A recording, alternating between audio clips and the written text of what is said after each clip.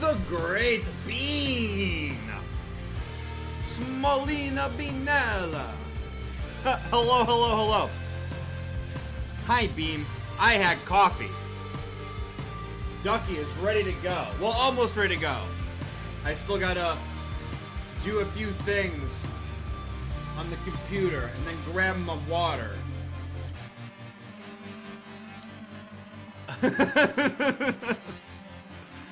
Welcome in, Bean. Welcome in. Yo, Danny, what's up, dude? Mallard of War? Ragnarquack? It's the end times. The quack that will forever change. What was is now history. What is what exists after the great quack. Listen, chat, maybe Ducky should lay off the coffee. I haven't drank coffee in a while. I haven't drank coffee in a while, chat. But, I was feeling tired about an hour and a half before I had to leave work. And so, I, had a couple cups. Yo, Bedhead, welcome on in, dude. How you doing? Chat, chat, chat. Welcome on in, everyone. Hope y'all are doing good. Mallard of War, Ragnarquack. Hell yeah, dude. Thank you for the 100 stars. I appreciate it. Coffee is best? I don't know. I'm more of like a green tea kind of guy. I had green tea this morning. Before work, but it worked out. So, I'm on this new work schedule. So, I'm going in earlier. And I'm getting more hours, which is good. Which is good. Ducky's gonna have money again. But I'm still kind of adjusting to it. So I was a little bit tired towards the end there. Dave, welcome on in. How you doing? How you doing? Rasta, welcome on in. Looky. Yeah, you guys like the art. You guys like the logo. I've updated it almost everywhere. I still have to update it on the YouTube. But yeah. Yeah, I'm super happy with it. Chat, I might actually change this whole intro screen around the hour. We're going to experiment with a few things, I think, over, the next couple days. But I'm super happy with it. I hope you guys like it. Jinx, welcome on in. How you doing? How you doing? Very nice. Glad you like it, Bean. Glad you like it. All right, chat, welcome on in. Another day, another stream. We got a lot today. We are, well, I guess not a lot, but we got a long stream. Well, I mean, for a week. Okay, hey, let me start over. Hi, chat. We're going to play some God of War Ragnarok today with our new friend, Tyr. And then we have the ARTEMIS 1 launch coming up at around 1 a.m. So we're going to have about 3 hours of God of War and an undefined amount of time for the ARTEMIS launch. I haven't gotten an update on it. The last update I got was 2 hours ago saying that they're fueling. I know that there was a hold, but then the countdown resumed. So I'm going to keep that open on the side. Hey, chat, while we're talking, hi. Hi, chat. We're not really ready to start. I can still go get my water, but I want to give you guys a heads up on what we're doing. So God of War for a couple hours, and then we're gonna launch this. We're gonna watch this ARTEMIS 1 launch. Hopefully, fingers crossed, everything goes good. I think they made 3 attempts, or 4 attempts so far. I think it was supposed to go up back in like September or August. But all sorts of things. I'm hoping that it goes up today. There is a bit of a concern because it's been all stacked. It's been assembled. That's called stacked. It's been all stacked and sitting for a while. Normally, it would not be stacked for that long. There's no like specific reason as to like why that's bad. It's just like you want to wait until it's ready to go to put it all together. Now that it's all sitting together and it's been sitting there for months now, you know, it's more likely that there could be an issue. But there's no specific reason why you can't do it. I'm just really hoping it goes up tonight. I'm really hoping it goes up tonight. There's that face. Cutie. Oh, Bean. Oh, Bean. Oh, like cake? Is that how cake is? Like you assemble the cake with the baking and the frosting and the strawberries on top, and it tastes delicious when it's first made, but after you let it sit in the fridge for a while, yeah, sure. It's like food, kind of, except for food actually goes bad. This doesn't actually go bad. All right, chat, listen, I'm gonna go get my water and then we're gonna start. But welcome on in, everyone. Get yourselves comfortable. Give me just about another 60 seconds to go get my water. I don't think I'm missing anything else. Okay.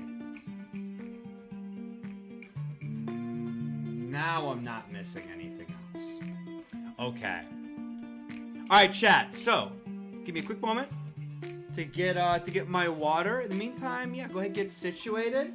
Enjoy the tunes for a little bit, and then we'll get started. Okay, first I'm gonna read Jinx's comment. Let's see here. Had an emotional day today. I've been watching a court case of a crime that happened near me.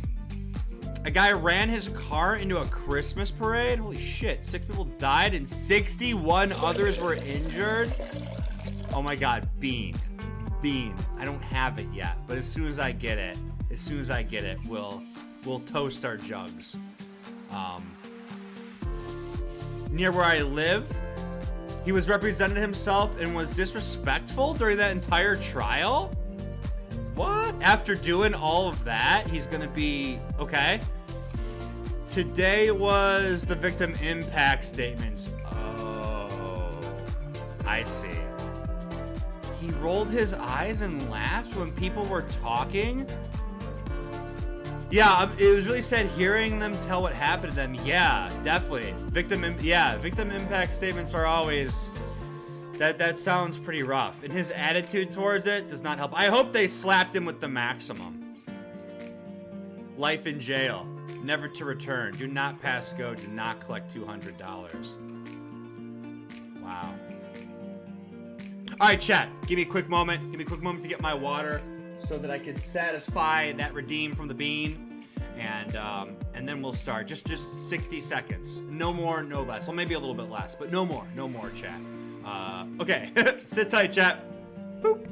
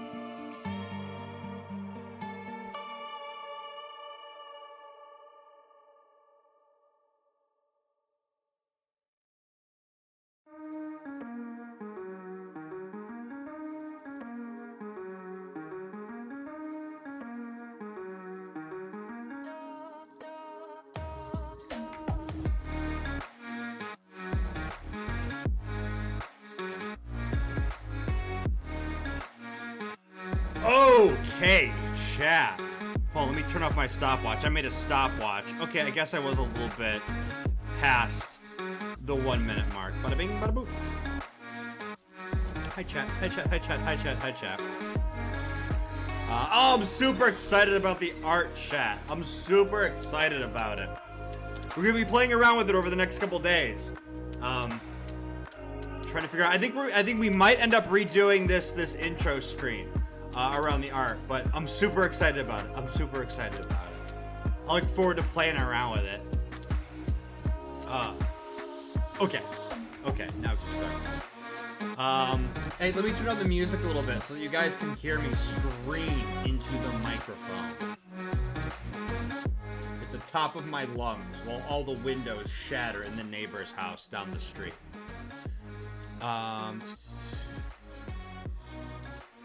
How you satisfy the bean, you say? Well, satisfy the bean's thirst. Oh, that doesn't work either.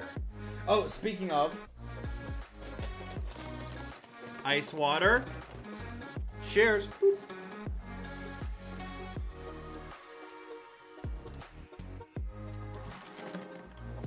Okay. How you foobar Jello? Oh, Bean. I made Jello today. It was a fail. I've never made Jello, so I would probably foobar it as well. It would probably just be like a mass of goop. Almost a yum. I don't think I let it boil enough, though. I didn't know you had to boil it. Yeah, she looks awesome. I love his little Pokeball. Yeah. Isn't it cute? Is it cute? He's got a cool pose and a Pokeball. Had to have the Pokeball in there, chat. Pokemon's been with us since day one, you know? So, had to have the Pokeball in there. Had to have the Pokeball in there. I'm glad you like it. I'm glad you like it.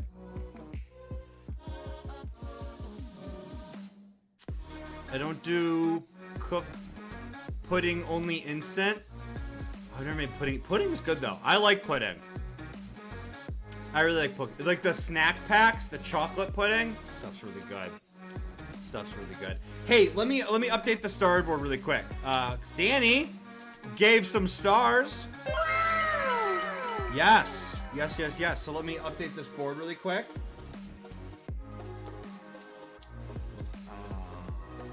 Yo, I think we have to update the Rasta command as well.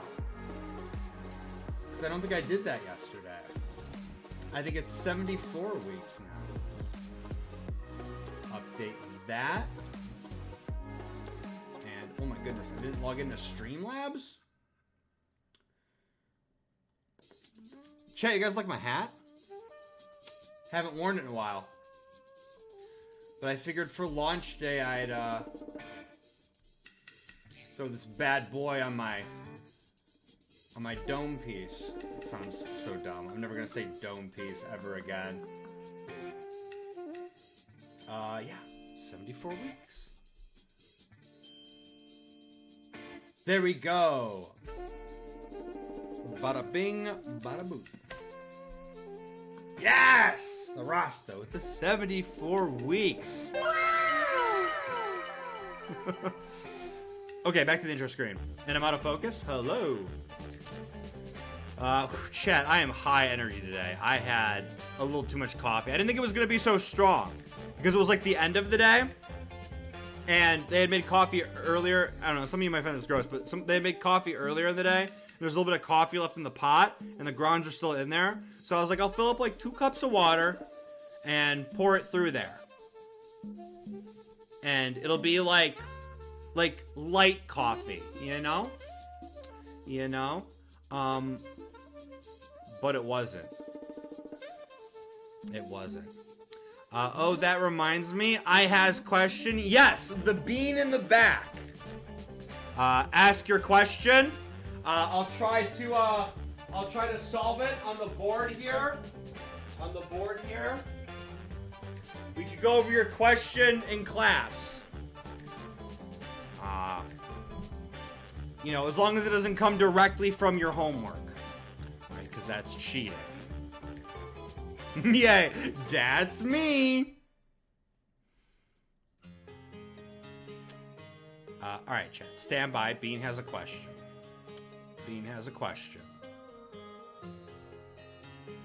While we're waiting for Bean's question, chat, in case you missed it, we're playing some more God of War, Ragnarok, tonight for a couple hours, and then the ARTEMIS 1 launch.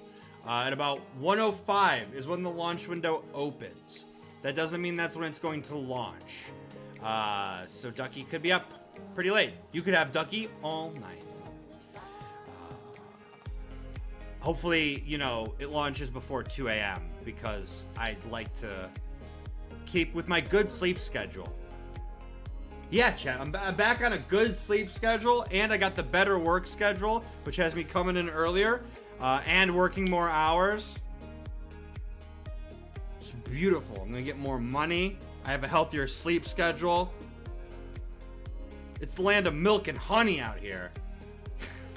Chat, I heard someone say that, refer to a place as like the land of milk and honey, and it's like stuck in my head now. Okay, Beans question. When is Stormtrooper getting his Santa hat back when we do Christmas decorations? It'll be after Thanksgiving.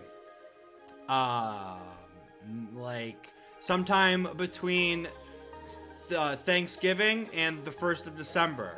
We're gonna do Christmas decorations, and we're gonna, like we did last year, we're gonna hang them all up everywhere, and we're gonna bring out Stormtrooper with his hat, and we're gonna bring out R2, and maybe I'll get some new Christmas decorations, since Ducky's living in the land of milk and honey. You're gonna hear me say that a lot tonight, because it's a saying that's stuck in my head. Are they test launching or actual launching? It's an actual test launching. So it's the SLS, the space lift system, the new thing that's going to get us back to the moon. That's the rocket, which is the first time it'll actually be launched. The Orion capsule is designed to take people back to the moon. That's going to be launched on top, but there's no crew. It's an autonomous launch. So it's going to launch the capsule around the moon. It's going to hang out around there for a little bit, and then it's going to come back home. The way that it works is that all of the pieces are tested very rigorously before launch, and after any change, all of the pieces have to be tested again. It's a little bit different than SpaceX. SpaceX models it, builds it, launches it, it explodes, they get data, they do redesigns, they test launch, it explodes, they get data, they redesign. It's a little bit more expensive, but it's a much more fast-paced design process. With SLS, every single thing has to be heavily certified. So that for this test launch, they should be able to say with like 95% confidence that yes, it will launch just fine. Whereas SpaceX blows them up a bunch to get that info, to iterate. It is Christmas. Bean. Just because that Mariah Carey is blasting out all the speakers does not mean it is Christmas yet. Yo, I am seeing, Danny, I am seeing none of those emotes. Do they show up on my Facebook? They do show up on my Facebook. What are those? Are those beans? You know, the single emote can almost make it out as being something. But the line upon line of emote, I stare at it in my eyes, it's like I'm staring down like the black and white spiral. Are those beans? They are beans. They are beans. Yeah, they are beans. Nice. Some beans for Bean. Christmas time is here, Bean. Bean, you need to go soak your head in some cold water. We still got the rest of the month until Christmas. No. You get Santa Claus out of here.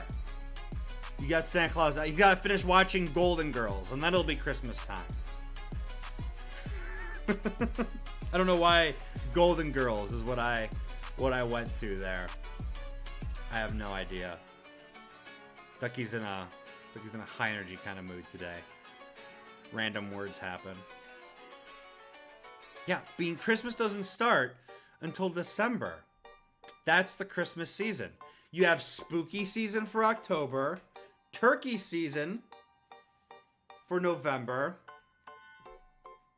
and Christmas season for December. Yo, Bean, you're gonna end up in that holiday jail. Ho ho ho! They're gonna haul you away. I wasn't calling you like a hoe there. I was just like Santa Claus. I just want to make sure there's no confusion about that. You legit found Tyr? Yeah, we found him. We found him. He was a little bit broken. He's been in prison for a long time, and apparently Odin's been playing mind games with him. So, we found him, and he had a difficult time figuring out, like, what was real. He saw Mimir's head on our belt, and he thought that we killed Mimir, and he ran off. Atreus ran after him. I had to fight everything along the way. But yeah, we got Tyr. We're out of the mines. I don't think he really revealed a whole lot of information to us yet. We did get the impression, though, that he's actually hesitant about going to war with Odin. Because, you know, that's been a point of contention between Atreus and Kratos. Atreus wants Tyr's help to go to war. And he kind of mentioned that to Tyr. And Tyr was like, oh, so you just brought me out to go to war again? So I'm thinking he's not the same Tyr that was in prison. But we didn't get very far. We got him. We got out of the mines with him. And I think we got to get him back to Brock and Sindri. I think that's the plan. I think that's what we're doing with him. And I think we're going to get some more lore there. So I think we're going to... oh, hi, Mark. Hey, Bean. Thanks for the like. Hello, hello. So, hey, but let me fire up the game capture. Let me get rid of the stream starting, because we've already done that. Yeah.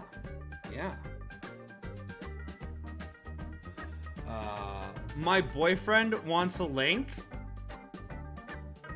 A link to what? A link to the stream?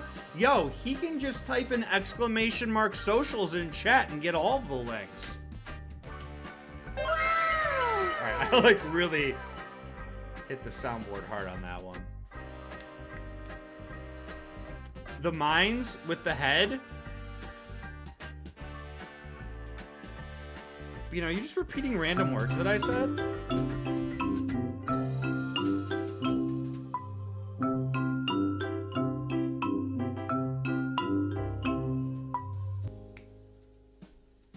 Cool. Bean with the cute cats. Hey, James, welcome on in. Got the link. Thank you. There we go. Let's go. Cool. Welcome on in, dude. Welcome on in. Hope you have a good time while you're here. If you are, drop a follow so you get those notifications. !socials. Give you the links to everything.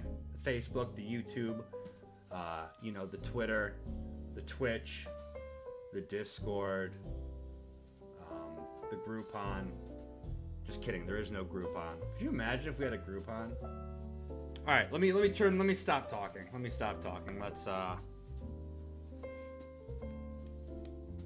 fire this game up. Hit hard, yes. Already, mate, let's go. I appreciate that. Hope you enjoy your stay. It wasn't me. It was Ray Ray. Oh, it was Rasta with the cute cats. Sorry, I just, you know, I heard Cat Detective, and I just assumed it was Bean. Audio sounds a little bit choppy here. Let me go ahead and restart that capture. Let me fade out the music. All right, chat. So before we get started, I think we're going to adjust the sensitivity a little bit on the camera. You know, on the camera stick. There was a bit of an issue that I had in some fights. Is that turning was too slow. Where did you go? Why did you go over here? No. You belong here, boy. Oh my god, it's bugging. Alright, cool.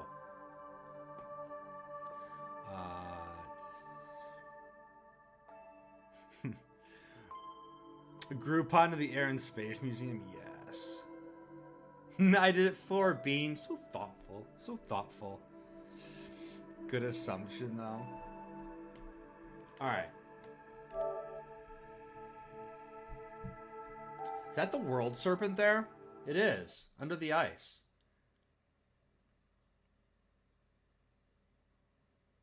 I wonder if it's actually dead, or if it's just like in like a hibernation. I was under the impression that the world serpent was kind of like eternal, you know?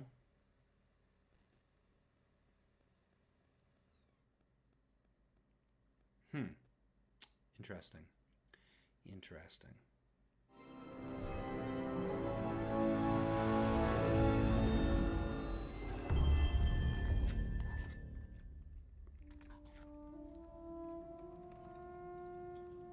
Don't warm up the cold-blooded beast.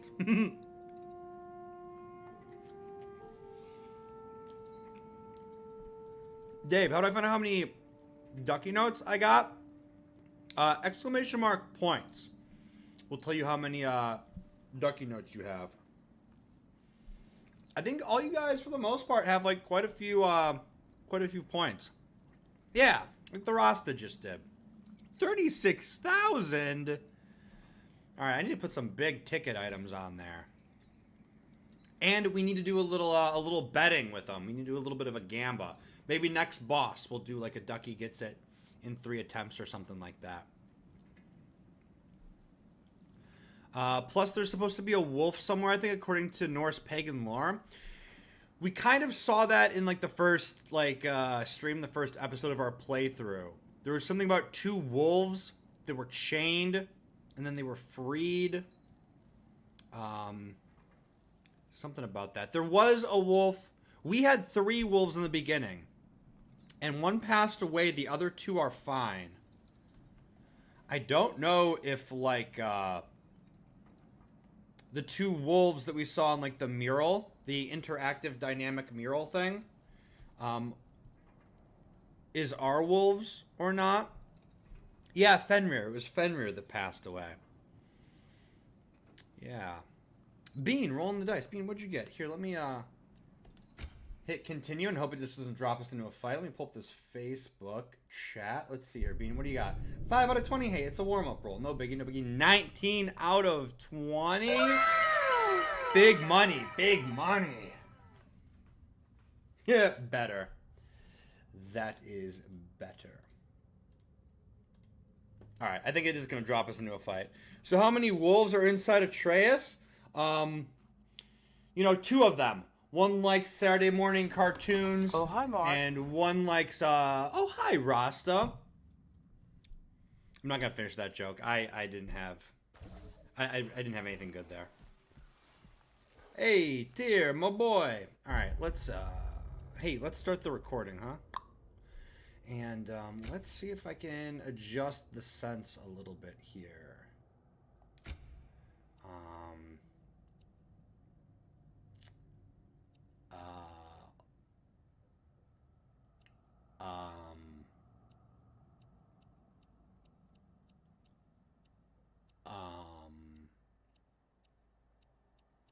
Did I go past it, Chet? Am I my blind man?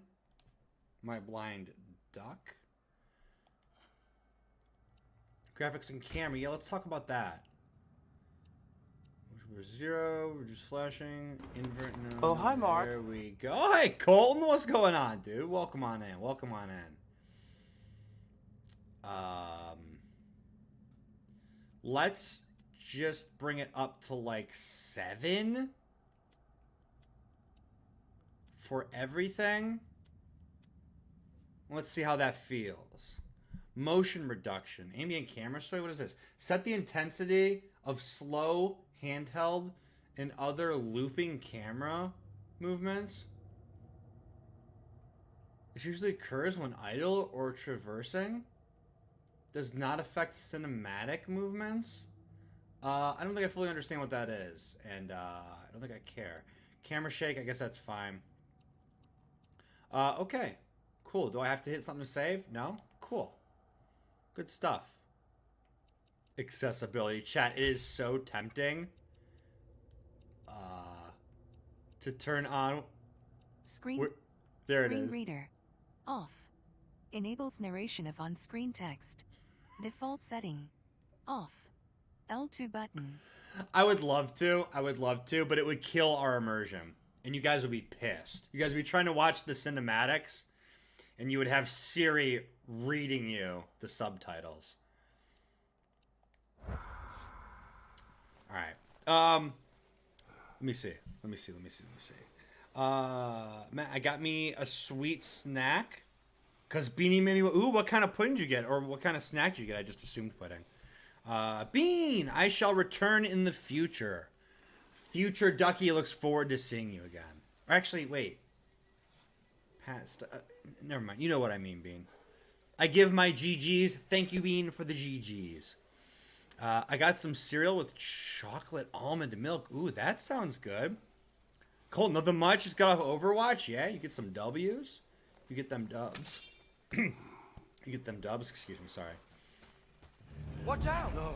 No. It's okay.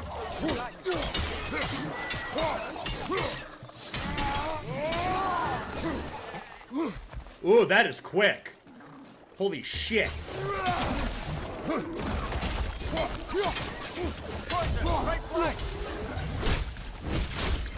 Juicy.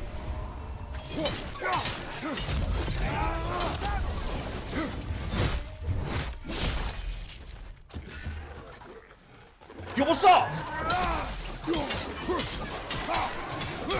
Oh, there's a lot of them now, isn't there?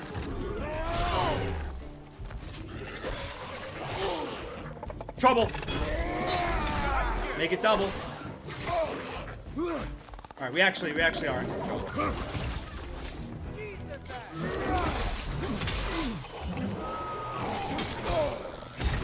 Dude, what is this? What is that, dude? What, I just die instantly? Man. We need to get this injury. I feel like there's a lot more armor upgrades than I've been purchasing. I just get clapped way too quickly when I start taking damage. Yeah, I got a couple of wins. Nice, nice. Let's go.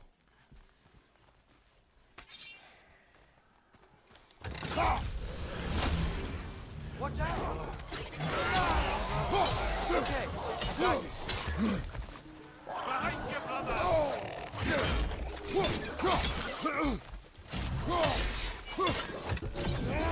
Boom! Whammy!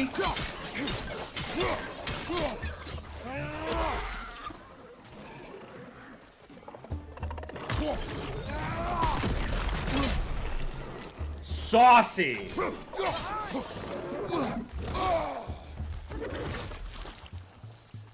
There's health here. I didn't get the health. I got beast scraps.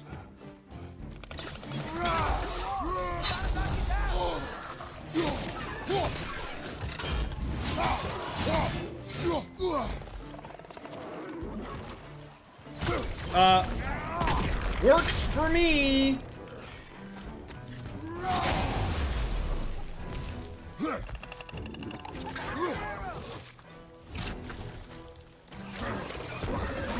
Nice, good job, kid.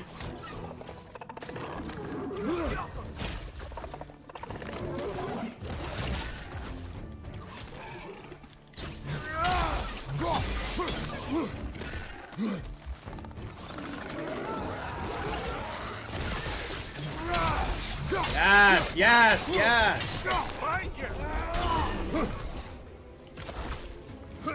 Okay, I would like to. Oh, you're a quick boy. Knock that grim down before it poisons us all. Yes, yes, yes.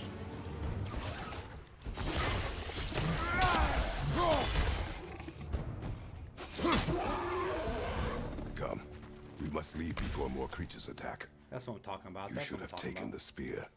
Defended yourself. No. I've abjured all violence. But you're the god of war. I left that behind long ago. If Odin starts Ragnarok, you really wouldn't fight? Not even if I wished to. Oh, man. Well, why did we even rescue you then? Alright. Did I miss any good?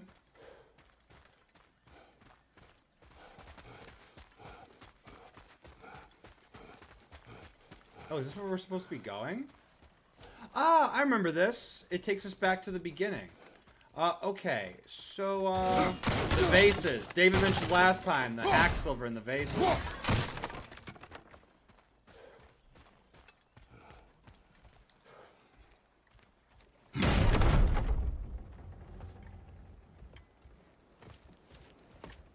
All right, cool. I'm gonna snack. Before we go any further, the truth. What is it you want from me? You speak of Ragnarok. Is it a god of war you came to find? Mm-hmm. Yeah. Is that the tear you need? Yeah. Atreus. Forgive me. I am grateful for my freedom. But if you want me to follow you to war, or worse yet, lead you to it, then kill me now. My fight is gone. Damage is done. No one's killing you, brother. Better that than to live to see Ragnarok. We do not seek war. We just want some answers. I don't know how to help you. It doesn't matter. The Giants trusted you. That's the tear we need. We need you.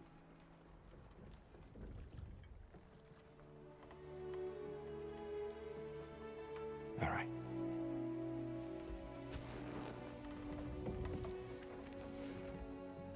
All I Yes, ask sir? is for a good night's rest. And maybe some food. Yo, I got buffalo chicken mac and cheese if you want any. Not much left. I think you killed the guards bringing me dinner.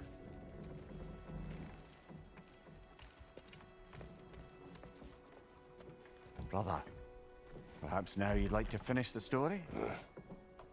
The sons of Thor attacked us. We killed them. Baldur tried to kill Freya. I killed him. But you End of skipped over story. how we fought and freed the Valkyries. And that the Giants are all gone. And how they called me Loki. And finding the shrines. Giants are gone. When we got to Jotunheim, they were all dead. Dead. Do you think Odin? We do not know. But probably, right? That makes sense. Who else would kill I the... think we're getting out of here not a moment too soon. Whoa, what are those? Reinforcements from Asgard. The Einherjar will want to investigate my disappearance thoroughly. Uh-oh. Yeah, right. Should have seen Are they that using coming. the sky to travel between realms? Odin's got tricks up his sleeve we haven't dared to consider. They're coming down on Nidavellir too. Will the dwarves be okay? The time for such concerns has passed. We must leave. Now. Yes. Look out! Oh, what's up?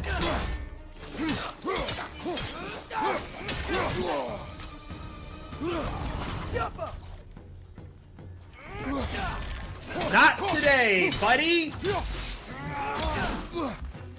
Right side! Incoming!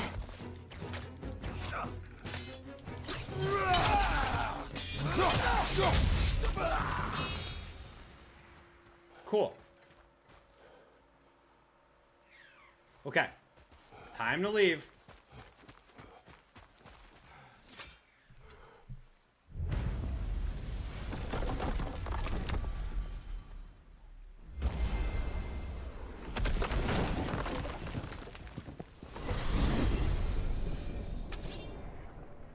Juicy. Seal. Yep. It's been too long. I'd forgotten.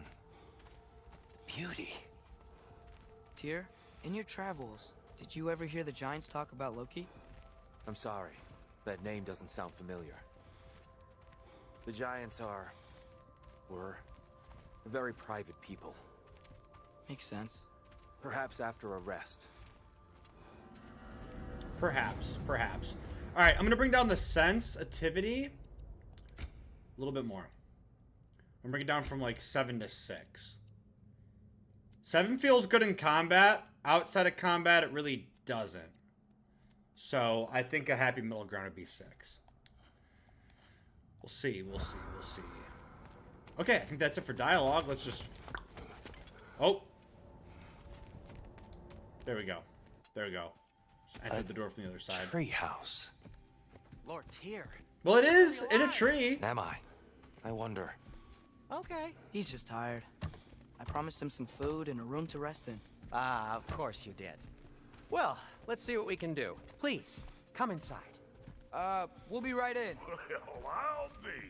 What do you mean we'll be right in? What do you mean we'll be right in? Do we have something to talk about, son? You got something to tell me? Is this about those magazines I found under your mattress? Listen, we'll talk about that later. We got a lot of other things to do. Can we talk about what to do next? There is much to consider. We will speak in the morning. Right, in the morning. Okay. In the morning. Hold still. Yep. Much better. Thank you. See? Sleep tight, dear. I'm gonna turn in. Big day tomorrow. So, Tyr. Sounds like promises were made. Let's see He's about tall. getting you settled, shall we? If you'll follow me.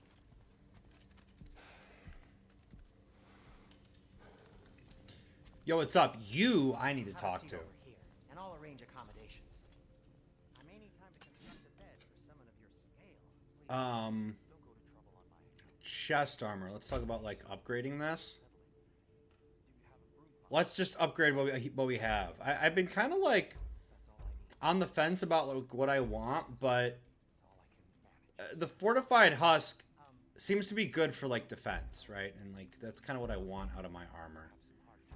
So, we're just going to put into this. Wait, it goes from 17 to 28? 6, 17, 28. Holy snap, dude. Okay. Damn! Am I good or what?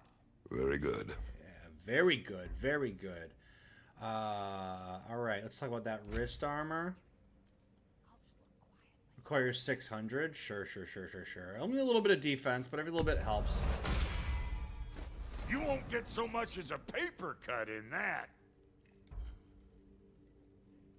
Ooh, are you implying that there's other armors you have that can't withstand paper cuts?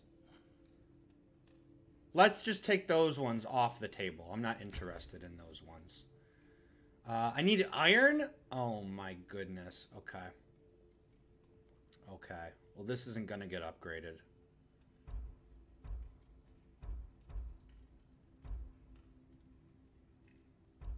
And that's fine. Can our chest armor take another upgrade? It cannot. Holy shit, it requires 6,000 hack silver. What about my weapons? Can we do anything about that? Something special? Not particularly. Just an upgrade if you got it. No, I need Chaos Flame. Right. What about Leviathan Axe? Frozen Flame. Right. But I can upgrade my nubs.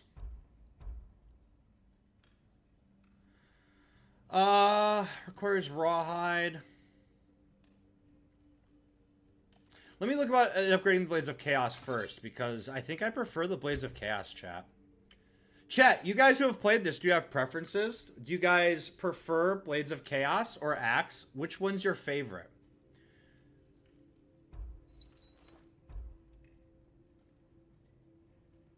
Little chance on Blades hit to grant increase of strength.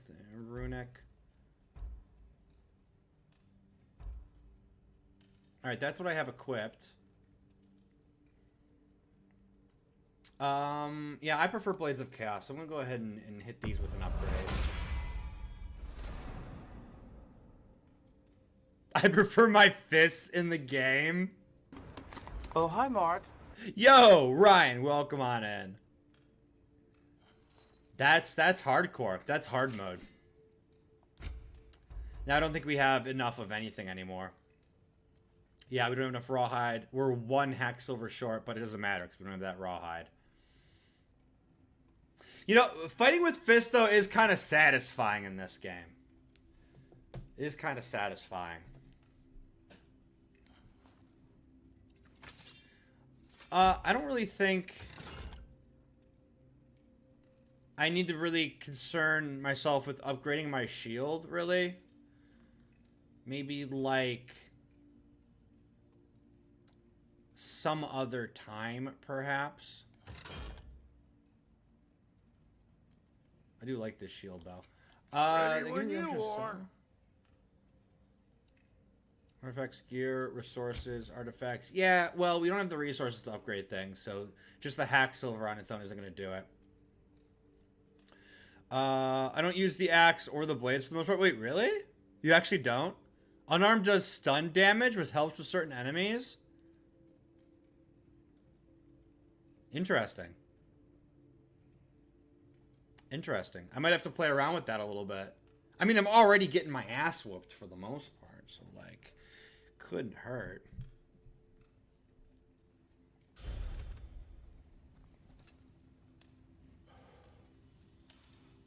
I think they meant they preferred rage mode. Nope. Nope, that's not what they meant. They meant this. Rage mode, outside of rage mode. Thank you. Oh, is this just stuff that I left behind that I didn't pick up? That's cool, that's cool, that's cool. Okay. So, boy is in bed. Better be asleep, not watching cartoons. Tyr, are you doing okay? Perhaps I'll be able to sleep tonight. Really sleep. The sleep of a free man without the Allfather's eye on me.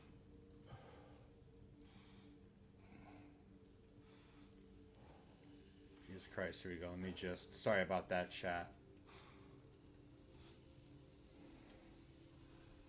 Yo, if I click report on that... Oh, hell yeah. Cool. Cool.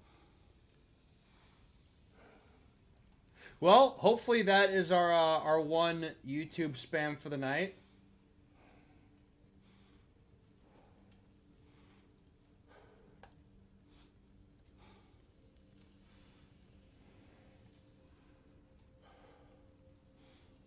Okay. Get that out of the way. Not rage mode, strip fist, yeah. This doesn't look too terribly comfortable for him. Although I guess it's better than sleeping in the dirt on the floor.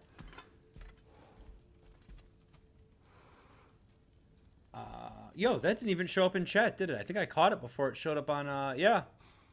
Cool, cool, cool. You guys might not have even seen that. Sorry, just some YouTube spam. We get it every stream, and it's just about all we get from the YouTube. What's this? Oh, we gotta put Mimir to bed. That's right, we can't. What if we just forgot to set him there? We just go to sleep with him hanging from our belt? We just roll over on him? What are you thinking, brother?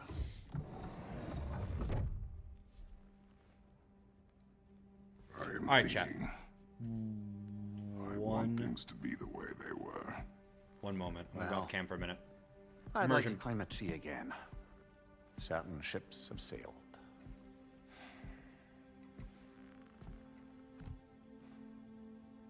I just wish Atreus were not so restless. I care only for his safety. I know, brother. But holding him too tight won't keep him out of danger. The lad's determined to make a few mistakes of his own. And I hate to say it, I think Tyr might be one of them. I've never seen a man broken so completely. His pain is fresh. You expect too much. Aye, perhaps. Pity Freya still wants to kill you. That's an ally we could use. That is not an option. No, I don't suppose it is.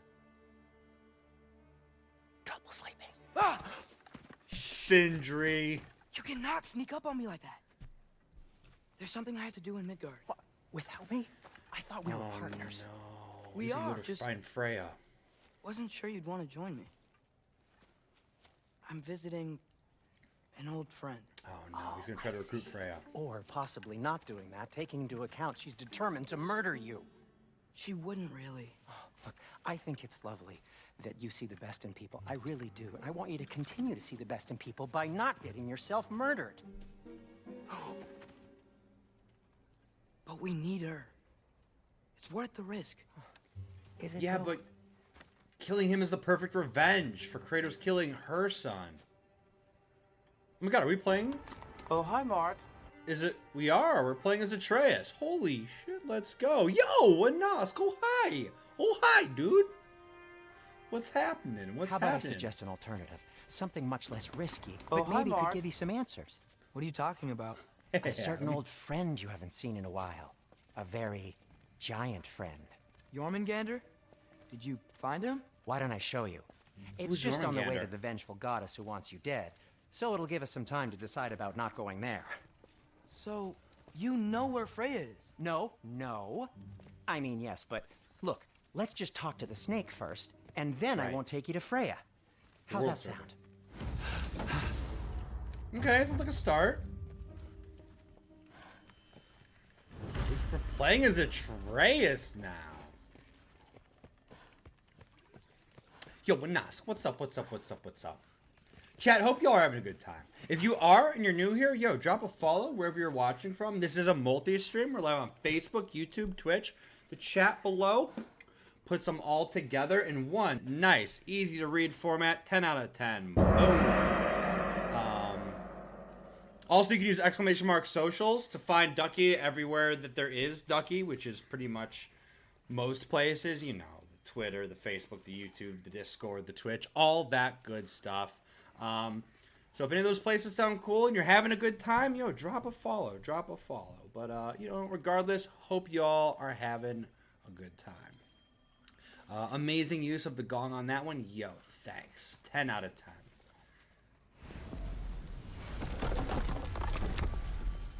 Perfectly timed. Yeah, I'm like on one tonight. I've had coffee and I haven't had coffee in like quite a while.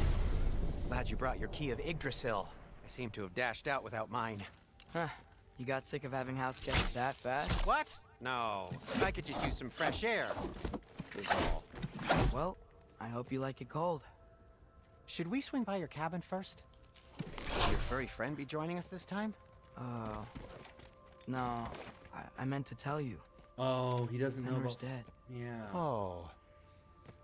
Yeah. I'm very sorry to hear that. Yeah. As wolves go, he was always very clean. Thanks. Yeah. I'd offer to give you a hug, but Yeah. why traumatize either of us further? Yeah.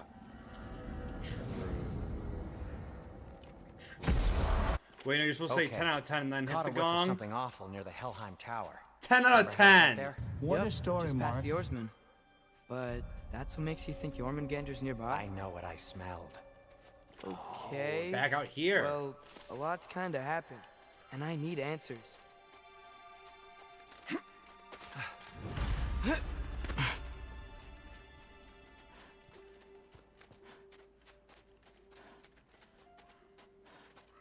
Sindri kind of runs like he's from a Disney movie.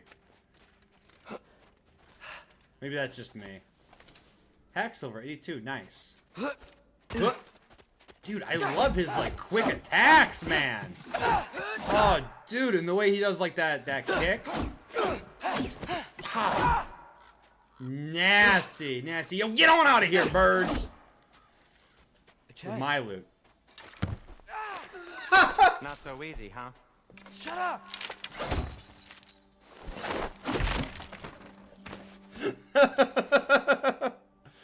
I was just about to comment on that. I was about to be like, what's he gonna do? Punch through it like Kratos? Yo, dude, thanks for the clip. Well played, well played. Yes. Thank you. Do I have to charge it? How do I use... It's not gonna blow itself up. Ah, I see. So, what's been going on? What do you mean, what's been going on? Not much. You've been with us most of the time. Are you paying attention, or are you just... sort of here? Are you here, or are you here? So, Father said I cast a spell when Fenrir died, but I don't know what he's talking about. Accidental magic? That is disquieting. Yeah, it was quite loud. I was a bear. He was wild. Guess this doesn't turn. Oh, lift's broken. I'll fix it later. Accidental magic's not all. I sort of turned into a bear. A bear? Including the slobber? Yeah, but I lost control. Frey knows magic better than anyone. She could help me. But not giant magic. Fine. We'll do it your way then, Stin. A huge venomous snake seems much safer. It's venomous? Yo, it could eat you in Shoot one the bite. barrel. I don't think it's the got soundstone on it too. Let's go. Yes. skill. Good, right? It's great, Sindri. Sindri? Sindri? Sindri? Shit. Sindri! Oh my god, dude. Where to now? Left? We're blocked. How'd the Arm of Tears statue end up here? Find a way through, and I'll tell you. Wow. Almost like you've done this before. Yeah, all game.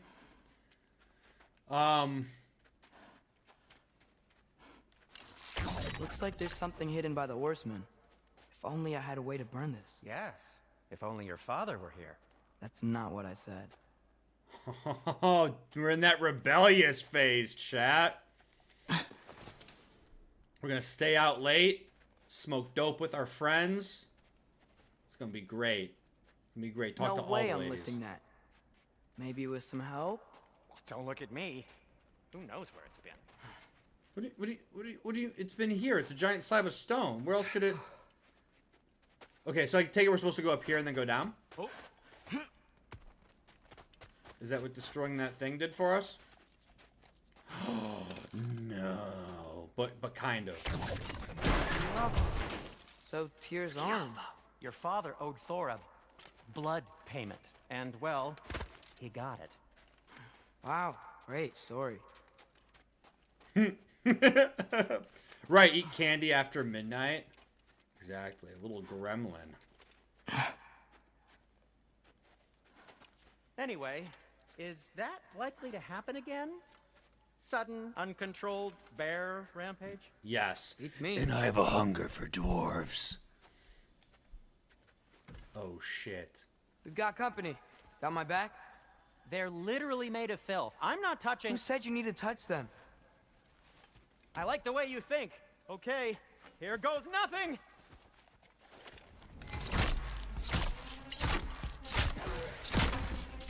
It's done! Now do something about it!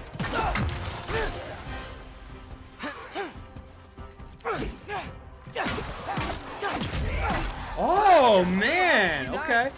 Okay, right. I'll just...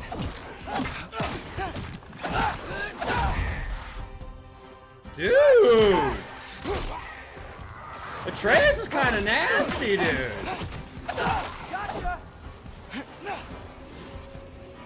Oh! God, dear Lord! You stunned it!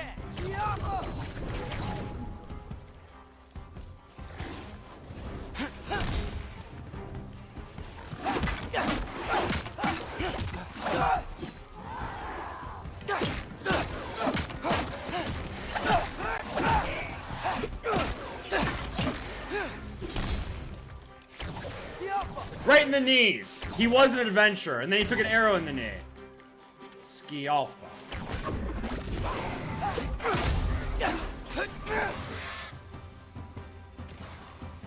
Anyone else? Sindri? Is that your battle stance? You kind of look like a middle-aged Santa Claus. Oh shit! Wait, there's someone there. Right in the Draugr. Thanks for sacrificing so many objects from your bag of tricks. Well, you clearly need the help. Oh, whatever.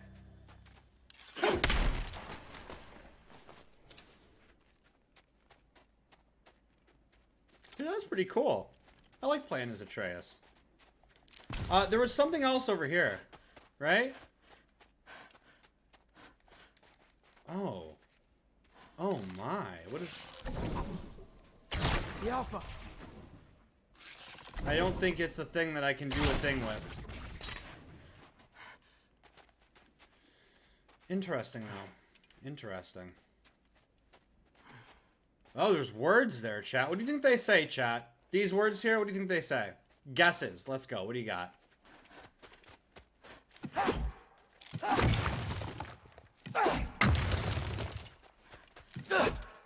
Okay. That's what I'm talking about. Easy. Shoot. I think the lift switch is broken. Beware You can of fix it, dog. can't you? Nice. Or does your brother have all the talent after all? Ooh. Depends. Is your father all the muscle? Ooh. If I say yes, you realize you're confirming Brock has all the talent?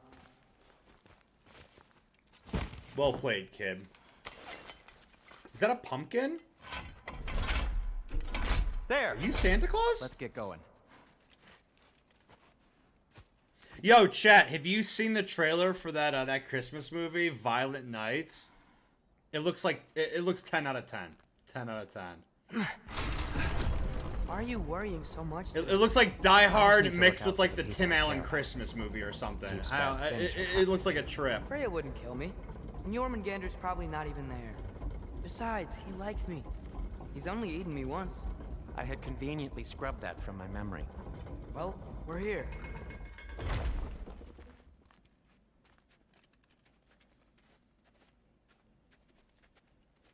Oh, he's walking on his own. Okay. I haven't seen it yet. I shared it in the Discord. I tagged you in it when I shared it in the Discord too, I think.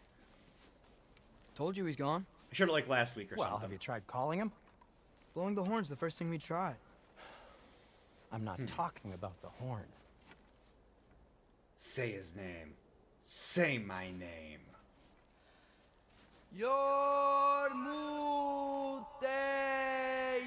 Yormuteyum Senu.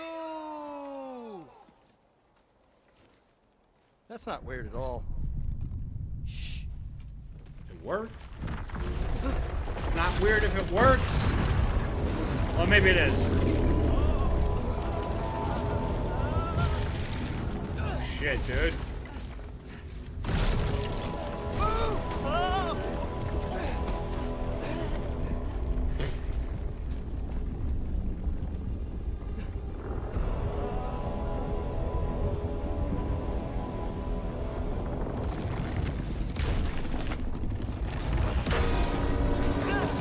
Oh my.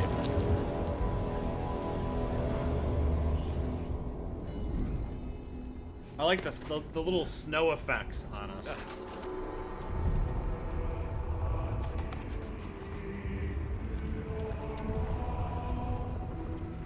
Jormungandr, my boy, what's up?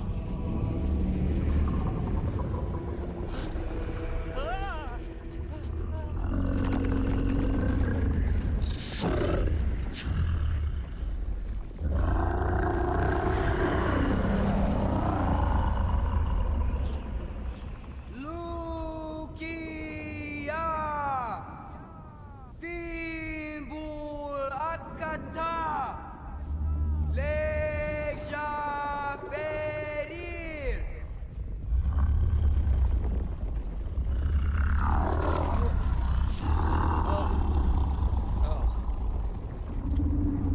Ironwood.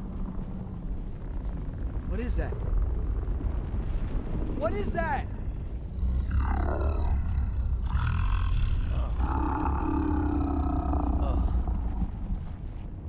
That's all you're gonna say? He's just reciting a cooking recipe? Don't let us keep you up or anything.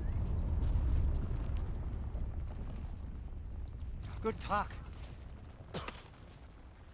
Ironwood. What do you think it means? Tree of metal? Means we should have stayed home. Oh, Sindri, you party pooper. Let's head back. I'll check it out. Yeah, you'll definitely like it. You'll definitely like it. Time for some seasons beatings.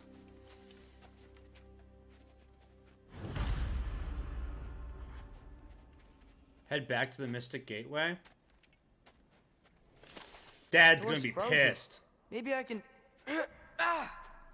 No. Okay. Would you just let me do it? Yeah, kid, you're not even making any sound. Like, you're the farthest thing from opening that door. Sindri, you're up. Come on, Santa Claus, work that magic. So what was your plan anyway? Just stroll up to the old Valkyrie Council circle and hope Freya's in a good mood? Well, now that I know where she is, yeah, exactly what I'm gonna do. Fuck. Don't tell Brock I cursed. He's unbearable when he's smug. Oh, I love that.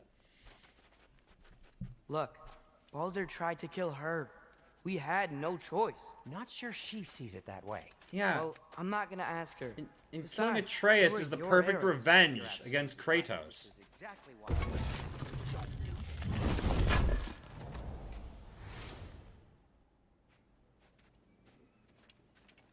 But what is Freya the god of?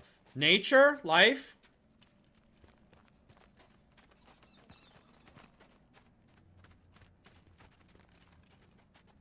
Oh, what's up? Just making sure.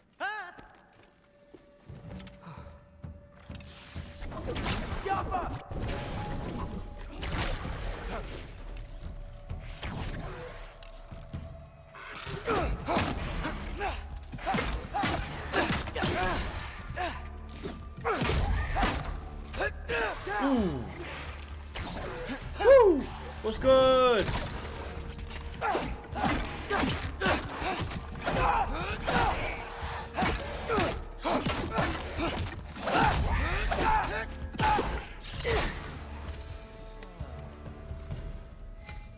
Yo, Sindri, don't move.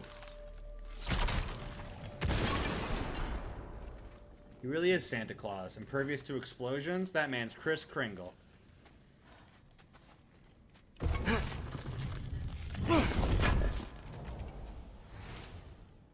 Forged iron. Hey, we need that for an upgrade. Cool, cool, cool. Maybe Pop won't be so mad after all.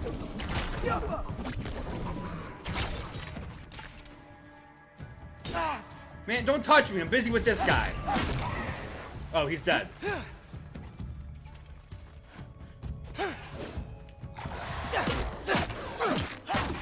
There's an explosive there. Well, that's quite enough excitement for one day. No way. We're so close.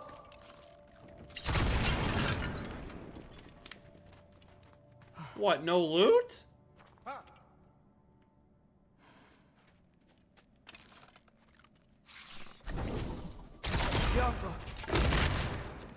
Alright, chat, how about this? How about this? How about this? How about this? How about this? This aiming, we can bring that down a little bit. For those clean snipe headshots.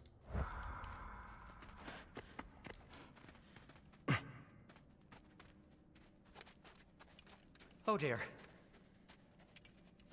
What do you mean? What do you mean, oh dear? I mean, this is a boss room, maybe. Maybe this is a sign. Don't be a baby. I'll catch you. Promise not to drop you this time. Oh, he's worried about the fall. Fine. Just step between the realms then. You know it doesn't work that way. Though sweet Bessla, I wish it did. Oh, love? Freya's the goddess of love? I sincerely hope I never have to do it again, if that's what you're asking. Really? My shop! Well, if I can't stop you, then this is as far as I go. I'm gonna stay and fix this. Suit yourself. Okay. Well, thanks, Kris Kringle. Alright, chat, we're going solo.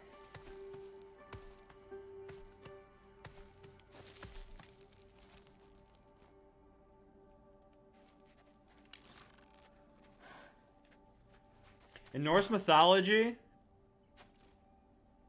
Right, in Greek mythology, the goddess of love is Aphrodite. In Norse mythology, Freya is the goddess of love? Huh. Okay. Okay. I thought it was like, I don't know. You know what? I don't know. I don't know. I'll take it. I'll take it. Goddess of love. You sure you want to go in there wearing the very arrow tip that killed her son? I'll hide it under my shirt. And besides, it's a reminder to be better. You need a murder weapon to be a better person? It makes me feel brave, okay? Is that such a bad thing? When it leads you to believe you can convince Freya of anything, yes, it is. Sindri, I'm too far. I can't hear you anymore. What do you think? You think that guy's alive? What the shit?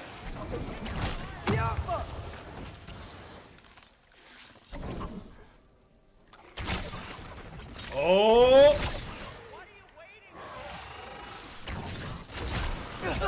Oh, I thought I was quick enough. Sweet. I just looked it up. Nice, nice. Okay, Goddess of Love. Interesting. Well, then maybe this will work. Rock says some people run better on chaos. I think he's right. What makes you think that applies here? This is life and death. And this is Ragnarok. Yeah, if she's the Goddess of Love, Atreus is a good person, seeking her out for a good reason. Killing Atreus would be the perfect revenge against Kratos, but if she's the Goddess of Love, I don't think she would kill an innocent. Okay, now which way to get her revenge? As long as I go up and forward, I think I'll get there eventually. Like someone who's innocent of spirit. Right. Wow, that was kind of a weak explosion. I was expecting, like, I don't know what I was expecting. Something a little bit more dramatic. Okay. Wow.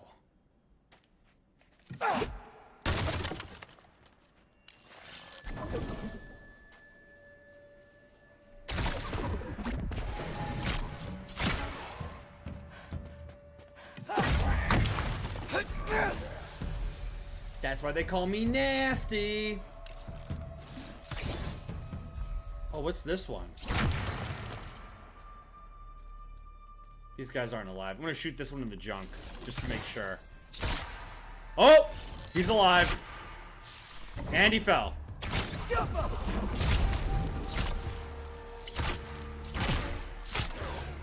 If I hit him midair, will they fall?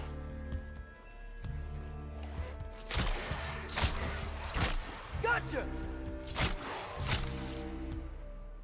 Come on, chump. Oh. Well, come on.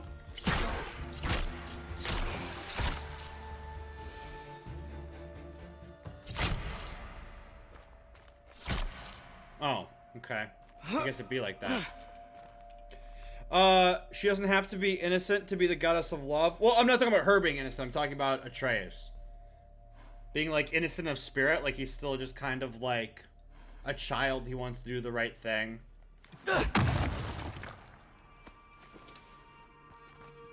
So I don't think that she would kill him. Even though it'd be perfect revenge against Kratos, I don't think she'd kill him to do it. It don't always be like that. Yeah, but sometimes it do.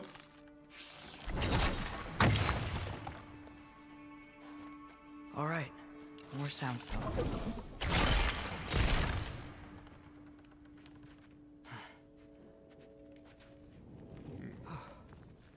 Boy. Ah, I see. Yoink. It's blocked. Need to man. destroy the sonic piece first. Oh, man. Oh, hi, Mark. Yo, hello. Carrie, welcome on in. Just How need to you get a different doing? angle on the soundstone. Carrie, thanks for the good luck. How you doing?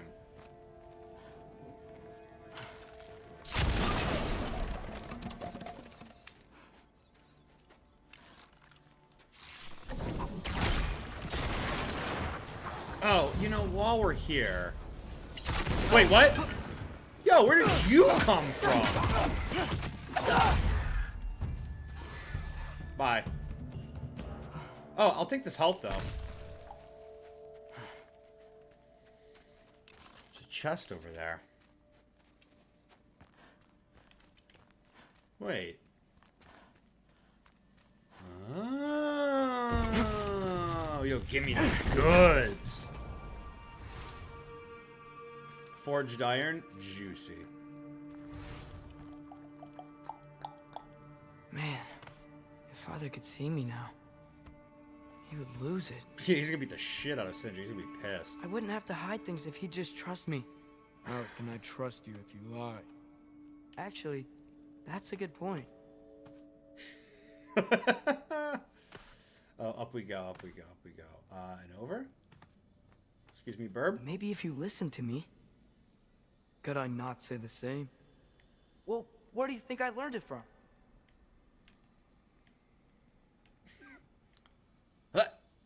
Do we go left? Oh. Oh, I'm trying to get him to do the thing where he sticks his hand and his leg out. Come on. Where is it? I did it that one time. Come on. Okay, chat. I'm sorry. I'm done. I'm just goofing. Up? Yes. Oh, shit. Oh, no.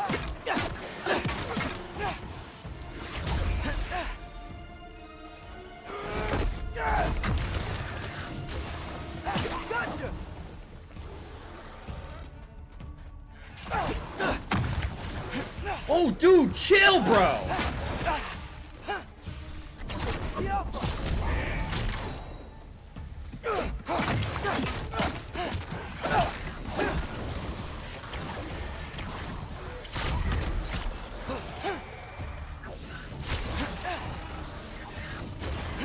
All right, Alright, you... Why did I lose my lock? Bro, you can't keep taking away my lock.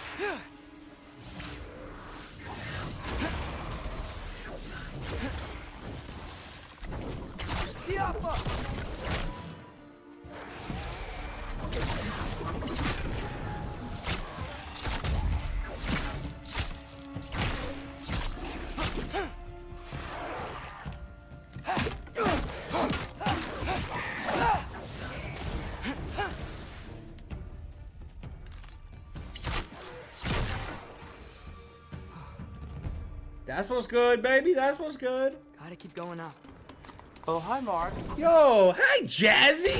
Jazzy, how you doing? Why don't you trust her? Why won't you tell me? Who am I talking to?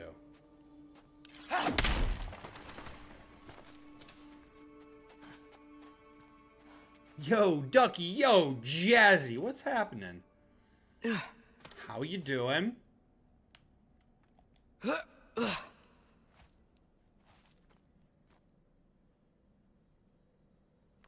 We're just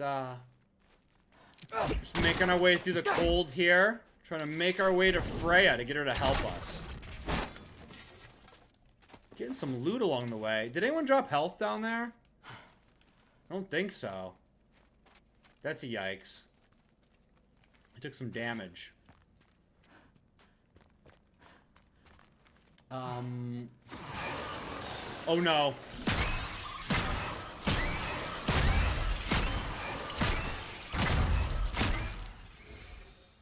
They're not that tough.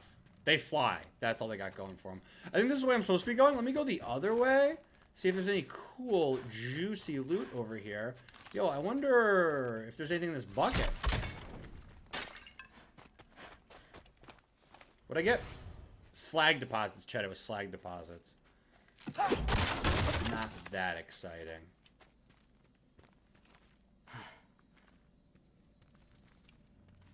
Wow. Ooh.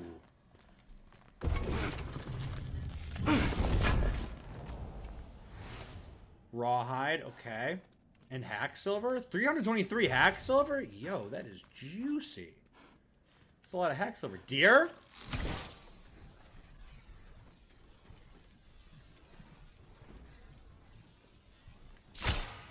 Can I, like, put this away after I draw? I don't think so. Yo, I think once I pull it, I gotta yeet it. Deer? Where did the deer go? Yo, where did it go? Yo, that deer's sus, chat. That deer's sus. Oh, shit.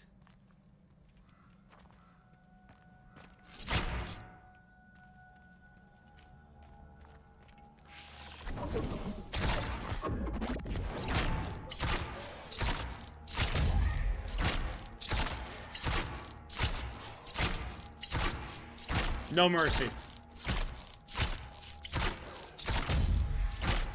He's gonna fall. I'm gonna push him off the edge with these arrows. Let's go. Come on. What the hell?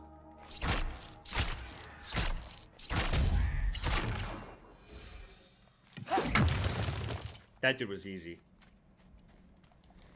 I'm okay. How you doing, Jazzy? I'm doing pretty good. I'm doing pretty good. Thanks for asking. Glad to hear you're doing well. Glad to hear everything is good in Jazzy land. Chat, I don't think I know where I am. I mean, obviously, I'm in my home, streaming. But in this game, where am I? So that's interesting. The frozen lightning that showed up when Kratos when we fought Thor in the beginning. That's interesting. Looks like, is there like a door up there? Like right there where my cursor is. Let me bring it down so you guys can maybe see. It almost looks like there's an outline of a giant door up there. I wonder if we're gonna have to take that to get up to like Asgard. Or Valhalla, maybe? Birds, get away from here. This is my loot. I'm going the right way. Really wish I had a compass.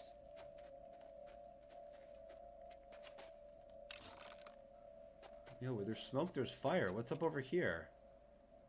Some blue shimmering thing. Think I could hit it? I doubt it. Yeah, my arrow just sort of despawns, I think.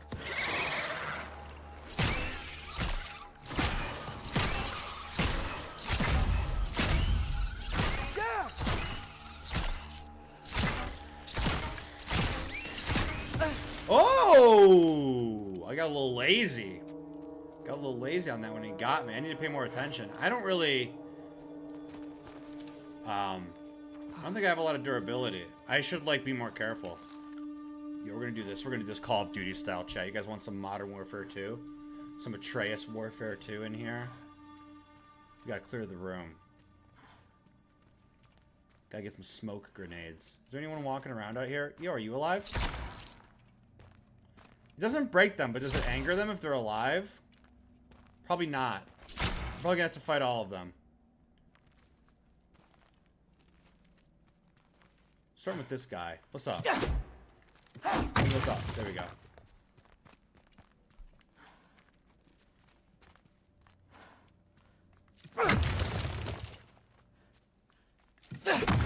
Okay. What about you? Bud. Okay.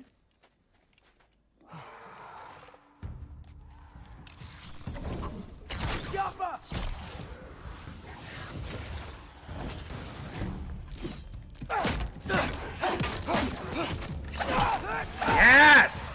Beat that booty! Right in the ankle. Clean, clean, clean.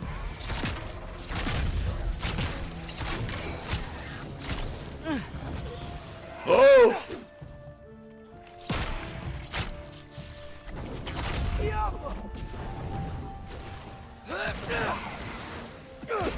Oh!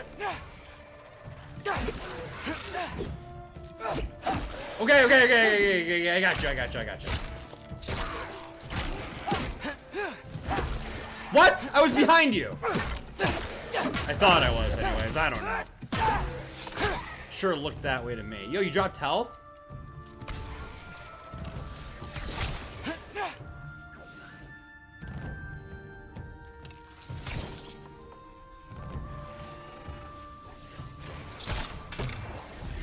Nice.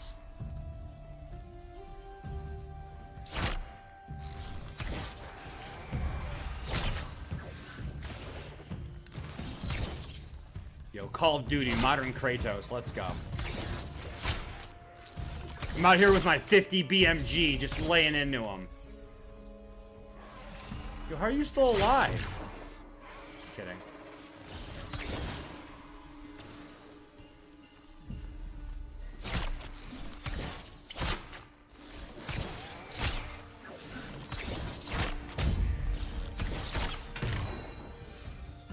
Crisp. Any other takers? Was there anything on this side? No? Yo, what's in the bucket? What's in the box? Hack silver. 58, that's good.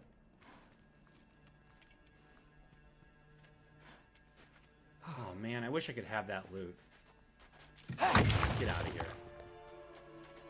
Oh!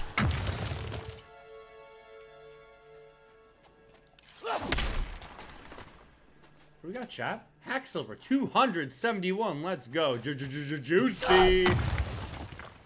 How do we blow this thing up? Probably from the other side, maybe? Vases have some hack silver. 32. Hey, that's pretty good. From vases, you know? From vases.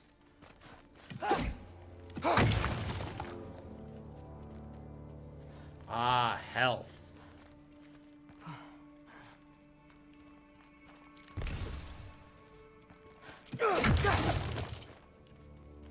Right. Hey, while we're here.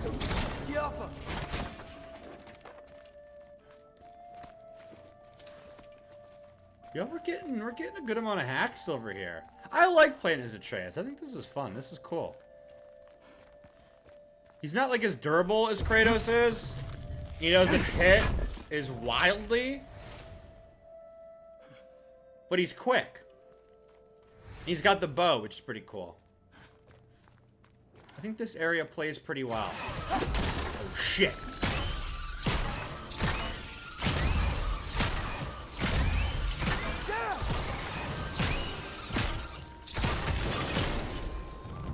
I got this, right?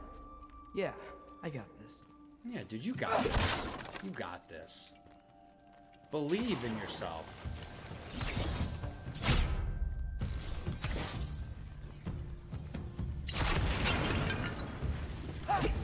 Oh, he's already dead? Freya shouldn't be much farther now. Just need to look out for that big door. Chat, we're almost there. There's some juicy loot over here. Yo, anyone around the corner? Bats? Yo, we found the Bat Cave, baby. We're the hero Gotham needs.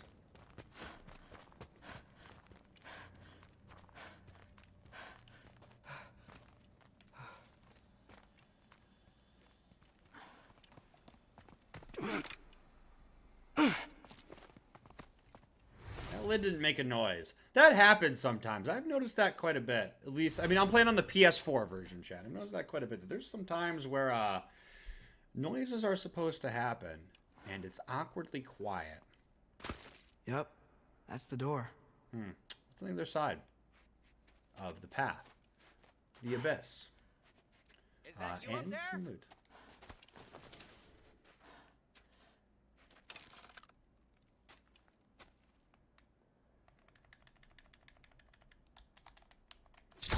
Oh, you won't let me shoot Sindri.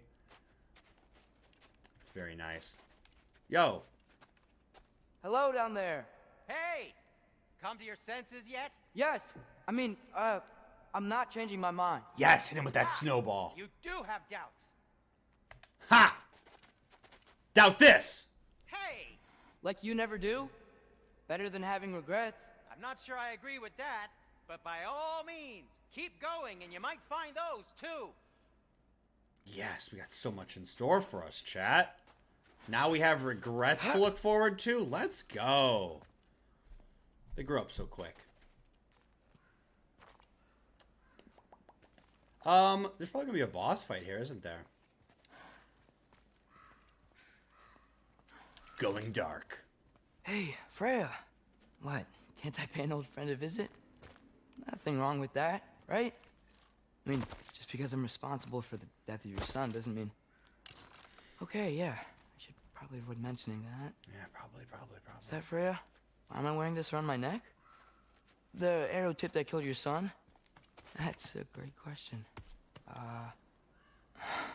I'm so dead. Now is a bad time to have that realization. Do I jump? Do I drop? Do I jump? I jump. Sick. Good grip. He's not even wearing any gloves. He's going in raw on this mountain, chat. Gloveless run. There she is. Or There's nothing. Yeah, that is her. All right, chat. What do you think?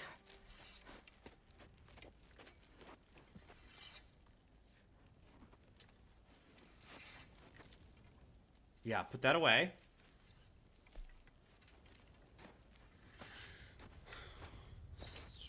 Start with a hi or a hello. Freya! You should have stayed with Sindri. Wait! Stop! Your father. Where is he?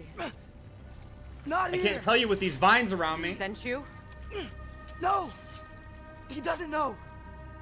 You shouldn't have come. He took my son. What makes you think I won't do the same? You're better than this!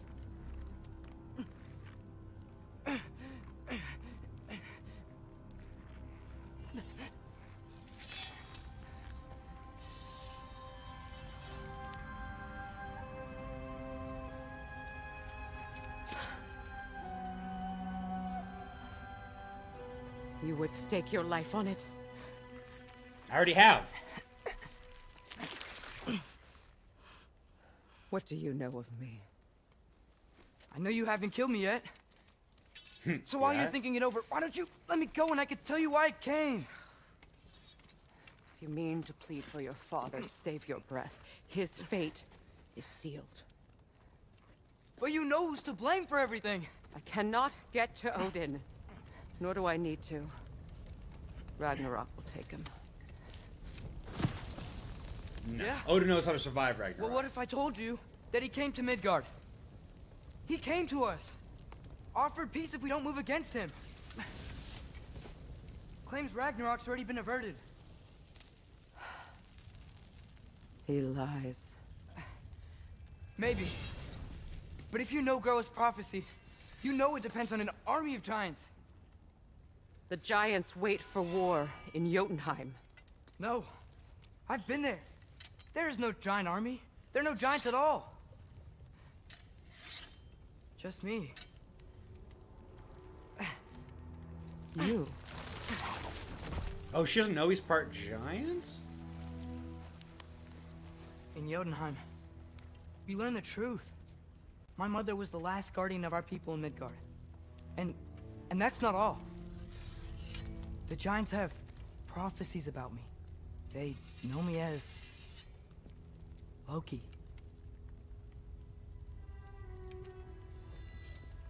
I think maybe I'm supposed to help stop Odin, somehow. But since all the giants are dead and you won't fight Odin, then he's already won. Why aren't we working together? Now that you can fight again! I am far from whole. Okay. Okay. But we found Tyr. Maybe if you spoke to him. Tyr's alive? Yeah. We broke him out of Svartalfheim. Impossible. The 9 realms are closed to all. No. We opened up the way. We just don't know where to go next. But if we all band together... Enough. Enough! Wait, what? That was going so well! Leave this place. Go and do not return. Go before I change my mind. Do not expect the same mercy for your father.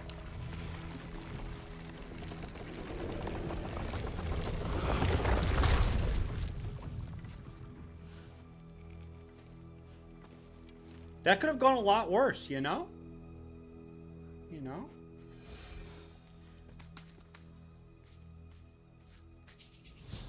She is updated now on everything that's happened. Maybe she'll, I don't know, think about other plans that, you know, might not involve just killing Kratos.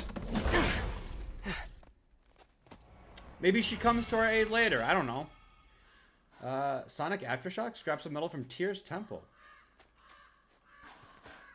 I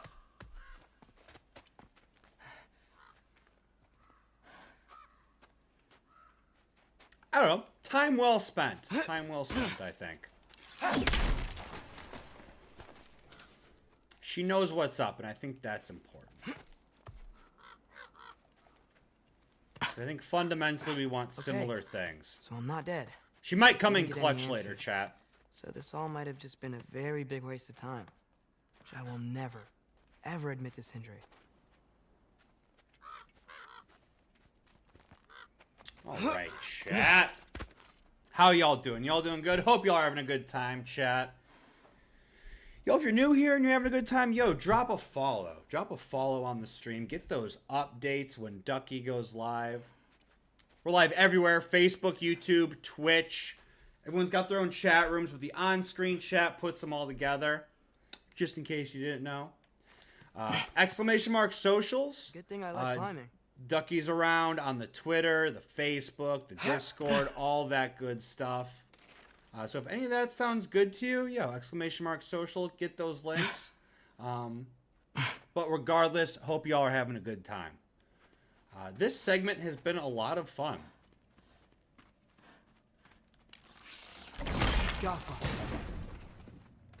I'm enjoying this Atreus segment. I think like it's structured well around like his abilities and stuff. I think it works good. How did it go? I was starting to think. Sindri, I told you I could handle it. But I don't think she's gonna help us. Yeah. Wow, dude, I'm like a ninja right now.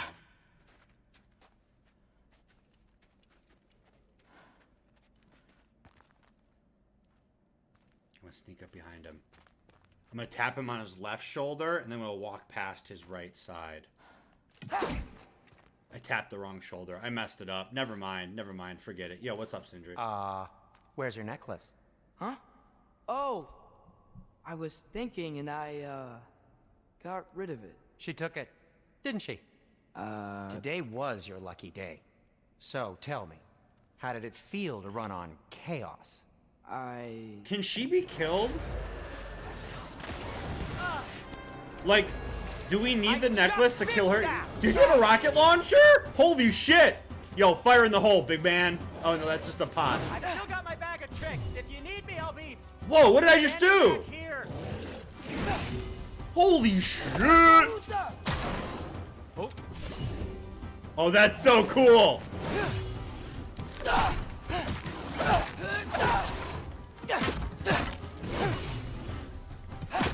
Yo, clapping those stone cheeks. Okay, never mind.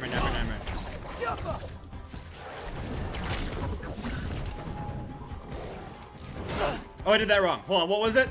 I think it was this. Okay, all right. It's a little more complicated now.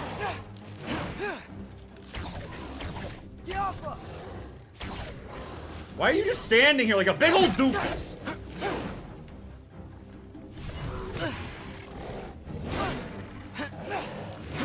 Okay, sorry, chat. I just learned how to shield, kind of.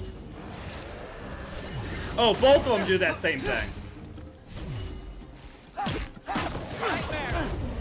Alright, I'm screwed, chat. This is gonna have to be a do-over. That guy's got health! Don't target him. God, give me the health, man! What's happening with this camera?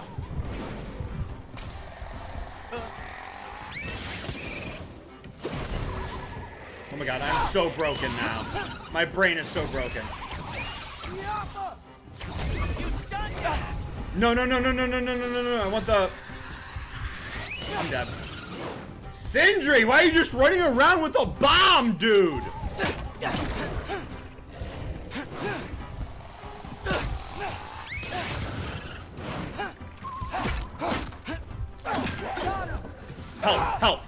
Health. Ooga.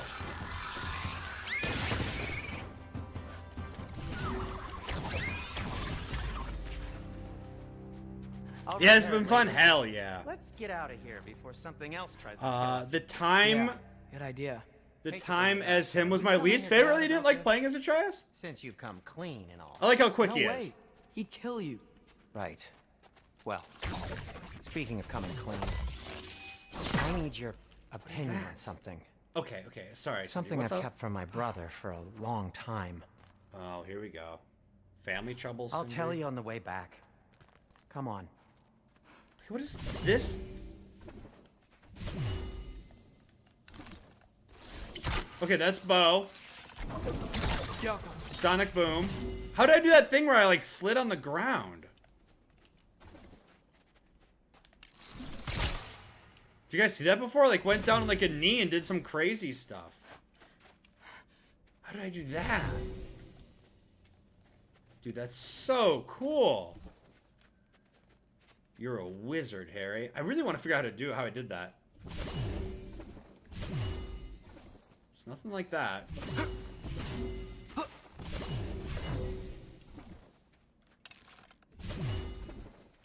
All right. I don't know. I don't know what that was.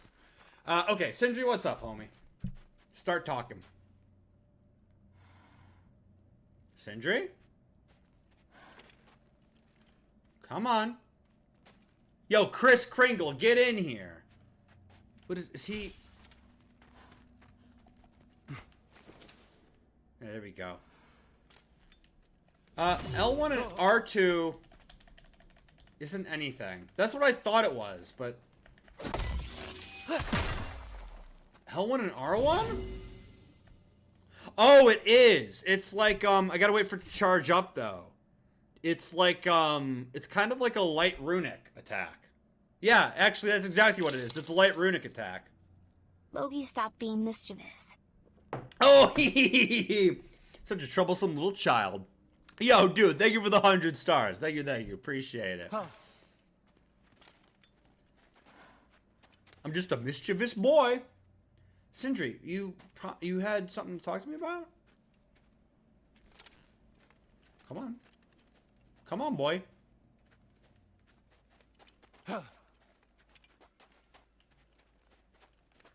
right, let's get back home before our father notices we're missing. And beats everyone's ass. Shit. Ah, shit.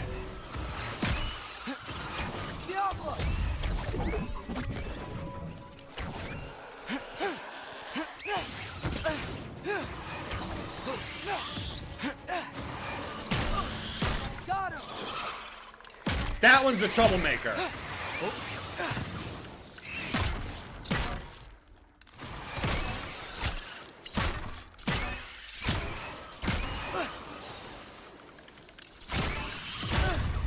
Oh my god, it target. Ah! Sindri, is that a pumpkin or a bomb? Is that a pumpkin bomb? Yo, he's got a pumpkin bomb. Holy shit, he does have a pumpkin bomb. Wait.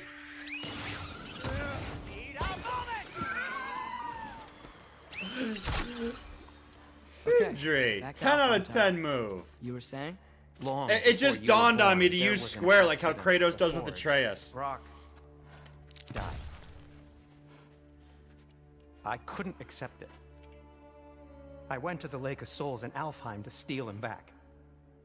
Wait. Legions of souls tried to stop me. Wait.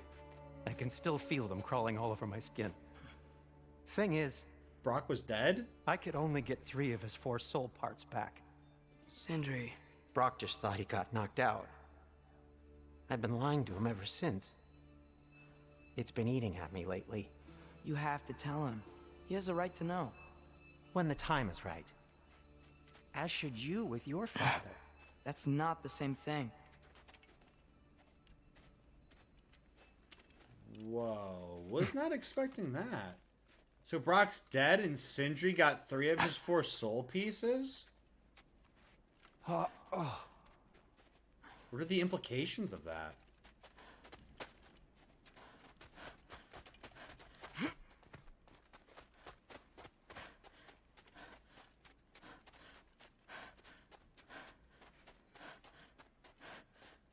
Like, is there just part of Brock just hanging out in the afterlife? Really? Man!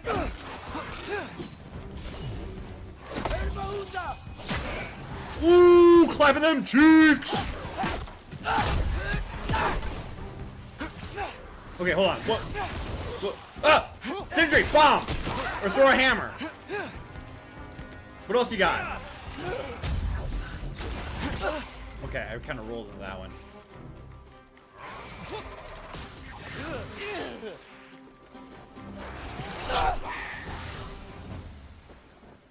Anyway, you did a good thing. You saved Brock's life. I caused trouble. No. I made It's like a bomb. I don't need this anymore. Mine to make.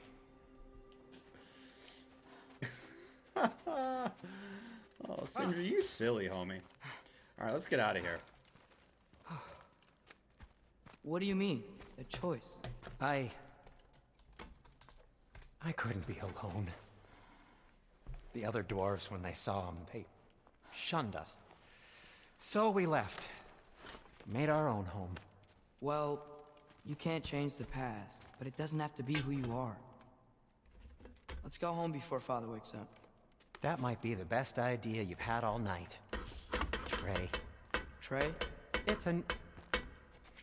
Shut up. Aw, it's a nickname. It's a term of endearment. It means we're friends. Good friends. So I'm not allowed to give you a nickname? Is that what that was? Whatever, Loke. Nope, that was worse. Yeah. And I heard it when I said it. Call me Art. All right. Shall we? We shall. We shall. Maybe that's why Brock is blue? Was Durlin blue? I thought Durlin was blue. I hate coming home empty-handed. After Tyr was such a failure, just Now wanted to... hang on, little Jotun. Tyr may not be everything you expected, but a failure? You saved him from a terrible fate. That's not nothing. And hey, maybe he'll be some help to us yet. Maybe. But Father's not gonna go along with this forever. He's probably already got our next hiding place all picked out.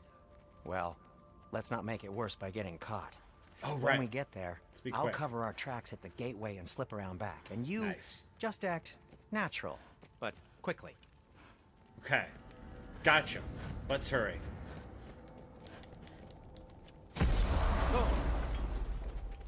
I was expecting him to be like standing right here, like, boy. I like he's got that little hop after he swings. Like, let's go. Is that an angel? Whoa. It's a leaf spirit. It doesn't let me shoot it, chat. In case any of you were wondering. Not like I tried. Just letting you know. That is not the risk that concerns me. Do we trust the path they would put us on?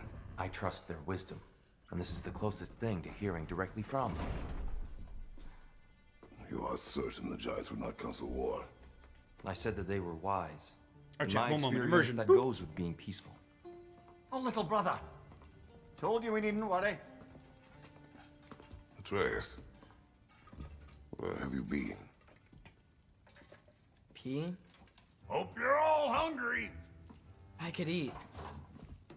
Is everyone as well rested as I am? Be right down.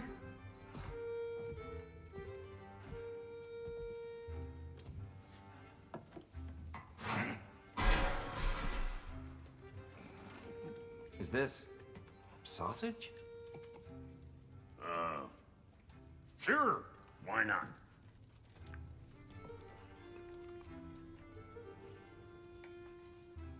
I remember food tasting better. I suppose you'd like to try cooking for this lot. I accept. What? Atreus, we are planning our next move. Oh. So, Okay. where are we going? Alfheim, home of the elves. Alphon? You hate Alphon. Why would we move there? Move there. No, we are seeking information. The Shrine of Groa, young one. Your father tells me you found it there. Groa? The light? The Knowledge Keeper? Oh, maybe there's a secret there I can unlock. Aye. Who better than the seer who saw everything? Mimir, aren't you hungry? I wasn't sure you full? Never mind. That's great. Alphon. Hey, don't go forgetting this what'll get you there.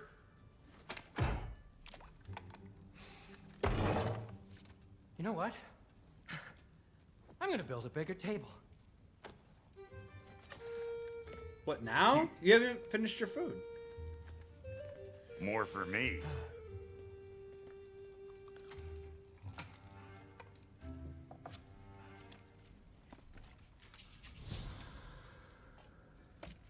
Well. Tyr, you're really up for coming with us? I am. Whenever you're ready.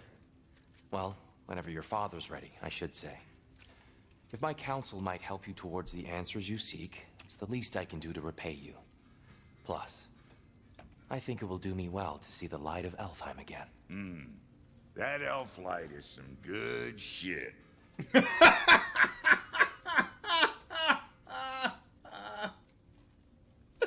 Brock. Alright, chat. I think they're just gonna sit here and eat, so where'd this plan come from? Oh, from Mimir, of course. I was merely asking how you found me, and he explained the secret prophecies inside the Jotnar shrines. Fascinating. From there, we set to taking stock of which shrines we'd seen, at which point your father recalled finding growers outside the Temple of Light. And now that we can actually go to Alfheim, the prudent course of action became self-evident. Nary a lost step for the world's smartest man.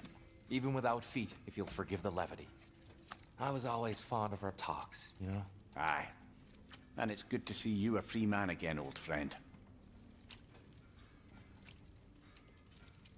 Okay, chat.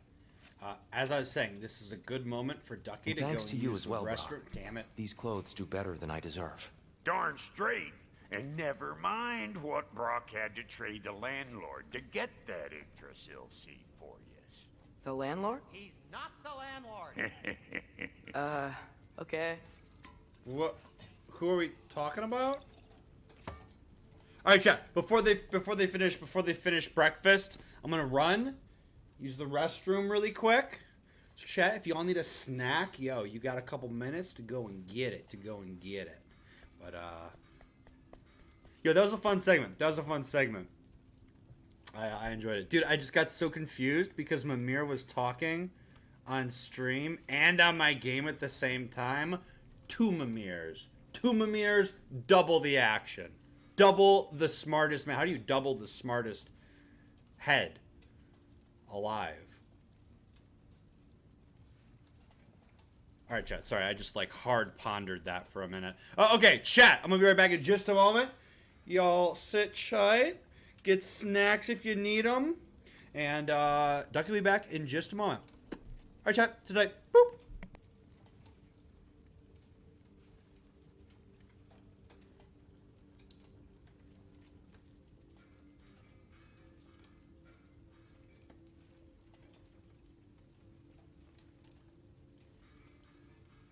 Ready when you are, Father.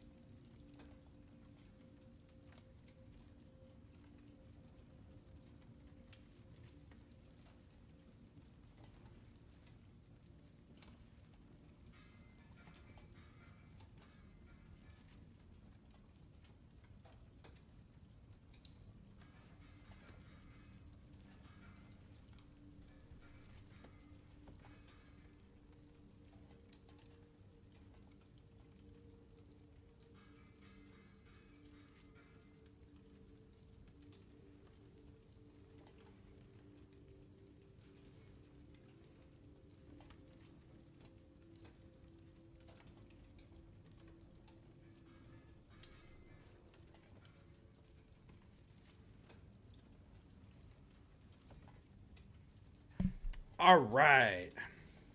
Bada bing, bada boop, chat. Ducky is back. Everyone enjoy breakfast? Looks like Kratos is still eating. That boy never stops eating. All right, chat. I'm going to do a quick check on this rocket launch, see if there's any important updates or anything. I'm going to pull up the stream for it, too, because I know the stream's been live since earlier today. A fight up received from the Delta IV family of rockets. All right. We're an hour, 37 minutes, and 39 seconds until the window opens. Any big updates here? Field upside down. An hour ago, stopped the flow of liquid hydrogen in the core stage due to an intermittent leak. Sorry, words hard. On the replenish valve. I don't know what that is. Teams are discussing a plan to send out the red crew to the pad. I don't know what the red crew is. Everyday Astronaut mentioned the red team going out. I assume the red team is like the team they send out when it's fueled, because it's kind of like not safe while it's being fueled. So I take it the red team is like a specialty team for going in there when there's potentially some danger. But that was an hour ago. Yeah, on their stream they're just talking. They're just talking about the mission, about space. Just it looks like just filler. Okay. Well, we have an hour 36 till the lunch window opens, so we'll check back in on that after the next segment. All right, cool, chat. Let's get back into this. Yeah. Let's stand up with left stick in any direction. What if I spin it? All right, cool.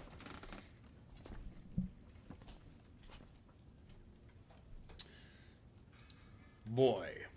All right, well, we got Kratos all geared up, so we're good. Is anyone going to follow me out the door? A companion accessory slot is empty. Select your companion in the weapons menu to equip accessories.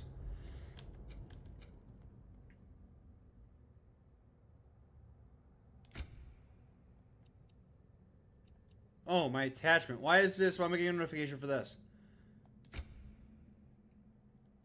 Fortified Frost Knob. Hold triangle to frost awaken the axe. Increases defense and stagger resistance.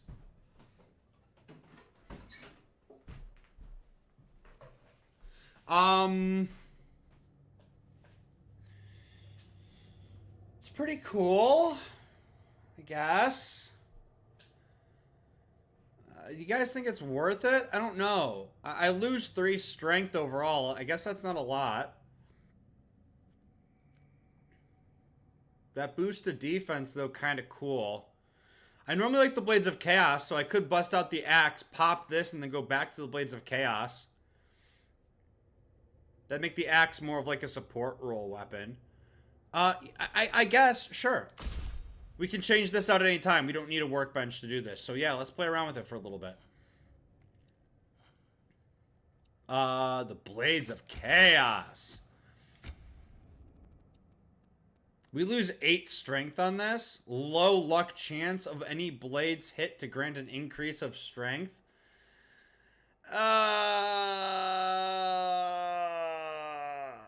It's only level 2. It could use another level to bring it up to my obsidian handles.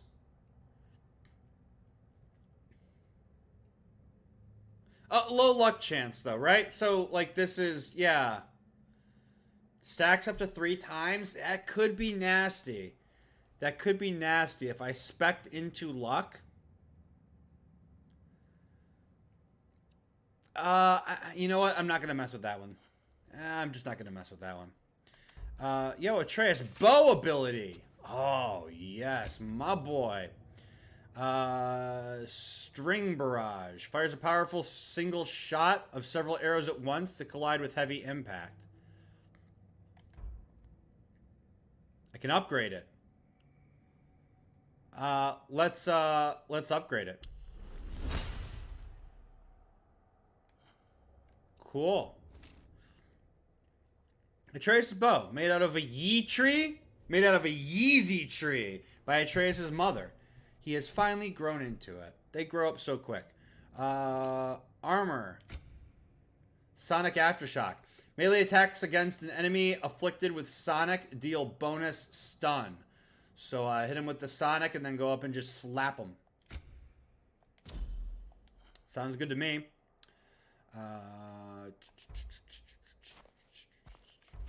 Cool, we're set.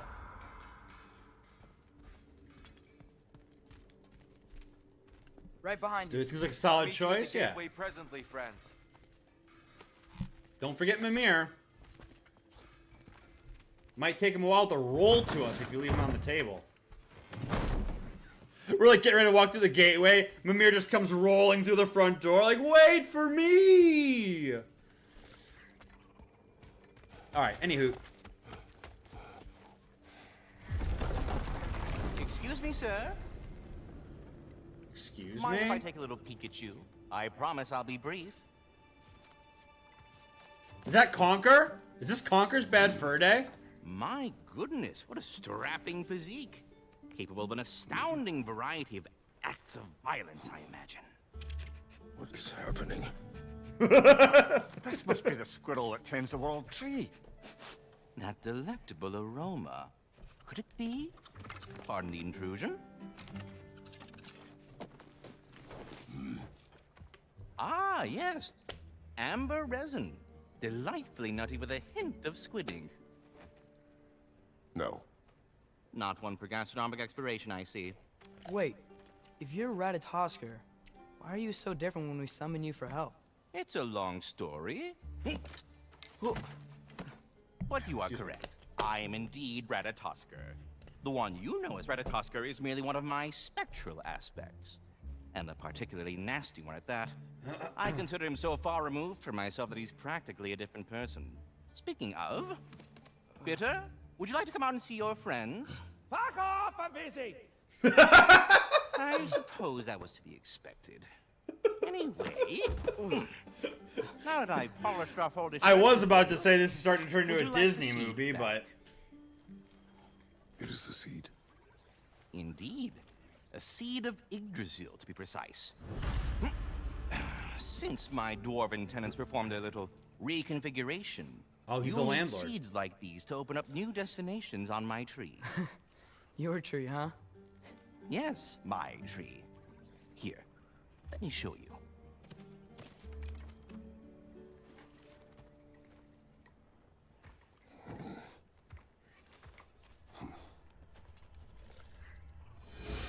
Okay.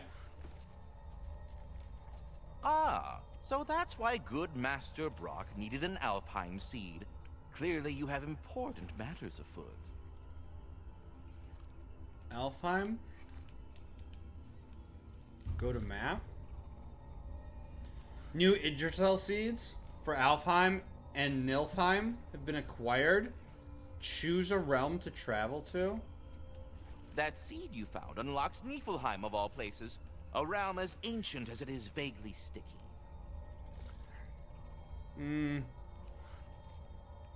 Okay. Well, let's head to Alfheim. We'll go to the sticky place some other time.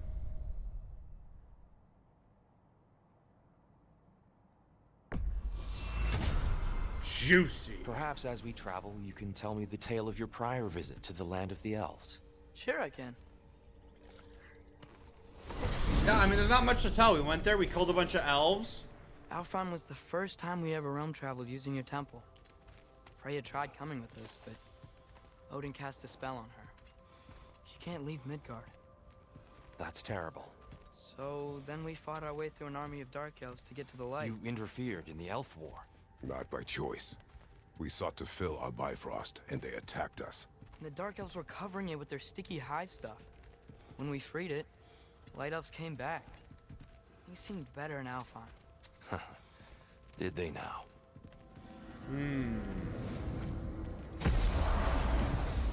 Alfheim. Alright. Here we go, chaps. So long. Not sure where the temple is from here, but that's where we'll find Groa's shrine. It's elf time at Alfheim. Yo, head, read this. I see the elves continue their war. Yeah, so much for things being better in Oh. Alfheim. Map updated. Nice.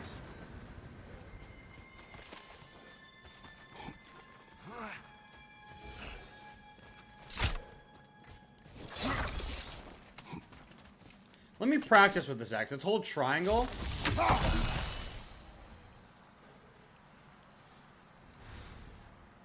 Oh, it doesn't last very long.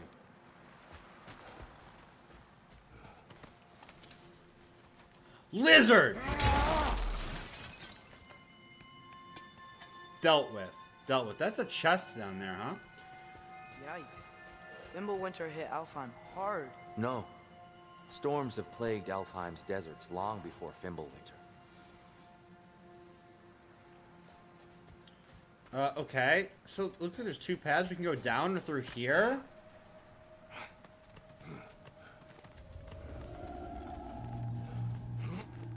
Hold on.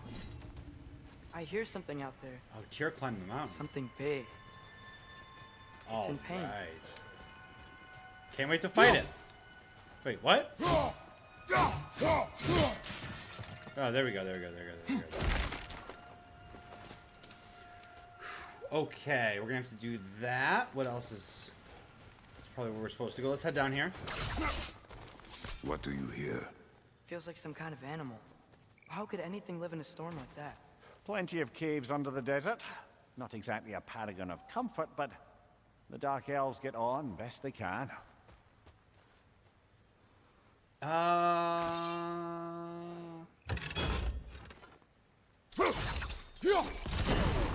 Nice, nice. That's one. What do we still have to do?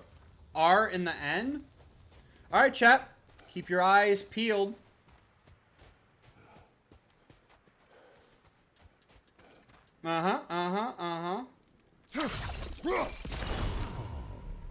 Okay, one more. There's always one that's hidden pretty good, huh? I guess it could be back up there.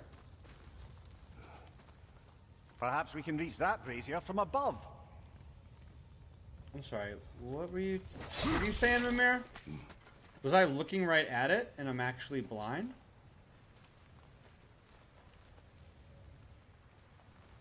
What brazier?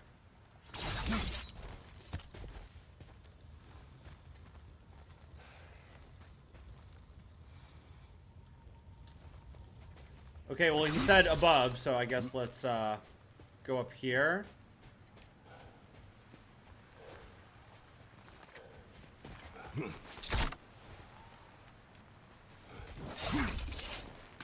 There, the Temple of Light.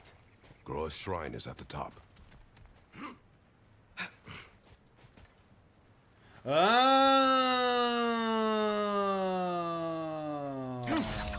it's out of range.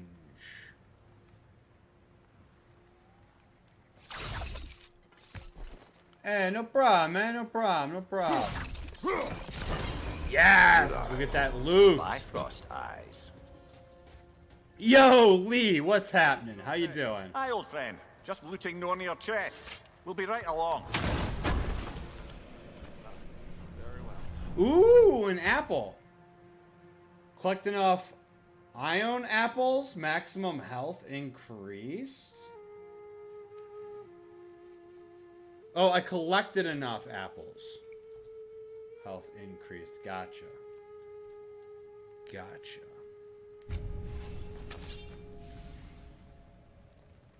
Cool. Cool, cool, cool. Yeah, let's head back up. Where,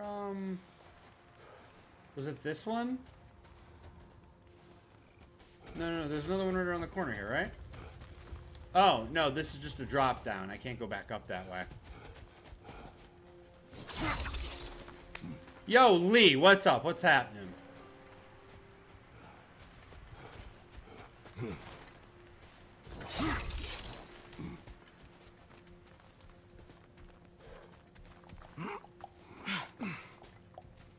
Down we go. Freyr never bothered returning to Alfheim, did he, Mimir? Aye, no. I assumed the fate of his own realm took precedence.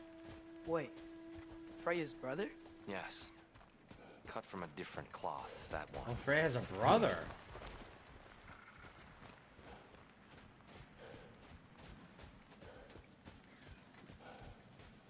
There's a barricade up ahead. What are those shiny rocks? Twilight Stone. A rare material that can take millennia to form. Majestic, isn't it?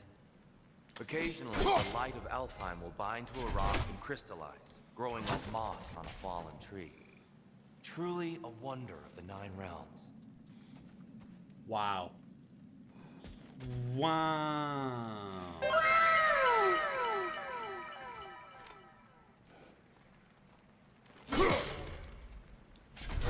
Okay. Wait, what? What is happening here? Try someone reflect an axe throw. There's a gap in the fence over there. Well, shh, boy, Dad is reading. Twilight Stone will reflect an axe throw. Reflect indicator changes color when lined up with a target.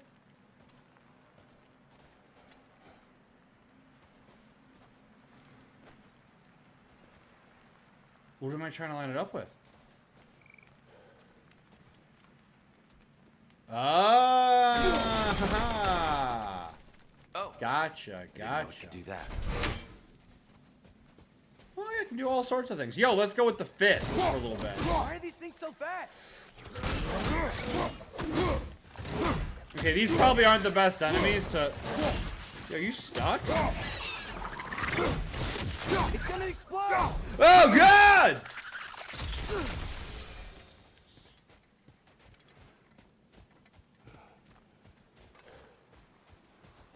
Yo, Lee, what's up?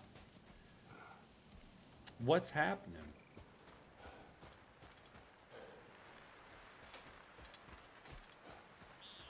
Oh, duh, dude, duh. Freya's brother. How was he involved? Long ago, Freyr of the Vanir traveled to Alfheim, where he discovered a once beautiful land devastated by war. Using his divine powers, he set about cultivating a tenuous peace among the elves. I don't need health. Yo, Tyr, you looking kind of creepy right there. Did you mention how that piece fell apart as soon as he left? I was getting to it. You hear that? Oh no. That's enough, please. You don't need to do this. We don't want to hurt you. We do not have a choice. Fight him, Tyr!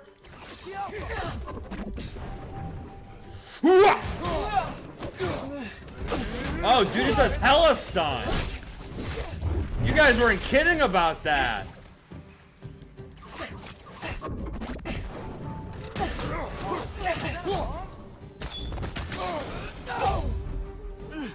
Yo, good job, boy. Why are you fighting us? We helped you last time. Atreus, focus. Boy, focus. Yo, Darren, welcome on in.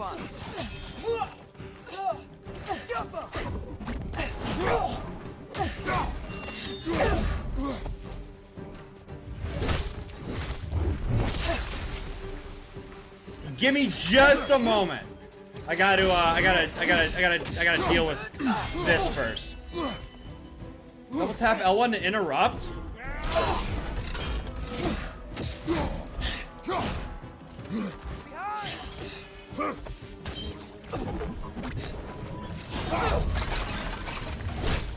Okay. Okay. I see why you guys like the fists. Unfortunate. They attacked us. More will follow. At least for single targets. Is there truly no other way? Not like they're giving us much of a choice. So your father said. I'm just naive, I suppose. No.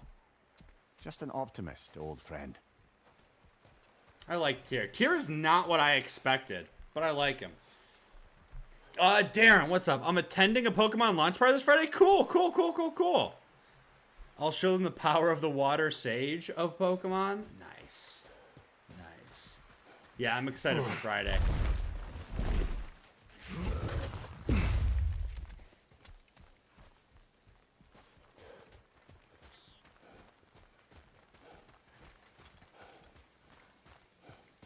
Wow, this is a little bit near. What do we have here? Let's see. Let's see. What's this?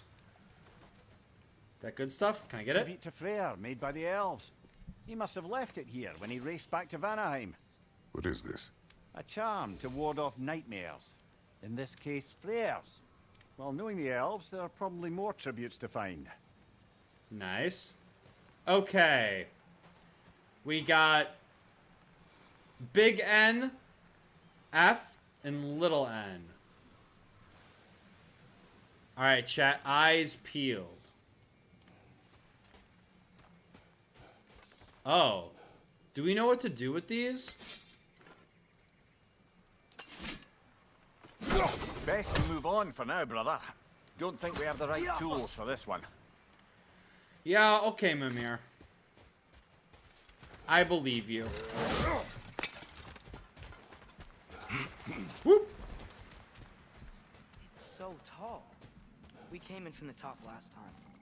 Didn't realize all this was even down here.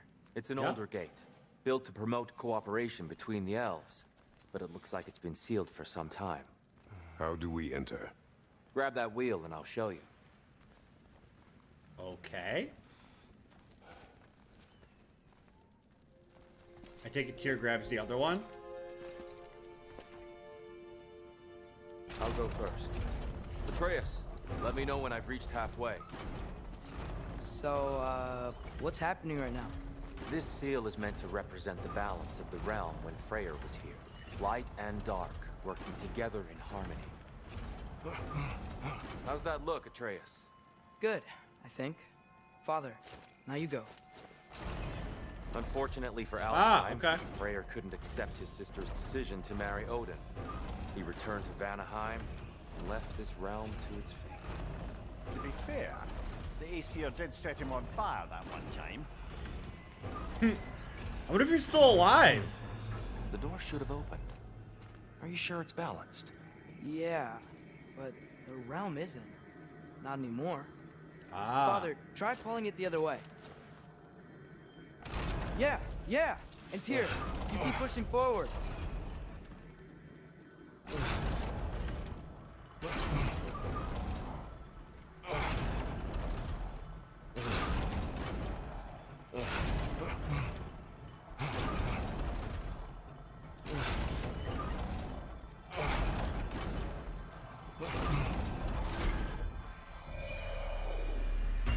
Whoa, okay. Fine work, Atreus. Oh, so it's all light elves. So the light elves that we helped last time have now gone on to slaughter all the dark elves. That's why it's all light. Got it. Isn't that so? So the light elves were being completely slaughtered in the other game. And then we helped them, and now we come back here, and now they've slaughtered all the dark elves. It's like some kind of never-ending conflict. It's a never-ending story. You guys ever see that movie, Never-Ending Story, as kids? Statue doing in the Light Temple? That giant wolf at the end, like, scared the shit out of me when I was a kid. Yes. The elves weren't always split between light and dark, you know. This statue depicts the elves before the war, before they discovered the power of the light.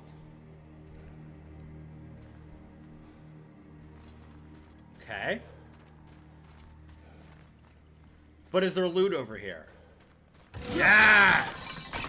16 hack silver.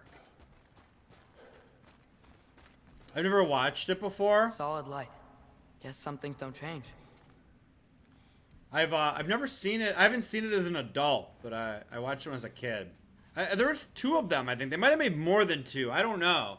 But I know that they made Above 2. the door, there's a light crystal. I liked it as a kid.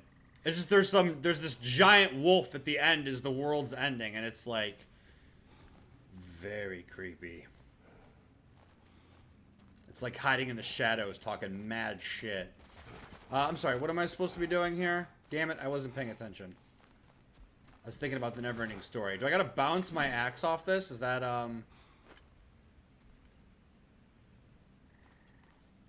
What's up with the crystal? What's up with the crystal? Well, this one's blue. Yes. The stone briefly imparts a bit of light to your axe. That's useful. Oh. That is useful.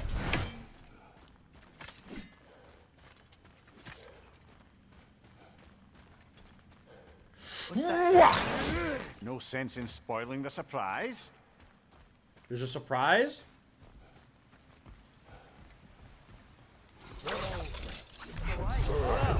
Whoa, whoa, whoa! I've never seen the Lake of Souls so volatile. Aye. Fimbulwinter, you reckon? Of course. Making the light unstable. So the base of this light well That's the Lake of Souls.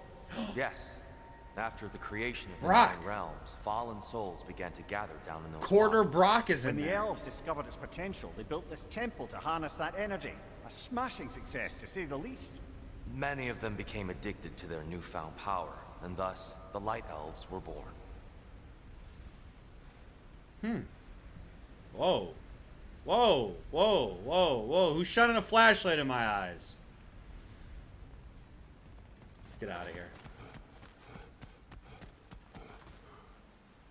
Is this a room for fighting? It's a room for loot. What am I stuck on? Juiciful. That juicy, juicy light. 346 hack silver. Let's go. Boy, you're, dude. Oh my God. My son, the immovable.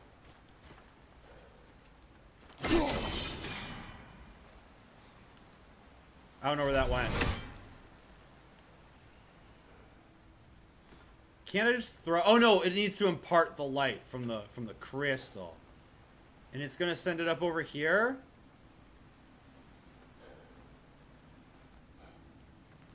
Huh. Well, I need to bounce it off this and land it on. Can I move the orientation of the stone? No, it doesn't look like it. Tier, what's up? What do you got for me over here? Yep, yep, a good view. A good view.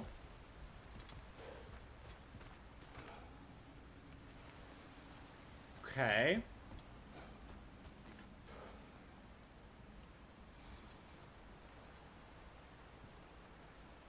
What is that? It looks like an umbrella stand with the umbrella closed. I mean... Okay.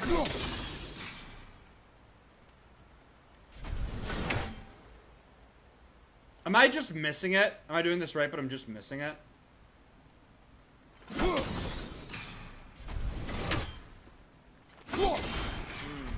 Maybe a different angle? Well done. Oh, it's gotta be blue. I imagine our light elf I had the colors wrong. less than pleased.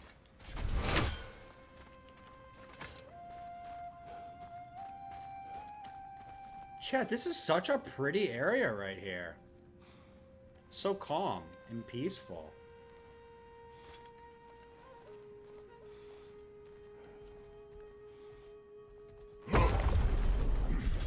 Speaking of light elves, let me try talking to them again. They Thanks may just to let these two do their thing, brother. Maybe you can throw those back at him.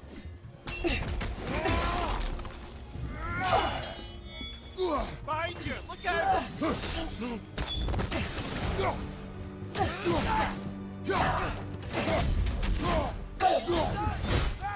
Yes! Yes! So peaceful. Whoa! You got hops!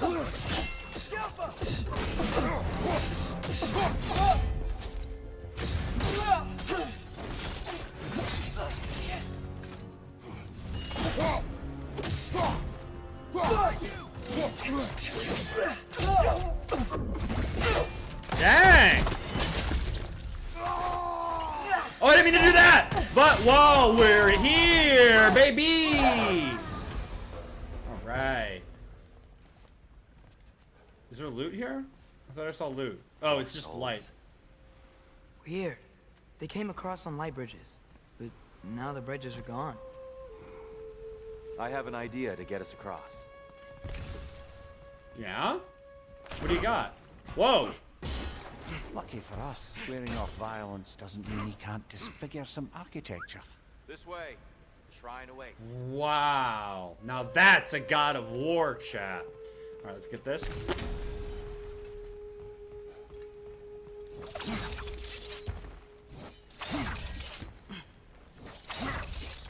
Nice! Juicy hops! Boy, did you make it? Temple looks so different than I remember. It was all broken and covered in hive stuff last time we were here. Yes, yes, These yes, yes, elves yes, use Alfheim's light to enhance the temple, and themselves by the look of it. They definitely look more dangerous than last time. They're just talking those them were over, just just the foot punching soldiers. boxes. They'll get more dangerous the further up we go. Great. This is a shortcut, right? To bring us... Yeah. We don't need to go down there. We came from there. We came from there, chap. Why can't I sprint? Let's stop moving. Oh, I guess there's just no running in the Temple of Light. Good thing there's not no smashing.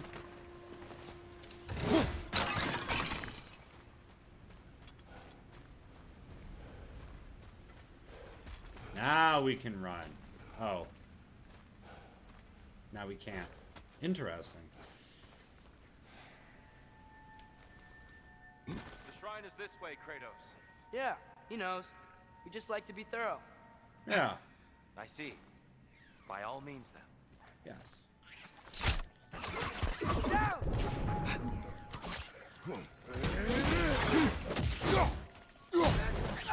Kratos, lizard puncher. Another wrench to the left.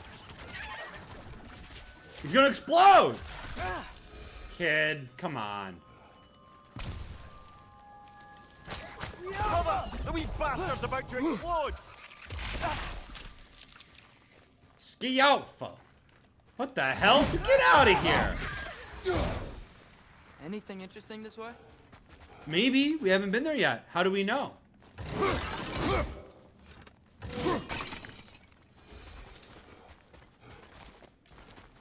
Vases. Ooh. What do we got?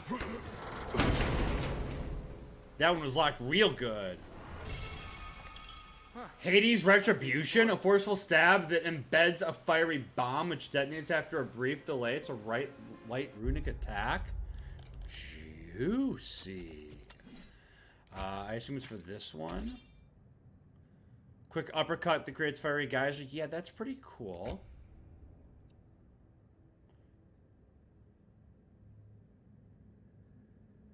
Okay. Okay. Let's play around with it a little bit. It does more damage than the Flames of Anguish. Let's play with it. Oh, vase. Oh, shit. Oh, shit. It's unbreakable. Not even the God of War can destroy that vase.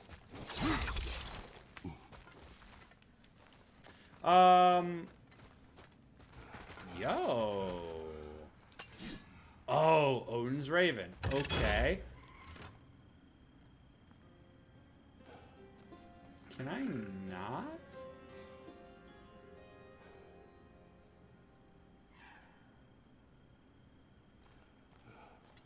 I get the right angle. What?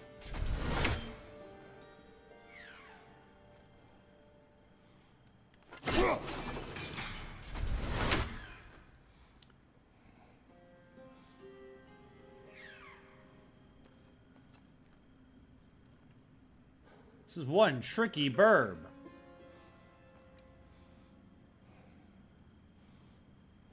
I don't think that's right.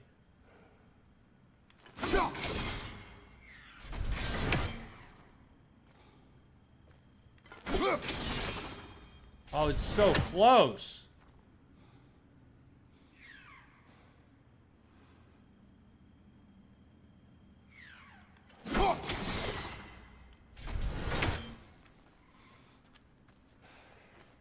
No, I don't think this is the spot. Oh, never mind. What? What? What? Yo, chat, that is right on the burb.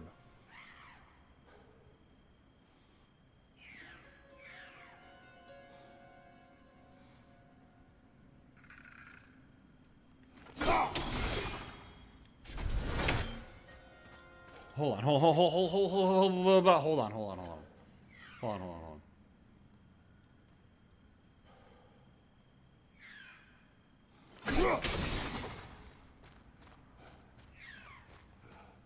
Axe?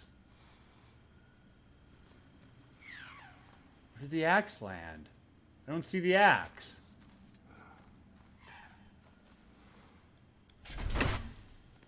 Oh, it was back over there? Okay.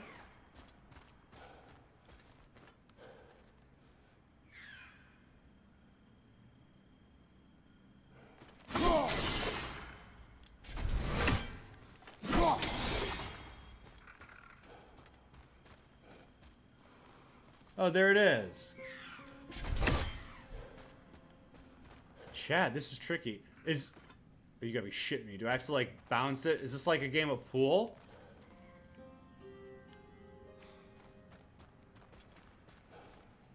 Well, what is this for? Okay, it lights up blue when you have it right. So I guess I just, I'm like, you know, just move it around until it turns blue, right? That's like the play here, isn't it? Isn't it?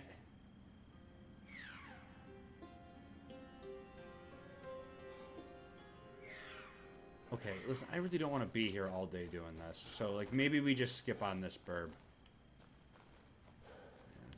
That doesn't do nothing. That's just a distraction. That's bait. That's bait.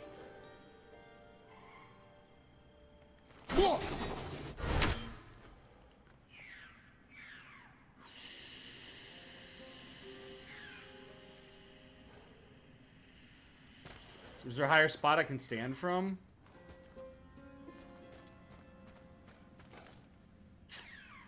Well, chat. This might be the burb that gets away.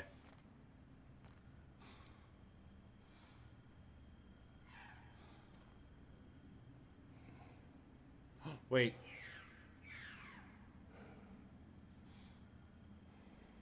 Yeah, that's not even gonna. Yeah, no, that clips the thing. Hell nah.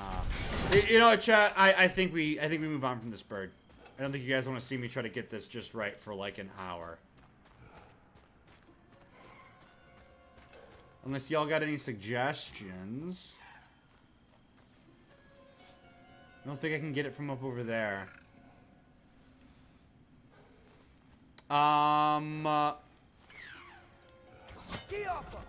Yeah, that would be too easy.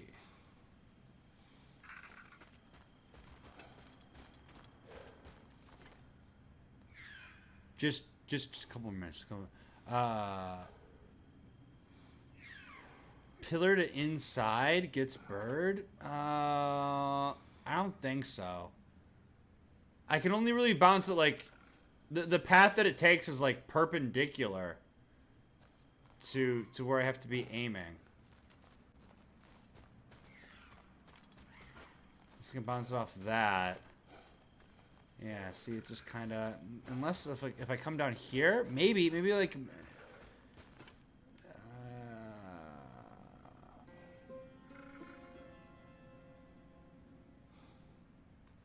Oh, shit, you right. Okay. Cool. Good call. I did it first try. Nice. I just need to pay attention to that blue.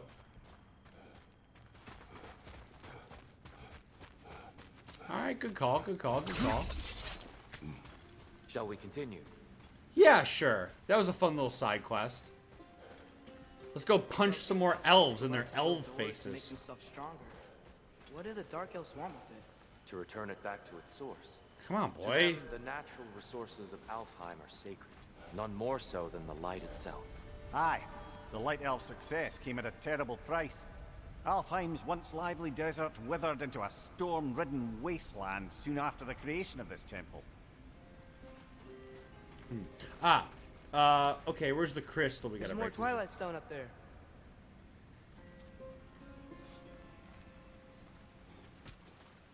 What's that? Yeah, there's a stone there. Oh!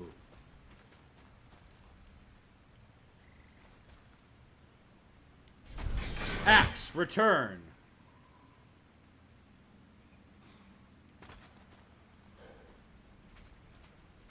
I can't throw it through this. Am I gonna have to drop down? I'm gonna have to walk over here. We're gonna have to do like a sick bounce move, like I just had to do. How about I go up here? Flowers! Unbreakable flowers. Yo, you got any loot up here? Yes! That's one of Cavassier's poems. Very highbrow. You should collect any others you find. Fancy poetry.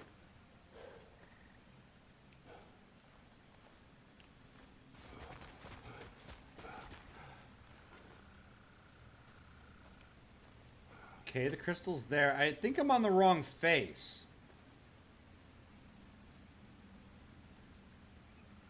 I'm not seeing. What? Gotta be a better angle on that twilight. Yeah. I like can't really see. I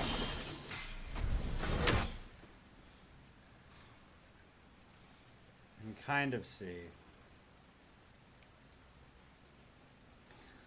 Kind of, not really. I cannot.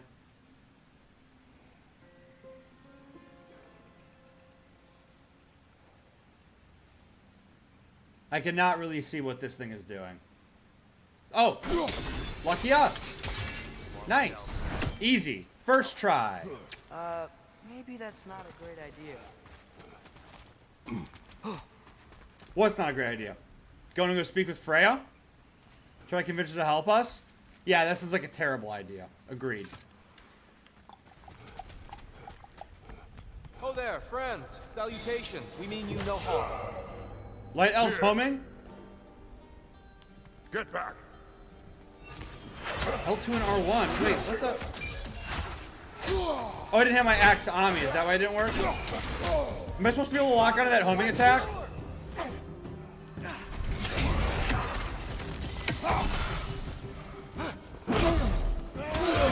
Ooh, tear! Batter up!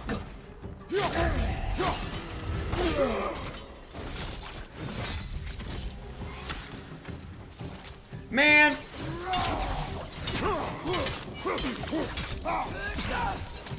Nice!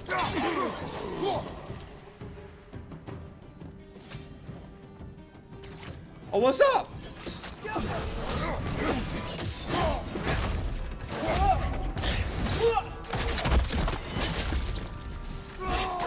Oh, I didn't even do that.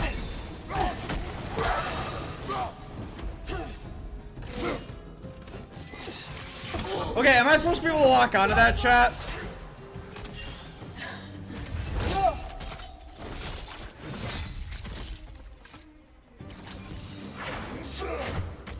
Okay.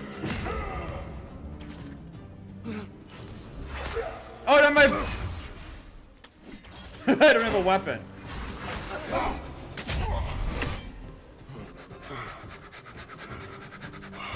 Boop! Oh my god, we hit that boy so hard we put him into the steps. At least I tried. I get it now. Why they keep fighting. The Dark Elves want the souls in the light left alone. But the Light Elves want to keep using them. That's the long and short of it. Aye. Aye. So then, which side is right? Rarely is it so simple. And not our place to say. This is an elven conflict. Yes. I said as much the last time we were in Alfheim. Right.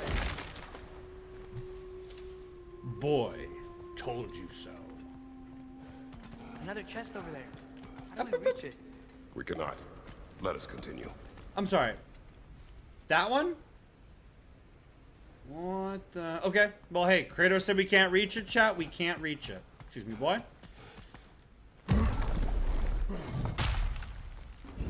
Oh, hi, Mark. Rachel! Thanks for the like. They sure made a lot of these light doors. Fortifications. Aye.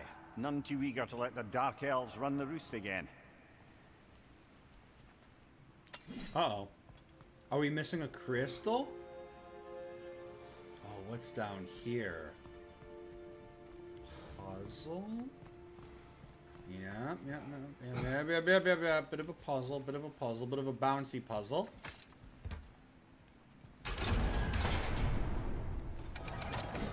What the shit?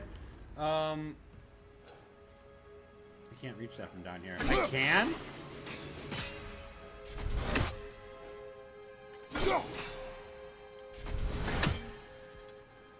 Alright, let's bring it down. Let's bring it down all the way. I'm headed to bed. Want to like on Facebook too? I appreciate it. I appreciate it. Get lots of rest. Thanks for hanging. And I'll see you tomorrow. I'll let you know how the launch goes. Hopefully it doesn't get scrubbed. Press L2 while holding the crank to aim the Leviathan axe at targets. Oh, yeah, we did this last game, right? Right.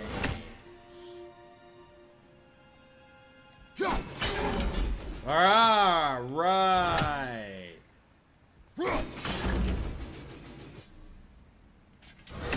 One more time, chat, right?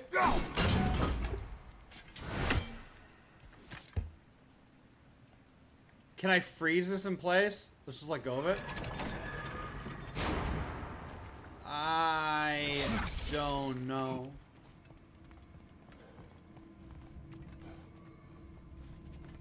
No. I went one too far, I think. I went one too far. Why not simply hold it in place?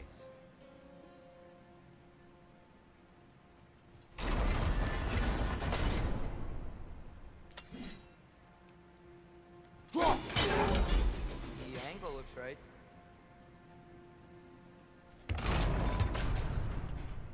Okay. Ah. Right. Axe? Right. Let's continue our ascent, yes? Well, let's check out this door first.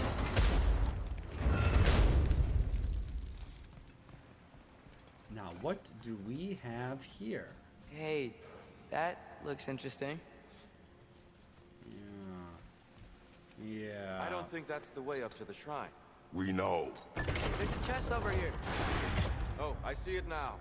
Forgive my impatience. How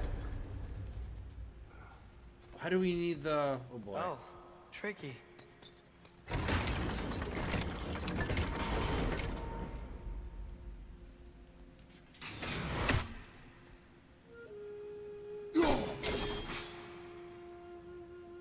It was blue.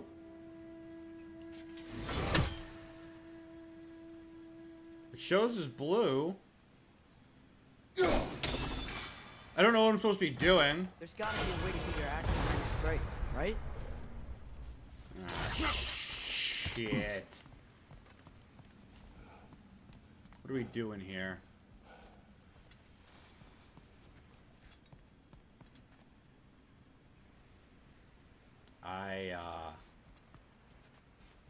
I don't think I see what we're supposed to be doing.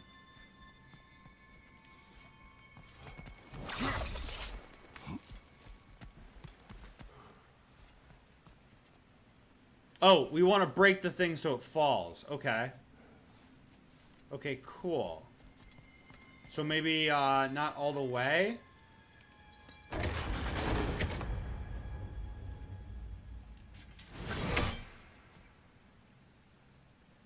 Of course, that won't work.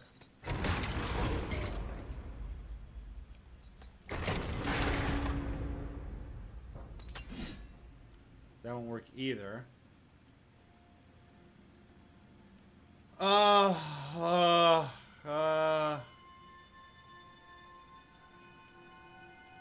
It'll go.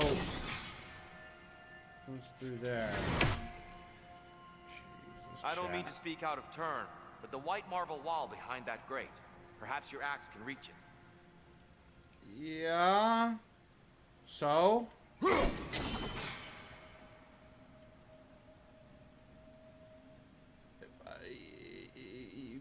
Yeah.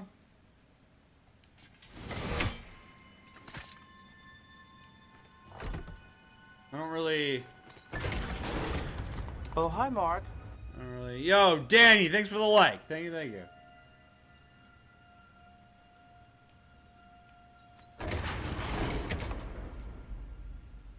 Yo, Tyr, can you just come down here and hold this chain?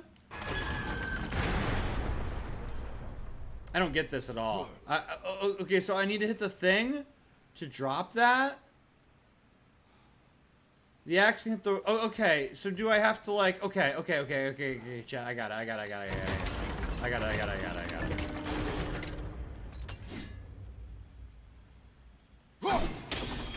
Just like that, and then we release it. And then we recall the axe, and it breaks it. Okay, alright. That wasn't so tough. Just not used to thinking with portals. Chat, you guys ever play Splitgate? Speaking of thinking with portals. How'd we explore it? Hilt of Graham, once referred to as the Dragon's Bane. Graham isn't what it once was, but... Okay. I guess we just have to wonder. Oh, no. Oh, Why are these shit. things so fast?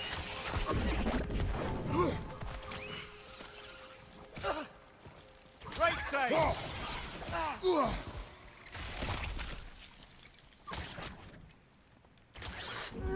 Wah! Anyways, Splitgate looks like a lot of fun. But it looks like really tough to get into. Back to it then. I don't know. I thought it was free to play. I don't know if it still is or not. I don't know. If anyone out there knows, you can fill me in.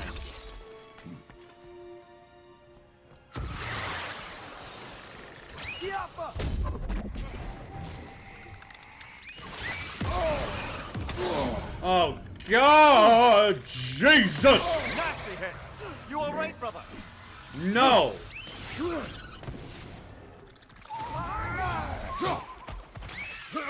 Behind! I fucking hate this shit. Where's the health? I can't open that door.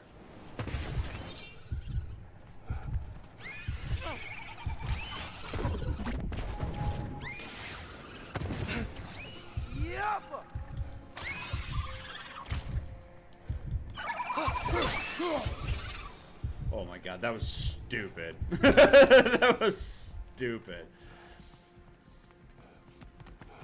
I just sort of like fumbled around there and got my ass beat for Another a hot of minute. Cavassier's poems. Hey! I do not like green eggs and ham. I will not eat them on a train. I will not eat them on a plane.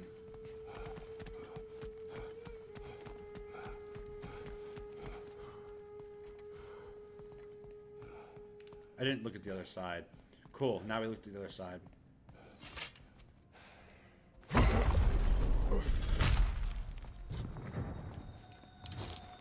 I suppose I'll leave you two with that. Oh, jeez. Whoa. Is this dude the real deal? Brother! Get on! Brother! I meant to pull my axe and do like the charge thing. Oh, that guy's the real deal. Okay, we're gonna have to actually fight him. For real. For real. Oh, is it gonna load in on that fight? I gotta plug my controller in. Better safe than dead.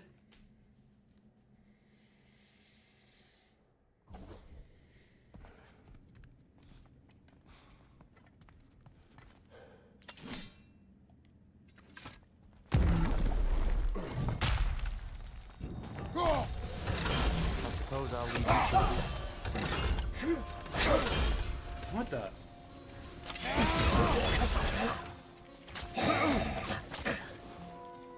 Double tap L to interrupt the blue attack. On your right!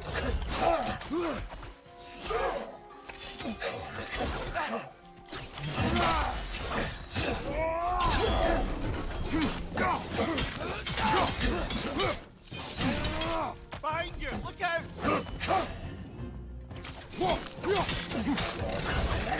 Okay, I tried it. I guess my timing was bad.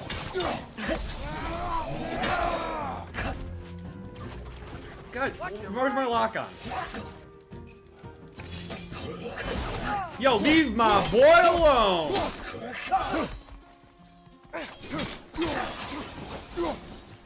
Wow.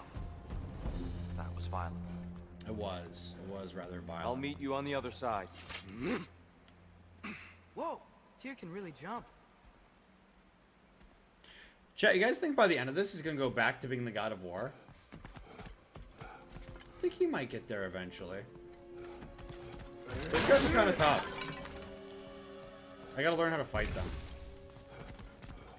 properly.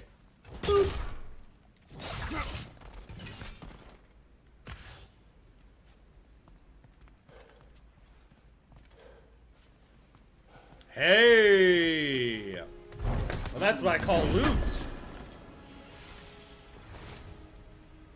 Forged iron, that's cool. That's cool. How do we get to tier? Not through here. We've been through there. Oh, this is the chest we couldn't get to before. Yes, yes, yes.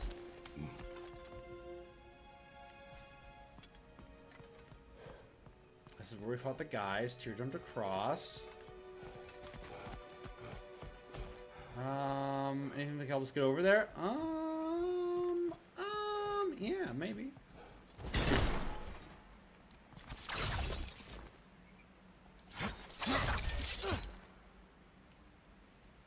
But what if, like, we do this?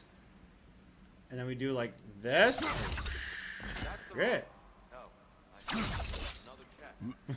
Yo, Tier's not used to looting. I've never seen the Light Elves with so much control over the temple. What? That's on us. They must have anointed a new temple guardian. Svartal Yoffer's counterpart. The Dark Elf King. Guess he's in the light now, too. Is there another chest? What is going on here? What is my destination? What am I doing?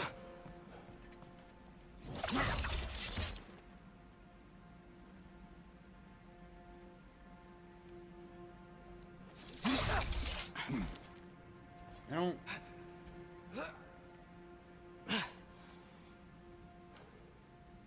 don't know what that was all about. Was there a chest there? Am I blind?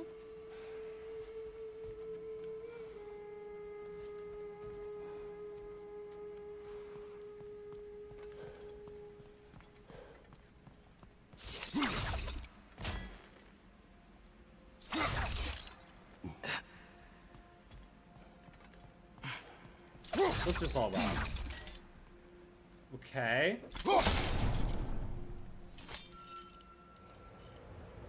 We got it swinging.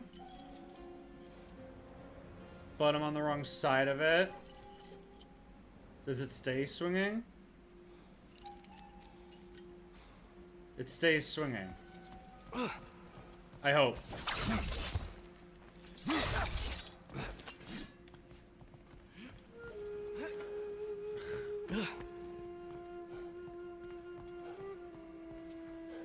Also oriented wrong. So I guess I need to hit it when it's over on this side. Can I grapple it from up here? I understand.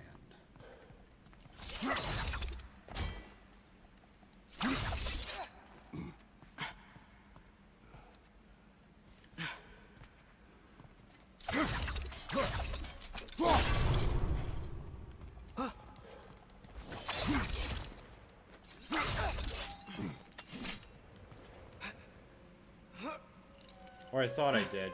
Boy!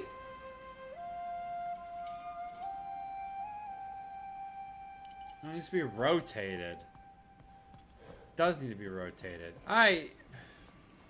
Chat, we might pass on a lot of stuff in here. I don't really...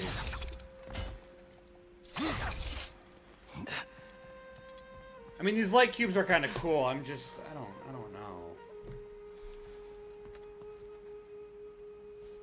I don't really feel like fussing with this though. Am I meant to go back?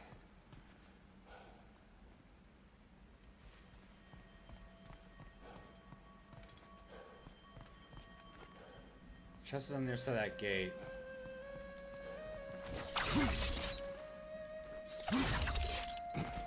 Right, we need to break it to get to the light, through the light wall to...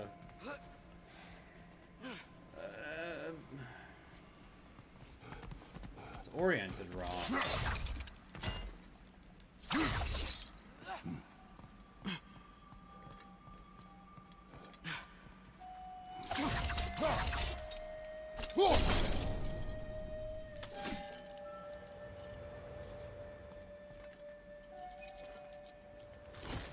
Oh, I can do it from right here. Okay, alright. That's not as bad as I thought it was.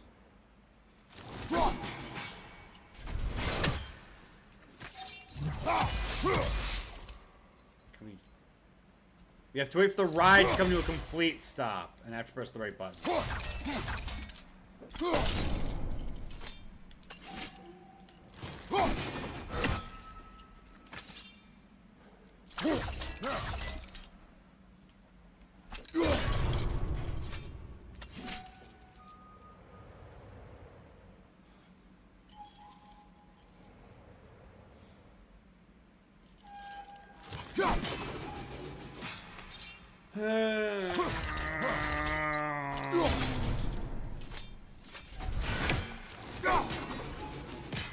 That was just impatient.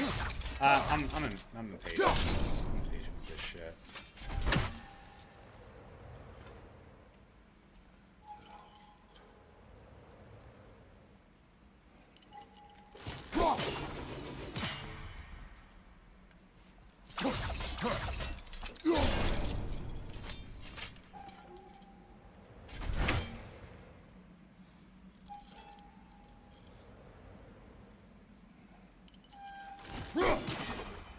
What do you mean?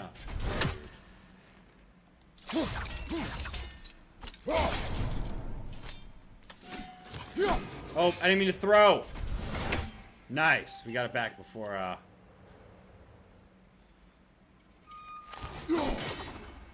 Dude, you know what? I don't think I give a shit about this. I don't think I give a shit about this. I could care less. Let's keep going. That's just obnoxious to me. This mystic doesn't see us. Oh, I'm sorry. Were we supposed to, like, you know, do something other than whoop its ass? Oh, we're supposed to learn how to use Twilight Stone against them. Father, over here. You don't have to shout, boy. I'm right here.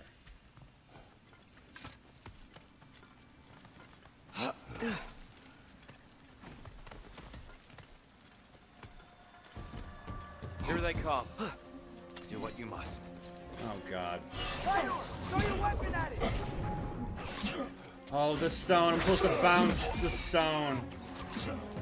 How about I just do this instead? How about I just skip the gimmick and just beat the shit out of them?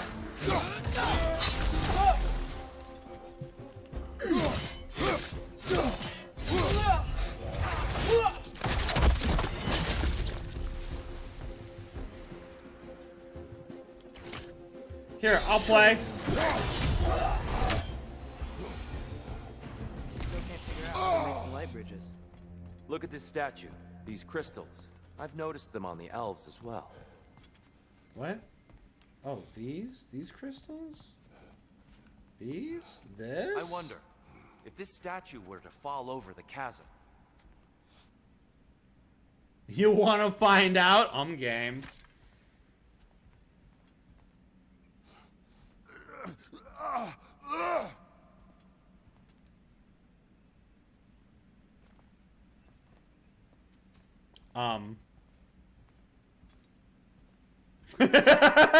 Oh, the crystals still make light bridges. Okay. Now the light elves wear them. Smart. Almost there. Allow me.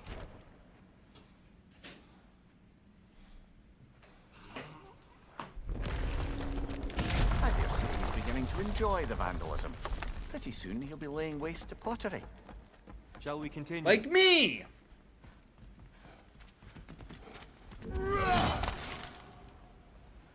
Bye! Well, at least we're getting closer. Look up. See? Feels even taller on the inside. Can't believe all this was down here. Wow.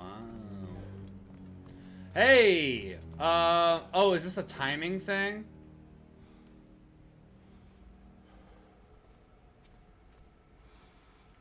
Yeah, I think so. I think it's one of those timing things.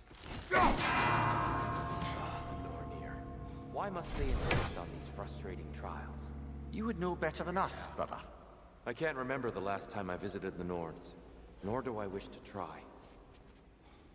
There's two, so that's the first one, second one.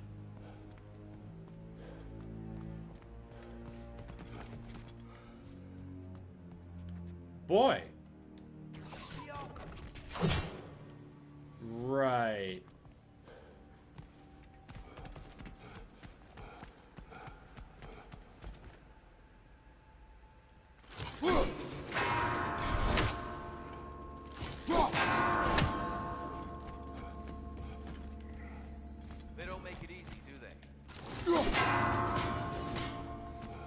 Get it?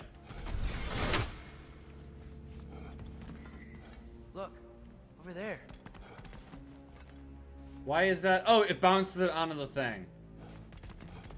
That's kind of what I thought, but the angle looked completely wrong. But I guess I was wrong.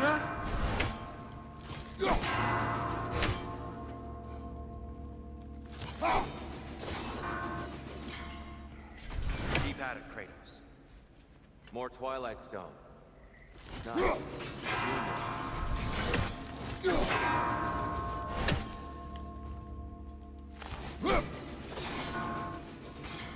You gotta be shitting me.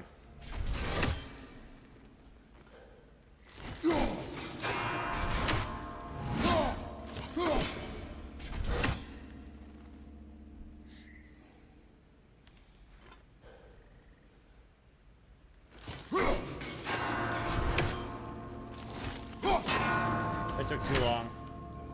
I took too long.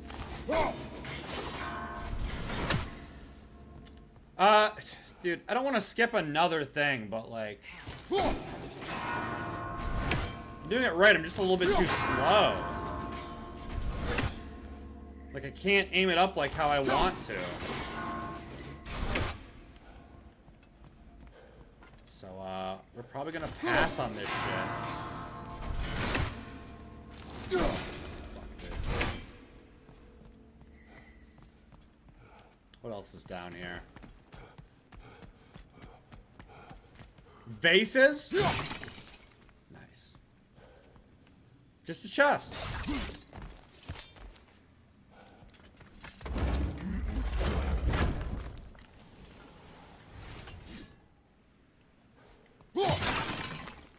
Yeah, sure, I'll take some help. Thank you. What time are we at? Chat, we're about an hour from launch. Can we get a quick update here? Quick update here.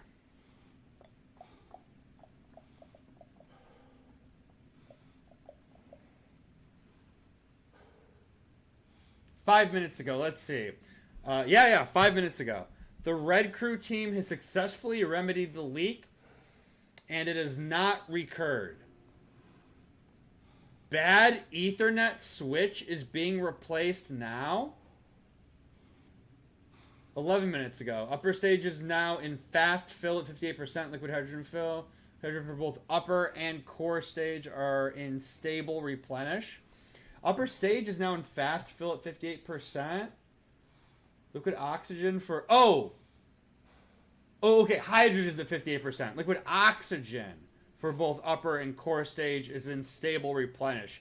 I think stable replenish means that it's full, but they have to keep... Once it's full, they like let a little bit out, and they sort of keep filling it while they let a little bit out of it, because there's no like cryogenic system on the rocket to keep it cool, and you have to keep it at that temperature. So I think stable replenish means that it's full of liquid oxygen and just sort of bleeding off a little bit as it's pumping in fresh, chilled liquid oxygen. Yo, so that's good. I don't know what this bad Ethernet switch is that's being replaced. Interesting. I'm sure it's like just something for, like, you know, for control and communication. Their stream. They're just chatting. They're just chatting. They're just stalling. They don't have the timer up anymore. So it's probably not going to go up right up at 105. Maybe. I mean, that's when the window opens. Is at 1:05 a.m. They're at 50%, 58% fill now, and they're in fast fill, which I don't know what that means. Probably like filling, but quicker.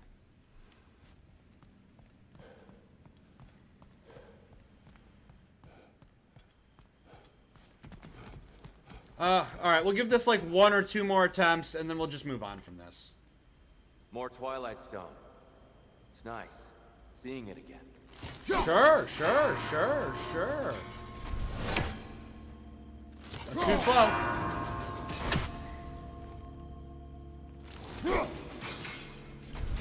No, chat, we're not doing this. I don't give a shit. That's just annoying. I can't, like, quickly get the cursor right on where I want it. Like, I have to take, like, a moment to aim on these. Unless I could do it, like, backwards, and it lets me get away with that.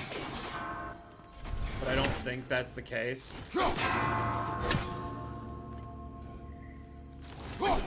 Nah, fuck this. This is just frustrating. This is just be quick and precise. And, I can't do that. At least not on, like, not on the PS4 controller. Not on these controls. I'm okay with it, though. Reflect axe off the Twilight Stone, okay? Jesus Christ. What's your left? What? Where'd you go? Beat the shit out of this boy. Okay, I tried my double tap, it didn't work.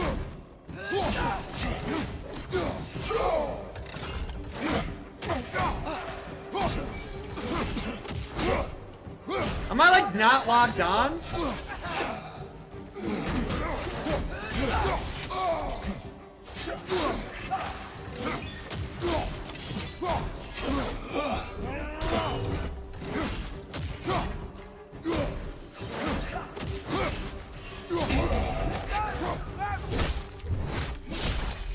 Look how well stun that guy.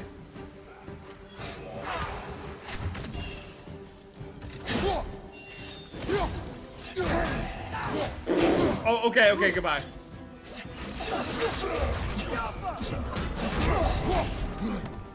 Get in there.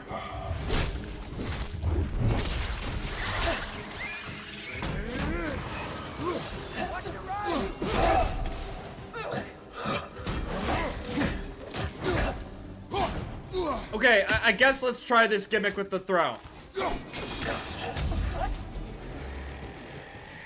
Oh, that just killed him. Blocking, remember? Kid, shut the hell up. Jesus Christ. There's a block for you.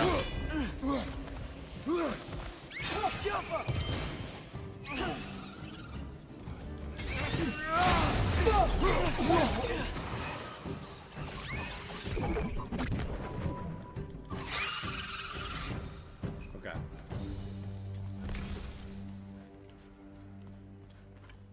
I hope there's no, like, major big boss fight where I really have to do this, like, quickly.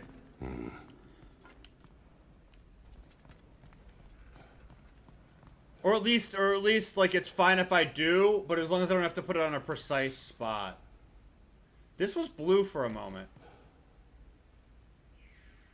Yeah.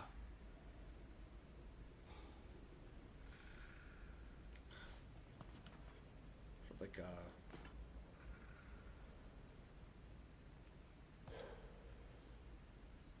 Alright, whatever, ma'am. Whatever, ma'am. That's a fair few birds you've hunted. I wonder if it might be worth visiting the Raven Tree. The Raven Tree. Where is the Raven Tree?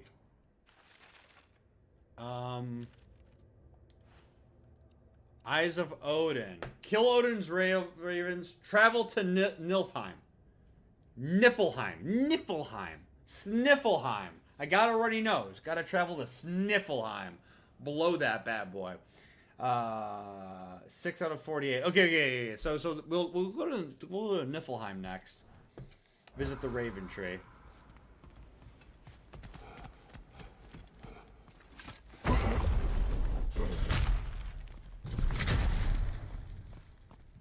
Another light door. There's some Twilight Stone on that statue shield, but that angle isn't gonna work. Do you think there's any way to stop the elves from fighting each other? Had Freyr not abandoned the realm, a lasting peace may have formed. But now... Can we really place all the blame on Freyr? This war started long before his arrival. But he had the power to clear this land and end the war, did he not? He made his choice. The wrong one. For Alfheim, perhaps. But not necessarily for him. Well, I suppose we're all entitled to walk our own paths, regardless of where they end.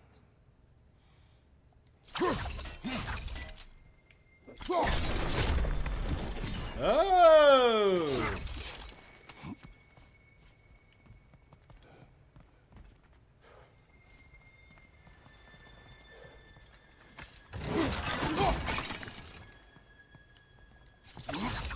I see it, boy. I see it. But thanks for your help. Can't break that one. Ah ha ha ha.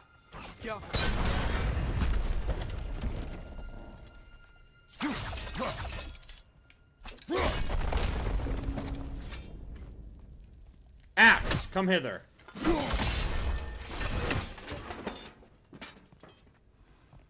wonder what that was all about. I don't really know exactly, like... Shield move. So there's the light bar. You need to bounce it off this? It says yes.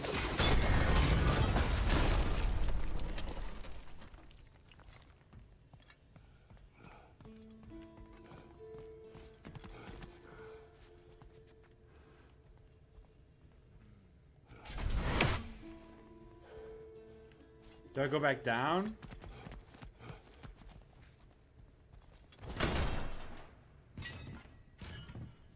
Oh, right. It's on the other side as well. Yeah.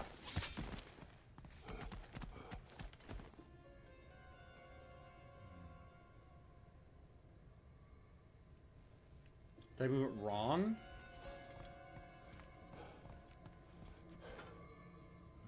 Nah, there we go. Fine job, brother. Hey, thanks, Mimir. We're almost there.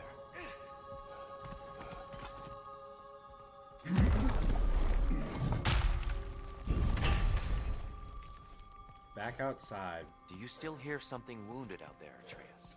I think so. It could just be the storm.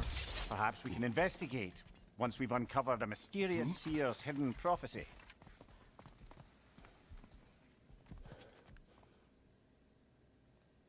That's a lot out there. I think that's where we came in.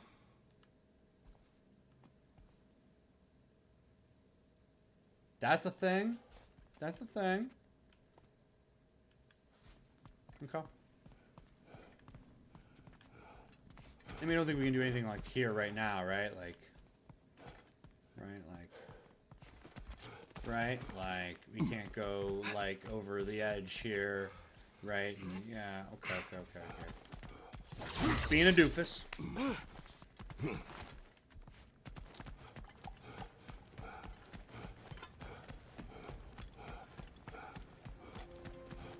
Right in here, isn't it? The central chamber will bring us to the top. Once we find our way past yet another light door.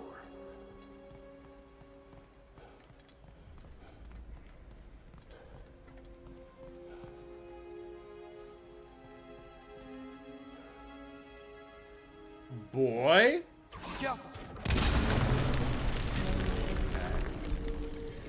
Chat, how y'all doing? Y'all good?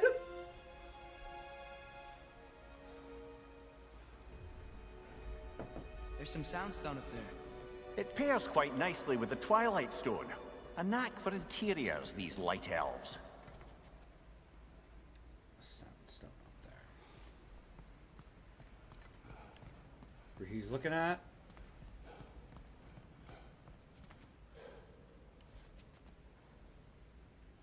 Down there's where we fought the guys.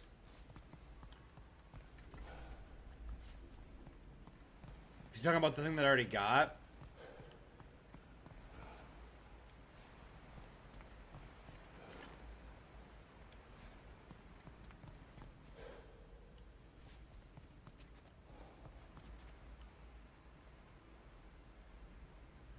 What the hell is he talking about?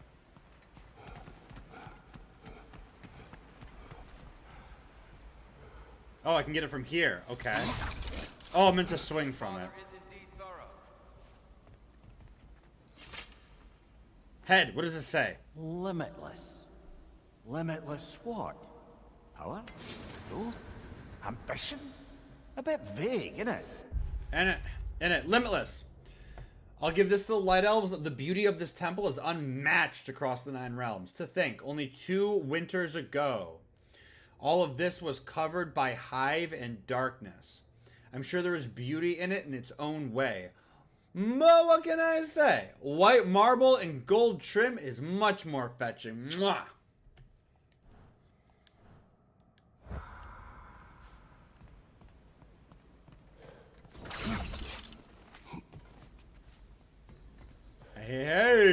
Hey, hey, hey!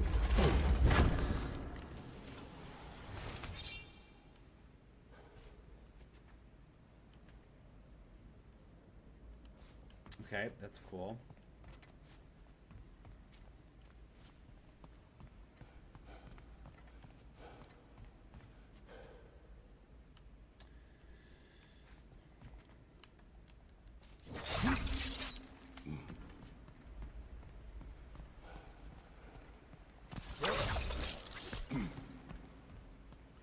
All right, let's get back to like the task at hand. There's a crystal up here. And I see nothing to reflect the axe off of. I use this to swing across, and it doesn't look like I use it for anything else.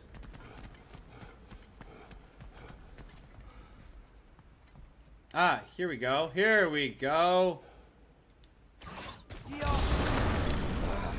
Facing the wrong way. Maybe if we... Allow me to speed this up. Oh, please do, dude. The angle should work, Kratos.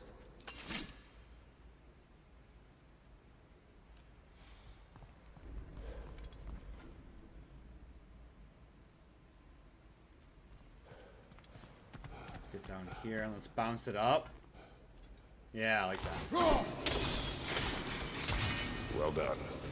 At your service. Thank you, dude. Thank you so much. I feel like we've done nothing here but these axe bouncing puzzles. Nothing.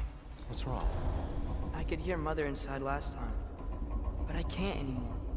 Her soul is one with the light now, united by forces older than Odin himself.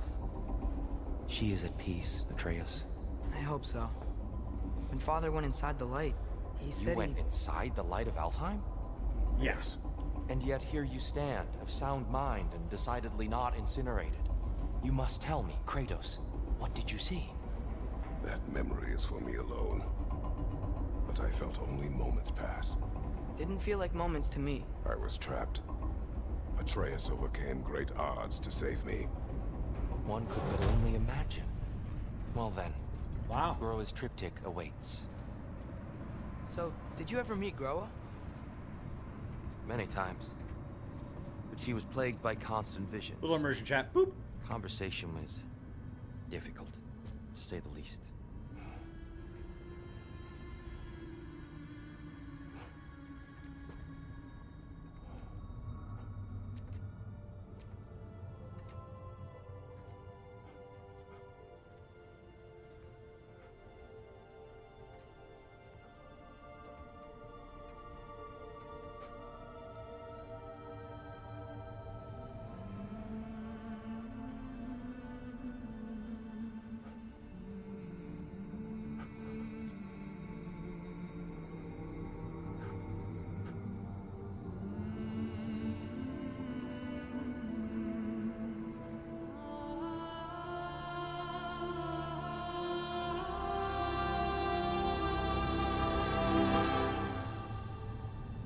What are you doing?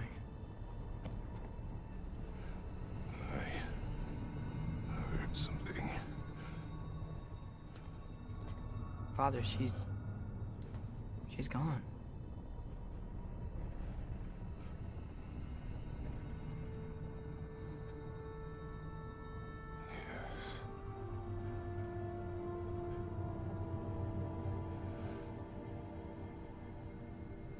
Keep moving.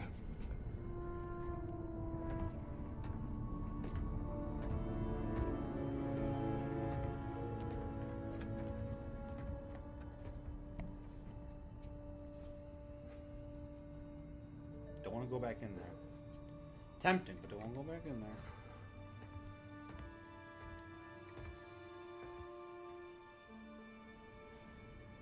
We're almost there. Huh. They've changed some stuff. Last time, there was all this hive stuff up here. So many dark elves. All this time, I thought the dark elf king... I thought all the dark elves were... Bad? Here. Yes. Did we help the wrong side? Are you certain that's the right question? What's the right question? Is there a right side? Exactly. What do you think, Atreus? Is there a right side in this war? I don't know. Then perhaps you shouldn't pick one. Yeah. True. Okay, so we gotta get down over here. We just go down? No, we won't just go down.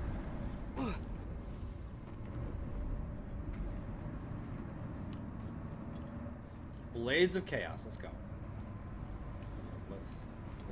Let's go.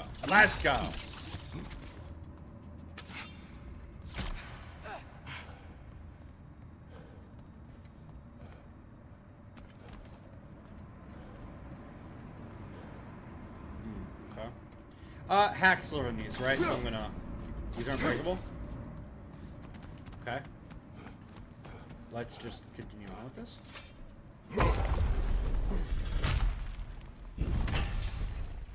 These are breakable, and they're full of hack silver. It's just decorative. Whoa, can I bounce them off each other? Wait, you have a...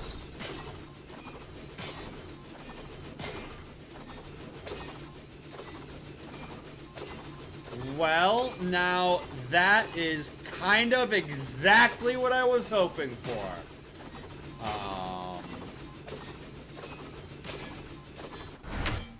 Fun. Took the axe on a little ride there.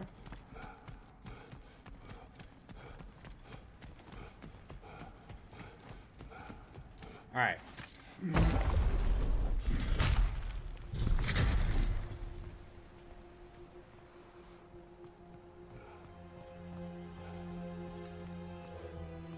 gonna segment the recording here.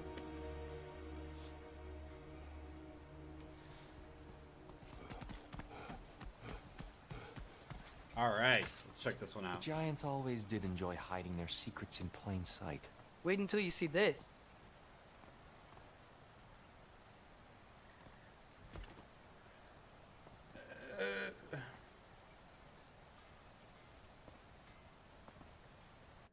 Is there like certain audio settings that I have like somehow muted here?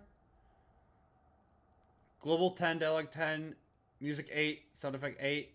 Yeah, okay. So no. So I guess this is just like a glitch. It seems to be happening pretty frequently tonight.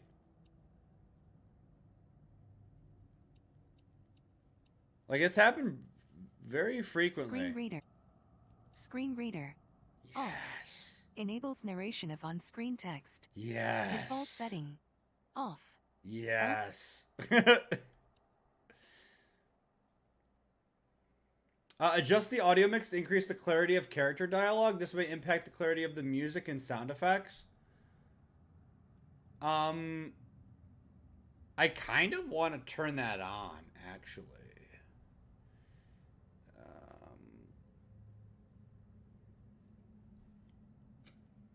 Let's turn that on. And let's also, like, turn this stuff up to 10 then.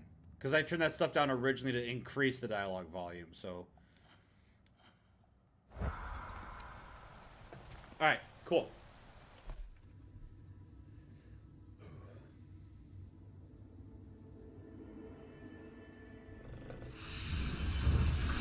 Ah, yes. Here we have Groa's search for her missing husband. She was relentless in her attempt to find him. Meditated for weeks on end. Unfortunately, she found something else. A vision of Ragnarok. Word of Groa's vision reached Odin. He sought her out, demanded a private retelling. Didn't like what he heard, apparently. Ironwood? That's the... I don't know what that is. The mythical sanctuary for giants. Curious. So it's in Jotunheim? I know some giants thought so, but Ironwood isn't anywhere, lad. It's a concept, a metaphorical paradise. It's not real. Presumably, Groa requested her ashes be returned to Jotunheim, while her soul found peace in the light. Difficult to imagine Odin respecting those wishes. The champion? I think it's supposed to be... Me. You assume too much. Aye. Best not to read into these abstractions so literally. Prophecies are slippery by nature. Although, some are more obvious than others. Ragnarok. Aye. The end of everything. So this is it. There's nothing we can do to stop it. There must be a way. Why else is this hidden? Look, here. This is what we saw. It's you, fighting in Ragnarok. No. I don't... I can't. What's this then? That's new. Asgard is destroyed?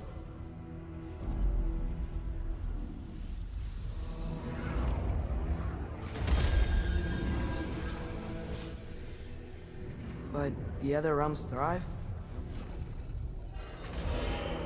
Huh. Tyr fights. Odin dies. Ragnarok's... Asgard's destroyed. She lied. Roa lied. Of course she did. Odin's working off a false prophecy. Oh. So then, we can win Ragnarok. We can beat Odin. We are not present in any of this. But that was Tyr leading the charge against Asgard. Plus, Hell's army was there. And the elves. Champion. I feel like this is gonna be epic. Okay. Whoever that is, doesn't matter. But for the first time, we know something Odin doesn't. We just saw we can win. Tyr? I won't allow prophecy to define my choices. But we just saw you. No, Atreus. This is wrong.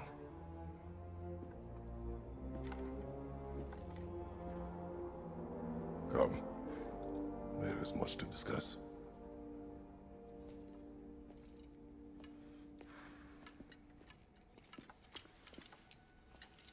Are we gonna tell him? It is time.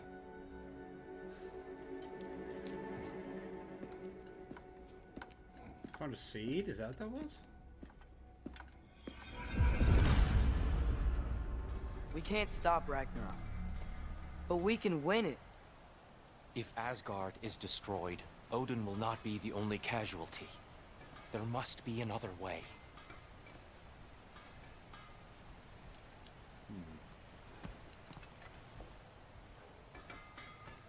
Interesting. So Ironwood is like a sanctuary of giants in Jotunheim?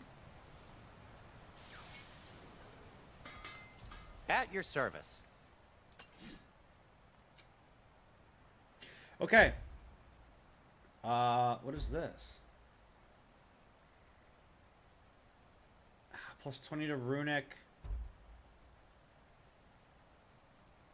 We don't have enough dwarven steel to upgrade this. We're probably not going to be able to upgrade... Oh, we could upgrade this. Christ Forged Iron.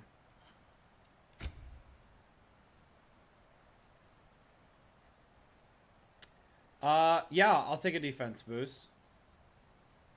We have a lot of hack silver, chat. Huh. That might be my best piece yet today.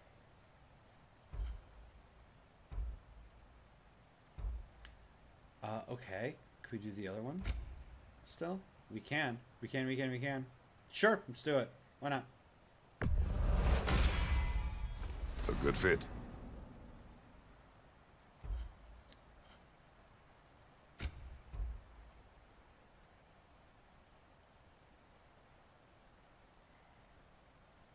Yeah, it gives me plus 2 to strength. I get plus 13 to runic.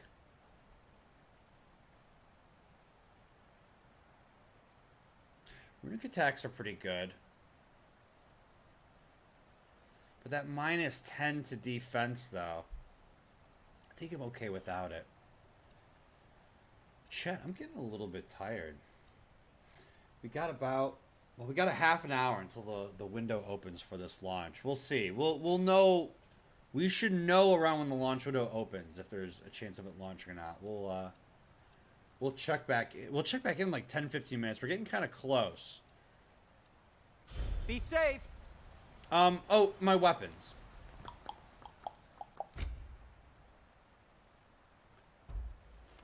Can I upgrade the fortified frost knob? The knob?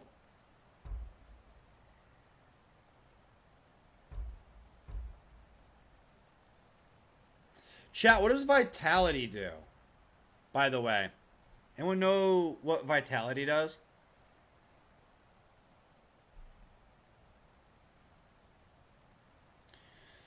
I don't think there's a thing that says what they are. They told us in the beginning, but I don't remember. What vitality? Vitality is health? Okay, yeah, that makes sense. That makes sense. Okay, cool. Runic luck, cooldown, and vitality. Okay, vitality could be pretty good then.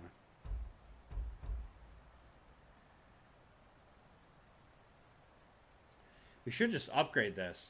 800 hack silver, 6. I mean, it's super cheap to upgrade this.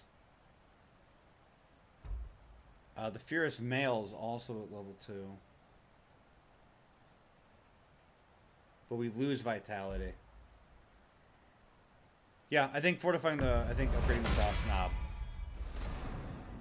That frosty knob, I love it.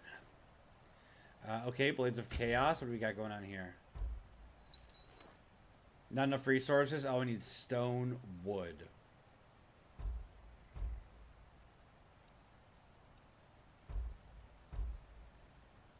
A lot of the stuff with the Blades of Chaos have to do with luck. So like getting luck would be nice. We can get 9 luck on the Cursed Empress handles.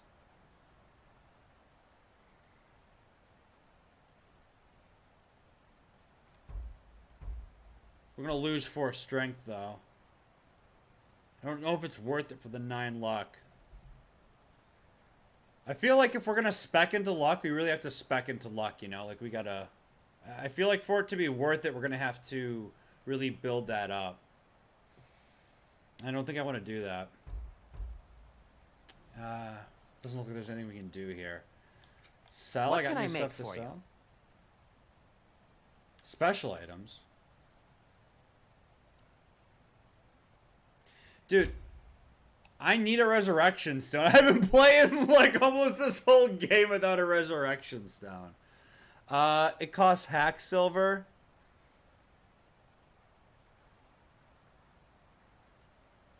Yeah, better to have it, not need it. Need it, not have it. We'll just save it for the right time because it's consumed on use. I don't want to waste it like I did last time. But yeah, let's have one handy. Actually, how many of these can I make? No, only one. Only one. Yeah, okay. And Atreus? This costs 60, 154 beast scraps. Costs 60 out of 154 beast scraps that I have. Melee attacks against enemies inflicted with Sonic deal greatly increased stun. Yeah. Yeah. Actually, this would be dope. Yeah. I've had a resurrection stone this whole game, and I haven't used it because I don't know how. When you die, Atreus starts running up to you, and there's a prompt to use it. And if you don't use it in a certain amount of time, you just die, and you save it. If you use it and then die, it's consumed, and it's done. It's not the case that, like, if you use it and then you die after you've used it, you go back right before the fight and you have it again. Once you use it, it's used. I think. I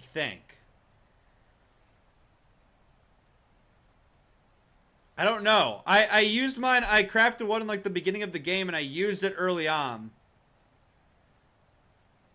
But I'm trying to remember last time when I played how it was. You might get to keep it. I don't know.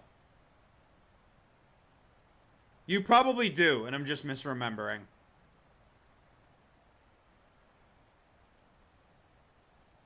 I'm sure there's someone out there who knows, who could fill us in.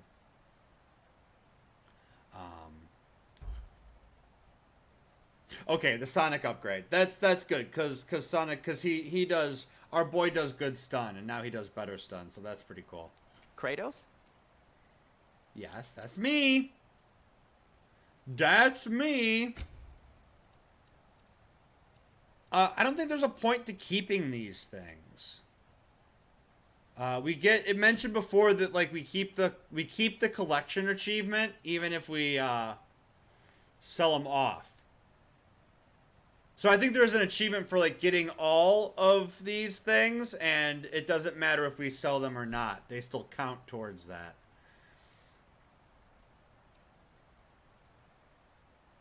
I got a lot of hack silver just chilling here. That's okay. I think, how much hack silver do I have? I'll disinfect my tools. Thank you. That's so thoughtful. We have 3,500. I think maybe the game assumed that we would be spending more money on resurrection. Those, I think they're one-time use. Well, they are. They are a one-time use. But like what I was trying to remember is like if you use it in a fight and then you die in that fight and you go back to the beginning of the fight, if you still have it or not. If you use it during a fight and you win the fight, it's gone. But if you use it in a fight and then you lose the fight and you're back at the beginning of the fight, do you have it again? That's what I was trying to remember. And I think you do, but I really can't remember.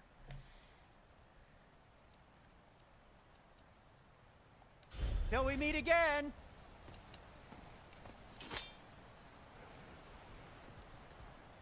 Okay. I think. Where are we at on the time? Okay. We'll give it like 10 more minutes. Actually, now is a good time to see if there's an update while nothing too crazy is going on. So let me just check really quick here, see if we got an update. 8 minutes ago. We are in our planned hold at T-minus 10 minutes. Currently, the upper stage liquid hydrogen is 78% filled. Cool. Core stage is topped off, both liquid hydrogen and oxygen. The Ethernet switch has been replaced and will be verified. Okay, so we gotta wait for verification on that. We're at a T-minus 10 minute hold. What's going on their stream? They're just showing space shit. They're just showing. What's their chat like? Hold on, really quick. I want to see what their chat's like. Let's see. Okay, space. Hello, flashing ball. It's happening. The Earth is flat. Nice. DPLS. Get on with it. Get on with it. We can't afford Boeing. Holy shit. Holy shit. Chat. Oh my god. I just read. Okay, Among Us. Bruh. Women is strong. Oh my god. Let's go. Minus 23 minutes. Oh, this isn't the live. There we go. Link coffee. Cringe alert. What do they say? I'm curious. What are they saying? So much has changed since the Apollo program. During the Apollo 11 launch, we had one woman. One. Out of 400 engineers in the room. Okay. This is about women in space. No wonder why everyone's making those kinds of jokes. Bruh. Dude, YouTube chat is so wild. YouTube chat is just like... Every time I've seen YouTube chat, it's just completely unhinged.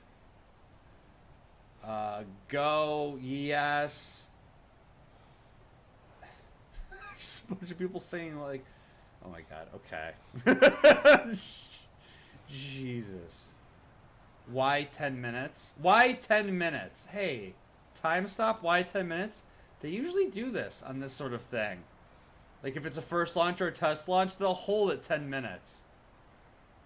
I don't actually know why. That's actually a legit question. We have a legit question hidden in this mess. Just launch. Come on now. Yeah. Go. Good luck. L women. Scrubbed only in Ohio? What the hell does Ohio have to do with anything that's happening here? Women, I heckin' love Israel. Okay, chat. We're we're gonna just get back into what we were doing.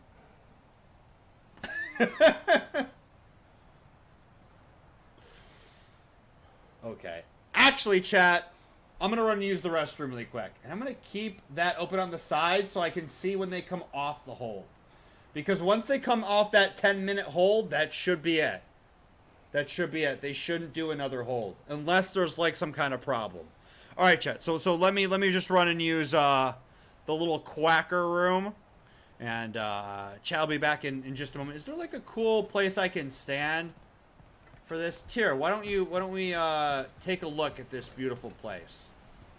Since he's all zen to the F out now. Cool. Alright, chat. Quick BRB. Sit tight. Boop.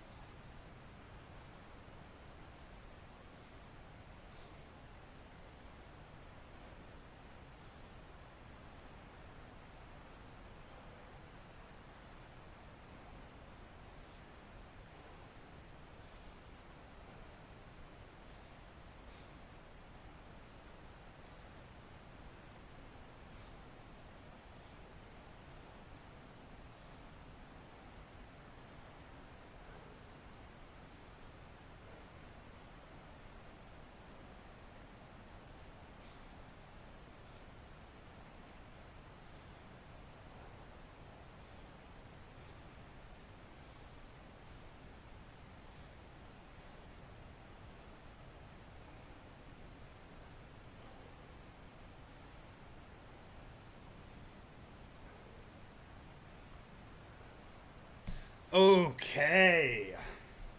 Okay.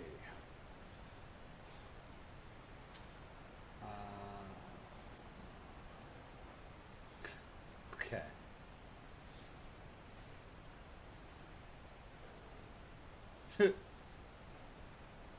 Nice, nice. Sorry, I just took a minute to look at the Discord. I wouldn't tell anyone I won the lottery, but they'd be hit. Dude, there's so much room for cargo in this duck. Not enough engines though. Not enough engines though. That's silly. That's silly. Okay. All right, chat. Right there. Cool. Cool. Cool. Cool. All right. Let's continue on. Let's continue on. I assume there's going to be a boss fight of some sort here. Perhaps we should focus on our egress first. Agreed. Left side! He's coming! Okay, why am I punching? I just have...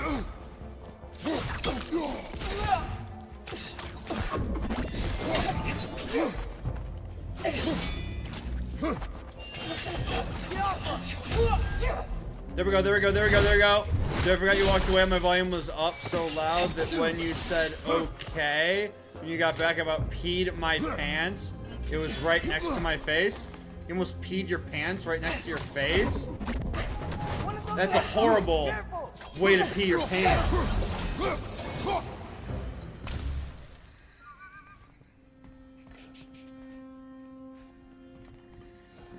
Hey, yo, dear. What's going on, buddy? What's going on? What's going on? What's going on? was going on. What's this place all about? Right, our egress.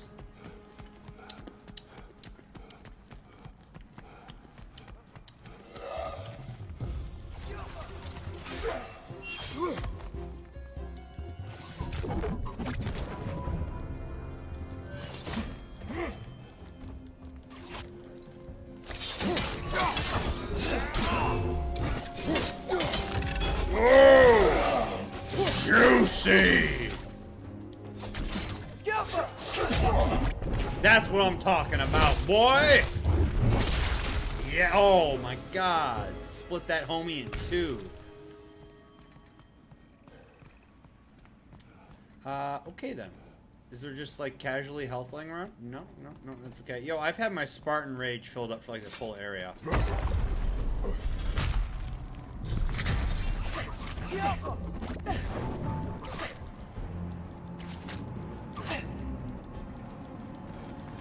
One of those side bombs! Careful!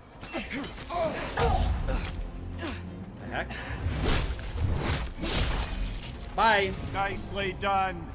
Thanks.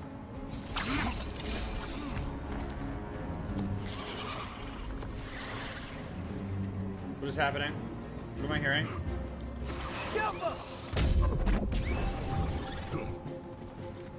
Is there stuff there I could grab? No, that's okay.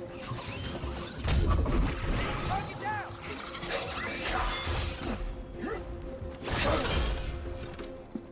Behind you, brother!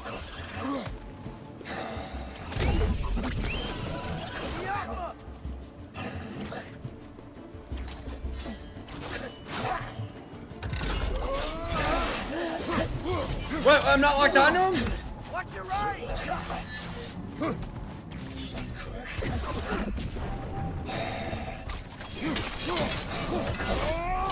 There it is! Knock him off, knock him off. Nope.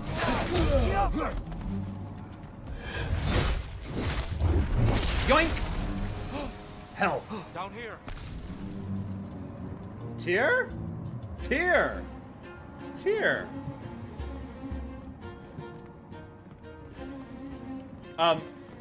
Yo, never stop looking for that loot. Wait, I remember this area from the first game. There was some weird thing. Father, this way! I think that we had there was like a platform around here. We came from up there. That's where we stepped in the light in the other game. Anyways, yeah, right. Sorry, just having a little bit of nostalgia. Happens when you get old, boy. Oh, shit.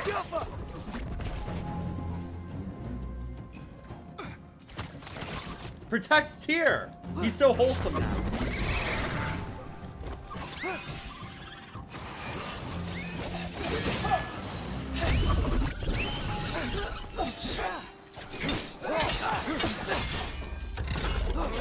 Right ball! Watch out! Whammy!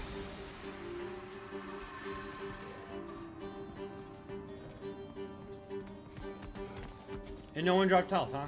Yeah? Don't look like it. Yo, what's over here? Another way down? Down to nothing. Alright, Tyr.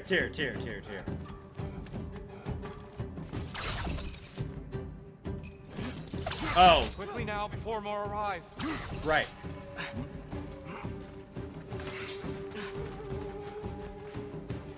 Hack silver 82, I'll take it.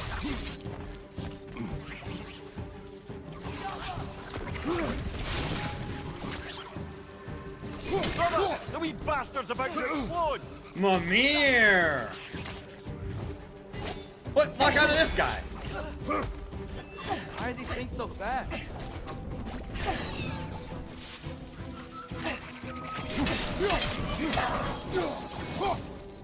Alright. We need to keep moving. Right? This really worked out. Think he's okay? Focus, Atreus. Heck yeah, Tyr's coming back! I think we're gonna see the God of War in him by the end of God of War. Oh shit!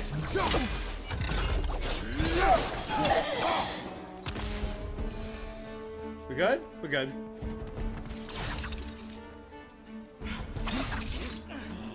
Health. I like it. It's juicy. Where? Tear? Tear?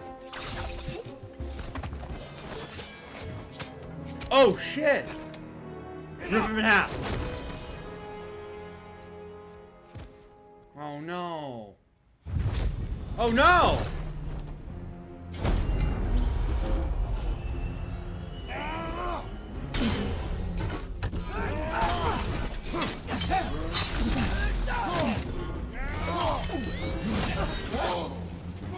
This is the time.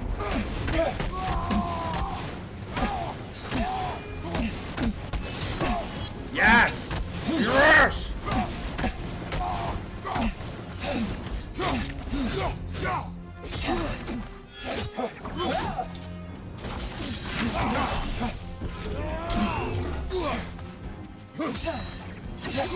What the fuck?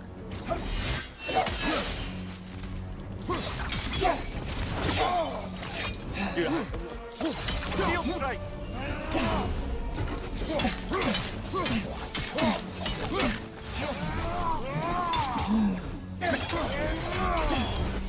okay, I think I bounced her back.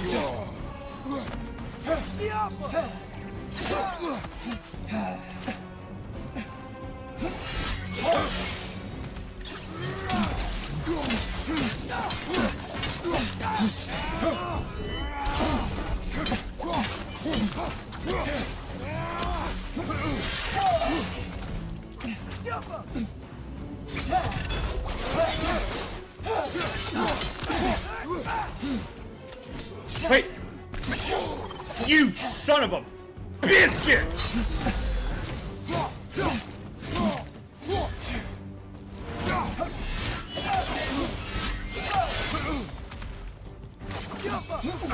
Ooh.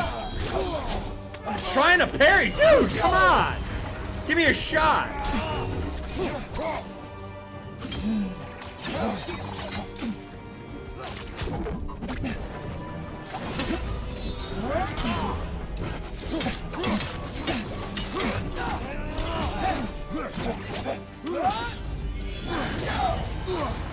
Help!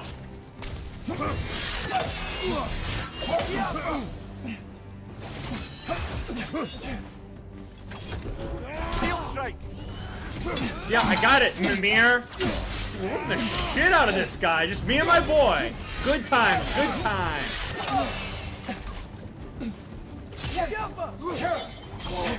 What? Oh, it got me on the rebound. Dude. No way do I just die like this. I didn't mean to do that. Ooh.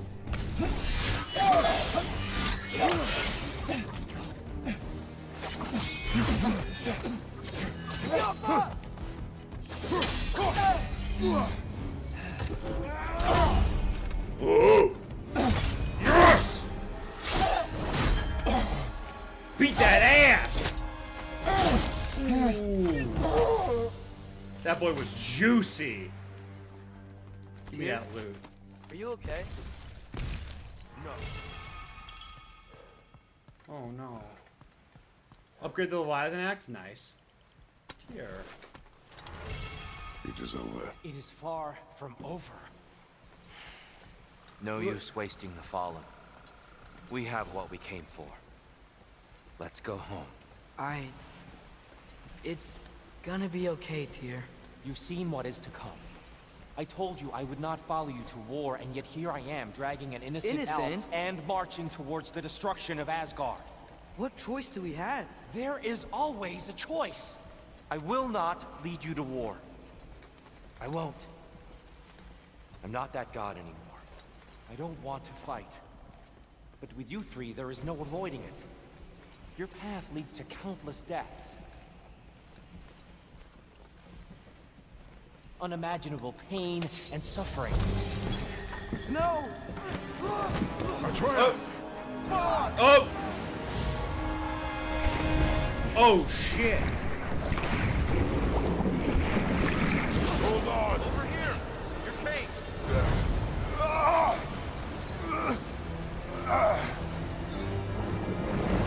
Yep. Yo, hold on tight.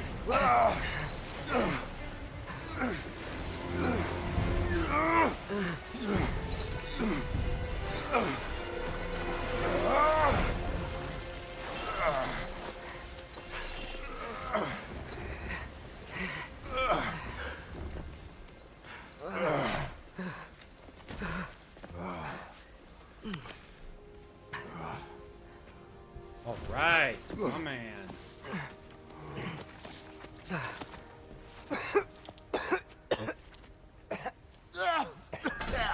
Agreed. Oh. Thanks. Much obliged. Are you injured? No, sir.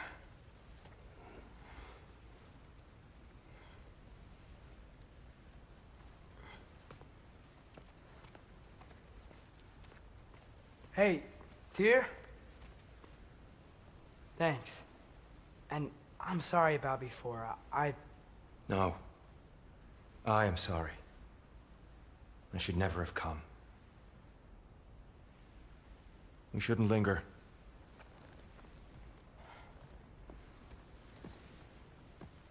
Do you have to let it linger?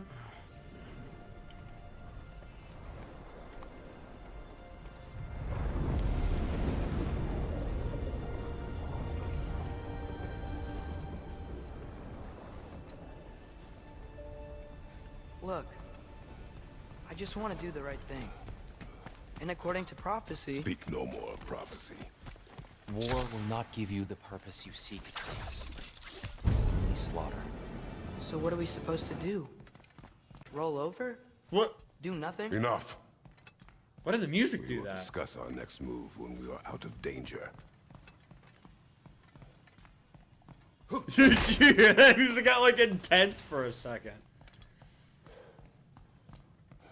Okay, I got like a Discord thing saying that they're like 6 minutes. At 12:57, Artemis 1 launch in 6 minutes on SLS. They don't have the timer up on their stream anymore.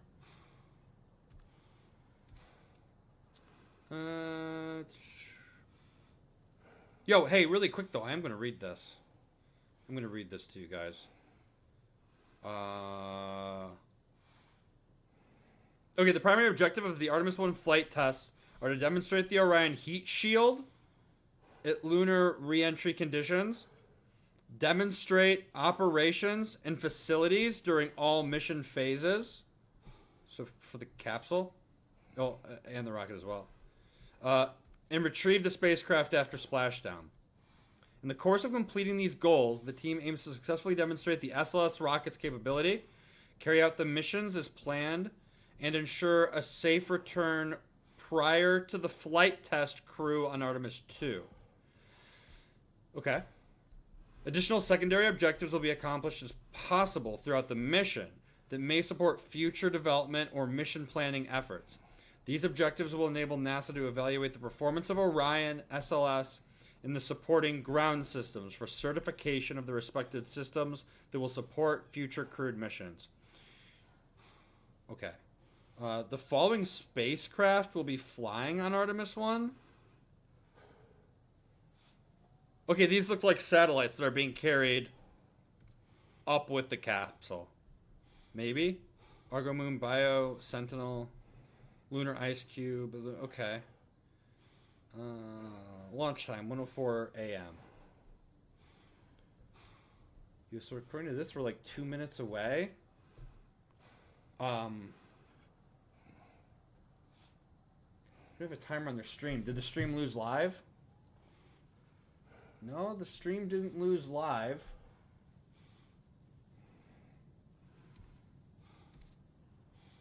So where are we at? It's human nature to explore, pushing our boundaries. Okay, what's beyond this door? And then we'll probably have to pause. Oh, perfect. We just completed the thing. The mission. Perfect, perfect. This is a good time to save. We're not going to quit, but we are going to save.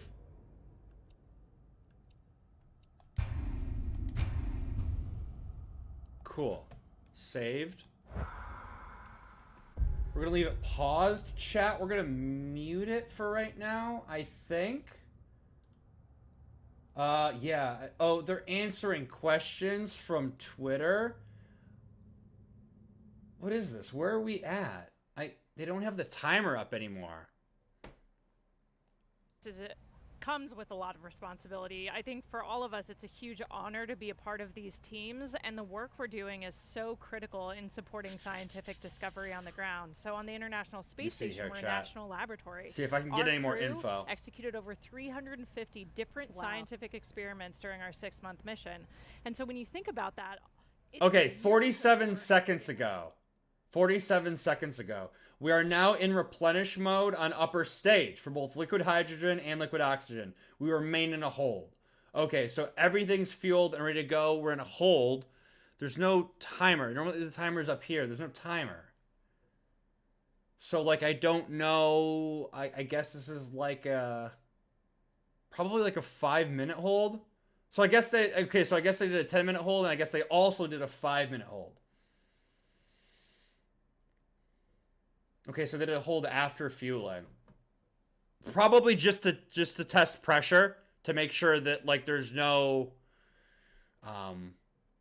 that the pressure is not, like, deviating or anything like that. Make sure that it's stable. That would make sense. Maybe they'll say. One from social media here. Astro Kayla, have you considered what you might say if you had the opportunity to be the first female to set foot? Well, she's not going to say it here. She's going to wait. No, I have not considered that. Launch window opens at 1:04. It's 1:05, so the window is open. I don't want to get into too much God of War right now, because we just finished our objective. We just left the area. We just had some sweet lore. We just got all that good juice. The timer in the back says 10 minutes. Something you're remembered for. Oh my gosh, I'd be so anxious delivering it even after I've thought of what I want to say. My Discord sources said 6 minutes. From the surface of the moon. Wow. Yeah. That we'll have to think about that one for sure. Okay, let's see another question here. Oh, why is the spacesuit? Sure. Why is spacesuit orange in color? Sure. It's a continuation of the same suit that we used during the shuttle era, and I was kind of hypothesizing that maybe it's to help forces if for some reason when we landed in the water we had to get out of the capsule for some reason, it would be easy to see us. Oh, sure. But that... I'm going to have to take a phone a friend on that one, I think, to know the real answer. I'm sure somebody will be commenting on social media right now with what the real history behind the orange suit is. I'm trying to think about it too. I'm thinking, does it have anything to do with SLS being orange because of the foam match your insulation? vehicle. Yeah, why not? Maybe it's that. I don't know. I don't know. We got stumped. That was our first one that we got stumped on. Do we have another question? All right. If you could name one of the moon's craters, what would you name it? Oh, man. What would you... Okay. Wait, who is it that they're interviewing right now? Does she have... Oh, Fow? Yeah, maybe. I don't know. That's a... Does she have to name these geological features, and a lot of the craters on the moon already have names, so I'm sure there's some that maybe they haven't named, they're too small, or we haven't explored them yet, but a lot of them already do have names. Like, we're going to be... Listen this up a little bit so you guys can hear while I'm looking at stuff. Crater as part of ARTEMIS mission, so a lot of them are already named and mapped. Yeah. Thanks for throwing it back on me. I was like, I don't know. Do you think, like, our parents or husband or fiance are now upset that we didn't say them? I don't know. I mean... I don't think so. I think they understand. All right. These are big decisions. This is. All right. Last question here for this segment. All right. Last one. What will Orion do when it gets to the moon? Good question. So for this mission, Artemis 1, it's actually going to orbit the moon and then go into a distant retrograde orbit. And so it'll get really close as 62 miles, and then go way past the moon.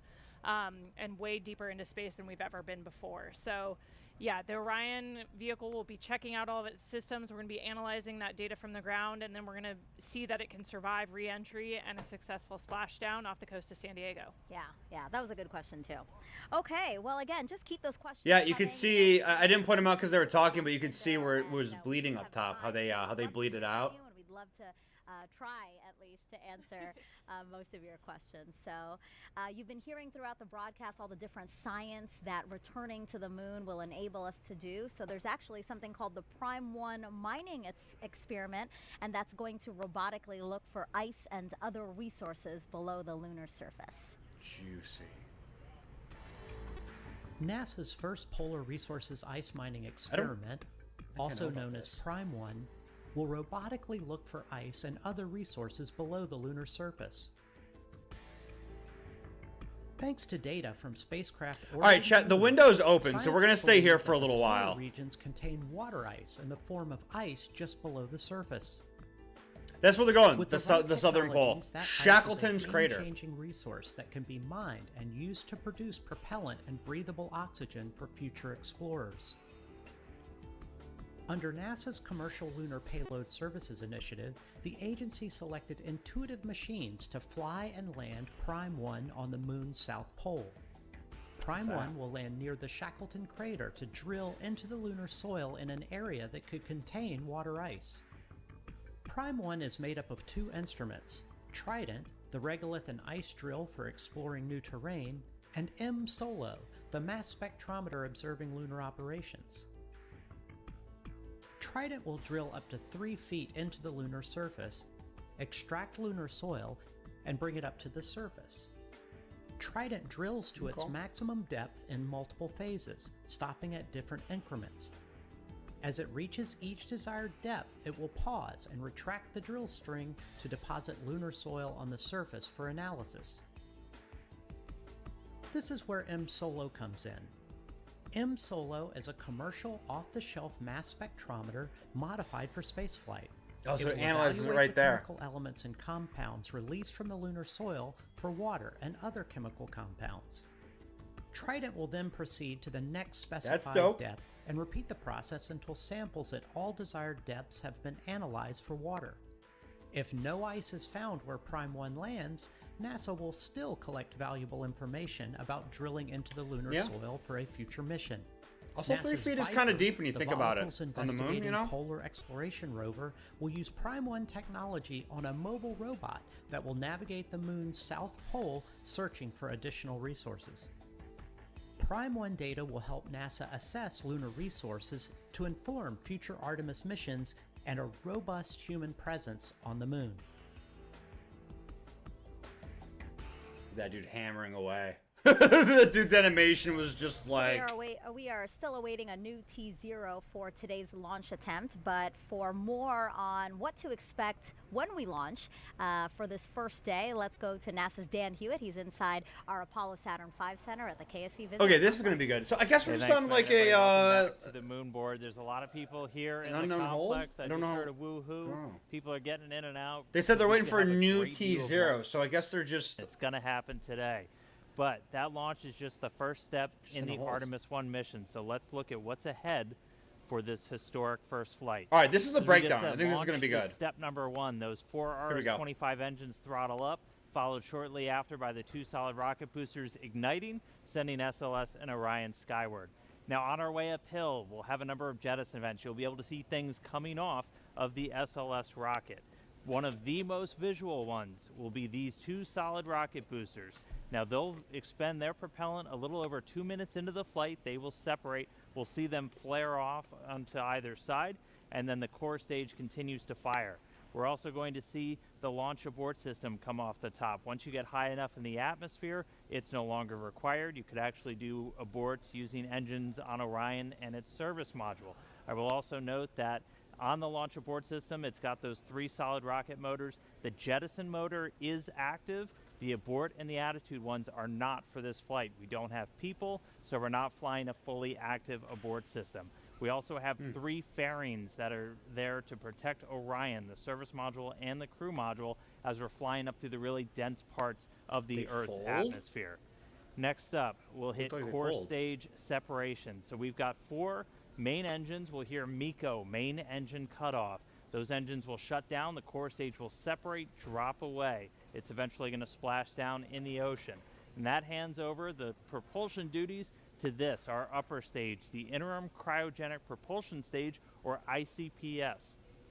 Its first job is to execute what's known as a perigee raise maneuver. So the That's liquid perigee hydrogen, liquid is the oxygen. lowest part of your orbit. You have a perigee, that's your low part, and an apogee, that's your highest point. We're going to raise up the perigee, and that's going to actually put us in a nice circular path around the planet. And while we're there, that gives us time to check out Orion. We're flying it in space for the second time, the first time in this fully integrated stack with SLS. We'll be able to look at all of Orion's systems, make sure those solar arrays are capturing the sun's energy and turning it into electrical power for Orion's systems, make sure the communications are working, all of our guidance, navigation, and control. That is your time to make sure you have a healthy spacecraft before you do something that is going to send it to the moon. And that's next up on our list. That's the trans-lunar injection.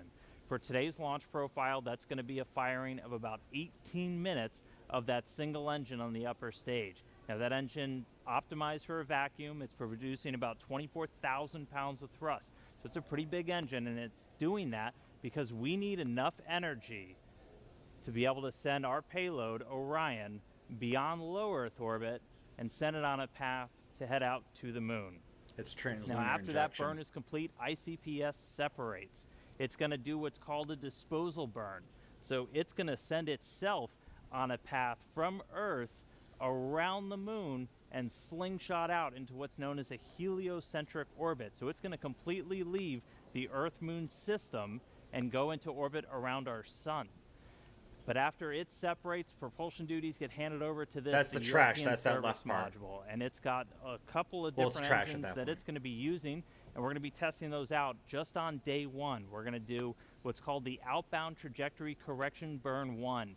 And we'll do a couple of these trajectory corrections as we're flying out to the moon, but that first one is that first critical test of this large engine, the orbital maneuvering system engine.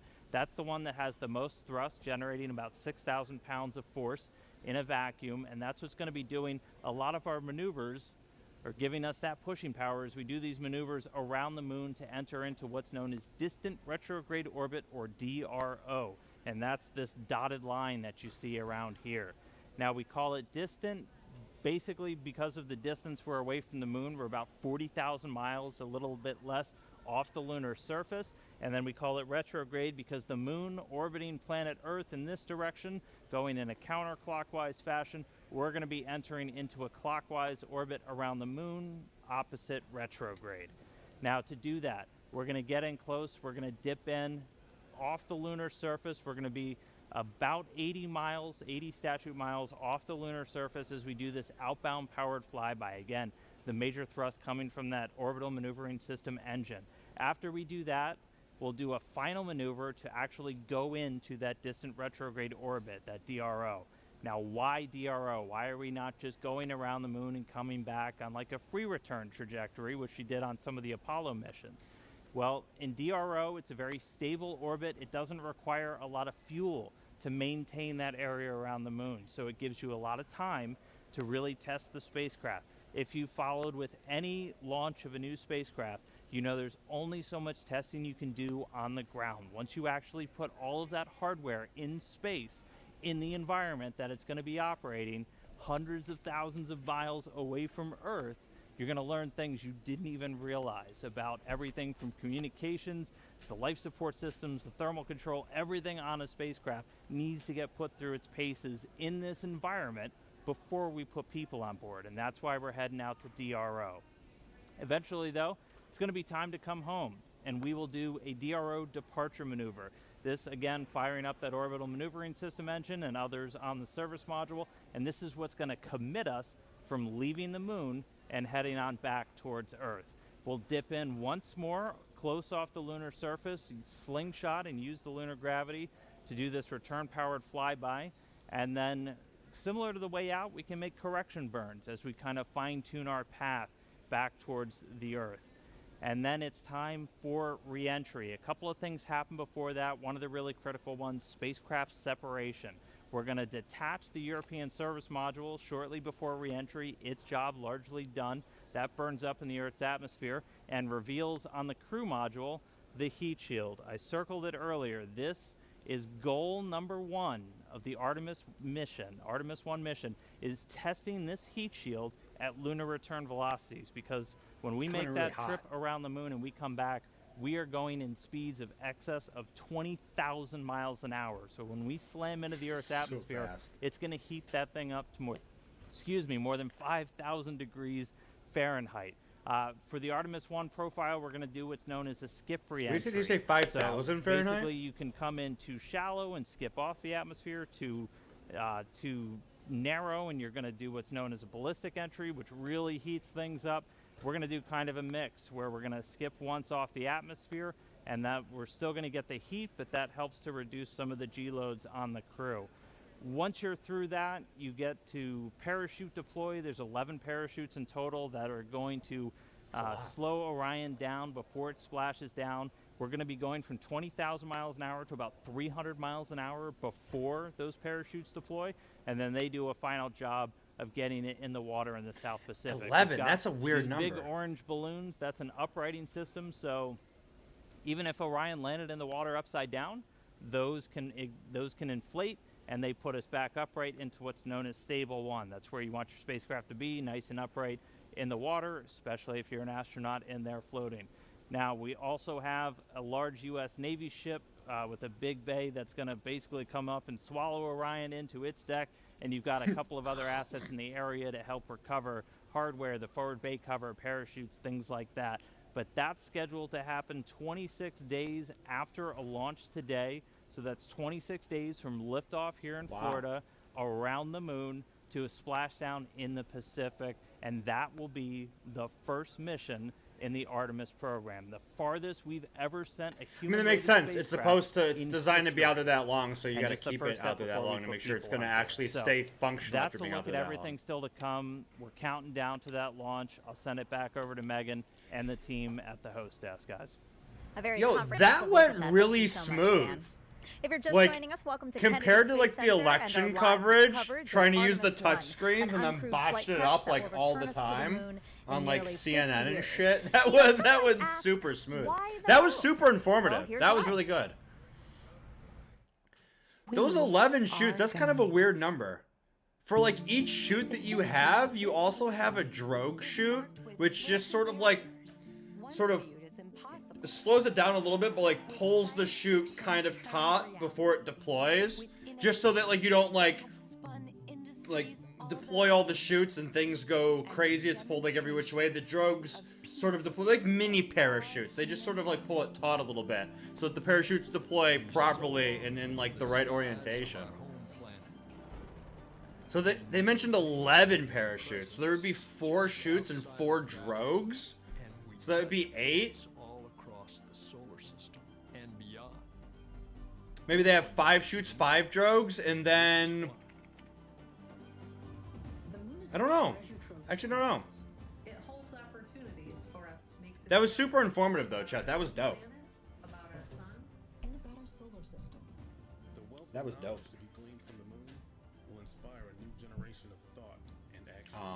Yeah, they put it in that retrograde orbit around the moon. How they mentioned how the moon goes one way around the Earth and the capsule sort of goes the other way.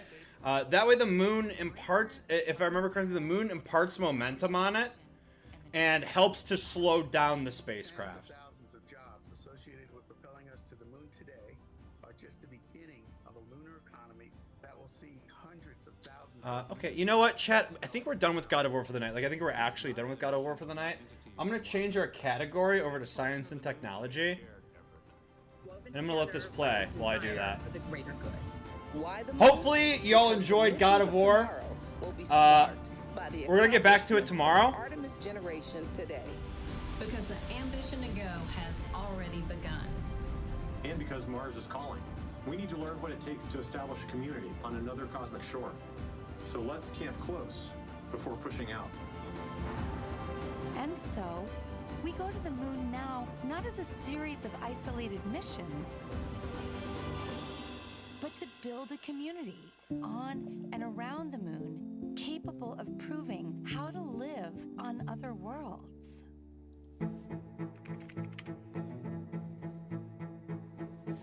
We'll use the lessons from more Chad, than who's 50 still with me years for this? I got kind of peaceful quiet in here. exploration to send a new generation to the lunar surface to stay. We will anchor our efforts on the lunar South Pole to establish the Artemis Base Camp, positioning us for long-term science and exploration of the lunar surface. We will prove what it takes to assemble a complex ship in deep space. We will perfect descending down to and returning from a distant surface. We will learn how humans can survive and thrive in a partial gravity environment. With improved spacesuit designs, mobile habitats, and with reconnaissance robots pre-positioning and relocating supplies.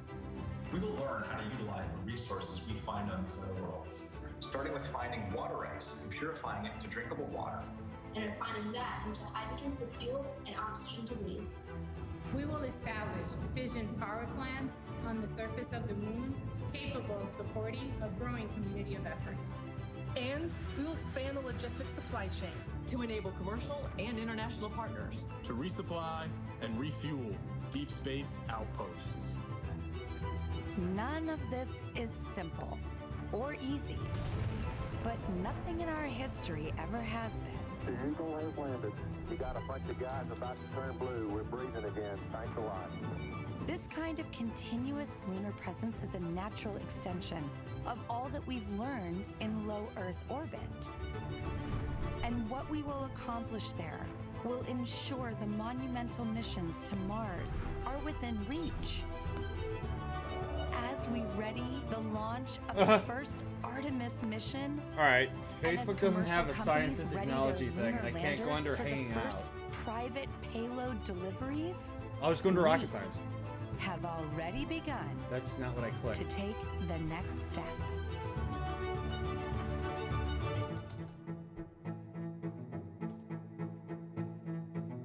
Rocket science. There we go. All Throughout right, where are this we at? launch broadcast, our NASA's Leah Martin has been introducing us to people over at the Kennedy Space Center Visitor Complex who have come out for hopefully the maiden voyage of Artemis 1. People from near and far, young and old, just really excited to hopefully see this historic flight. So now she's joined by somebody else who has a really interesting story. Leah, tell us about it. Megan, I think one of the most exciting things about being here tonight is being with people who are like-minded, who have such a strong tie to the history of our nation's space program and their love of spaceflight. And I actually struck up an amazing conversation with Scott here, and you were telling me about the special tie that you have to tonight's launch as well. Oh yeah, I literally grew up with NASA. My father went to work with the NACA before NASA. Went to work for Dr. von Braun, followed him over to Marshall Space Flight Center, and became, when it became NASA, he worked on the Jupiter C, Redstone, I can't help myself. Saturn 1, Saturn What 5. a story, Mark. And then I because can't help of myself. that, I he can't brought me help here myself. to see Apollo 11 launch. So that was my first launch. That's I was super 5 cool, years though. old. That's super cool. I loved it. Still remember the sound. That's about all. But and then let me see if I can years find later, through my flying career, I was able to bring my sons here. back with my friends that flew the shuttle, and they saw 5 launches and 4 landings.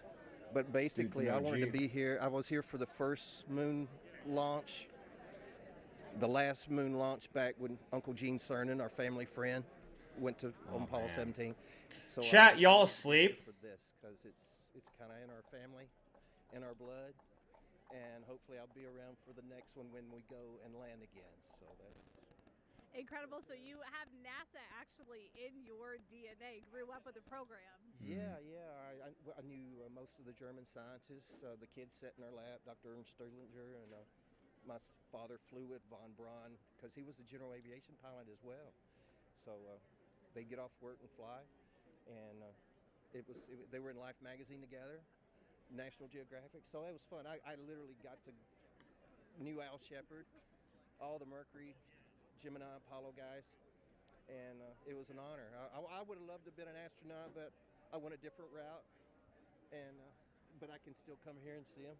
We can, and we're so So grateful, so thrilled to see you here tonight, and so excited that you will be able to actually compare the last launch and the sound of the last one with the one tonight. It's absolutely going to rock the sky. I want it to be even louder. I want to feel it. Yeah.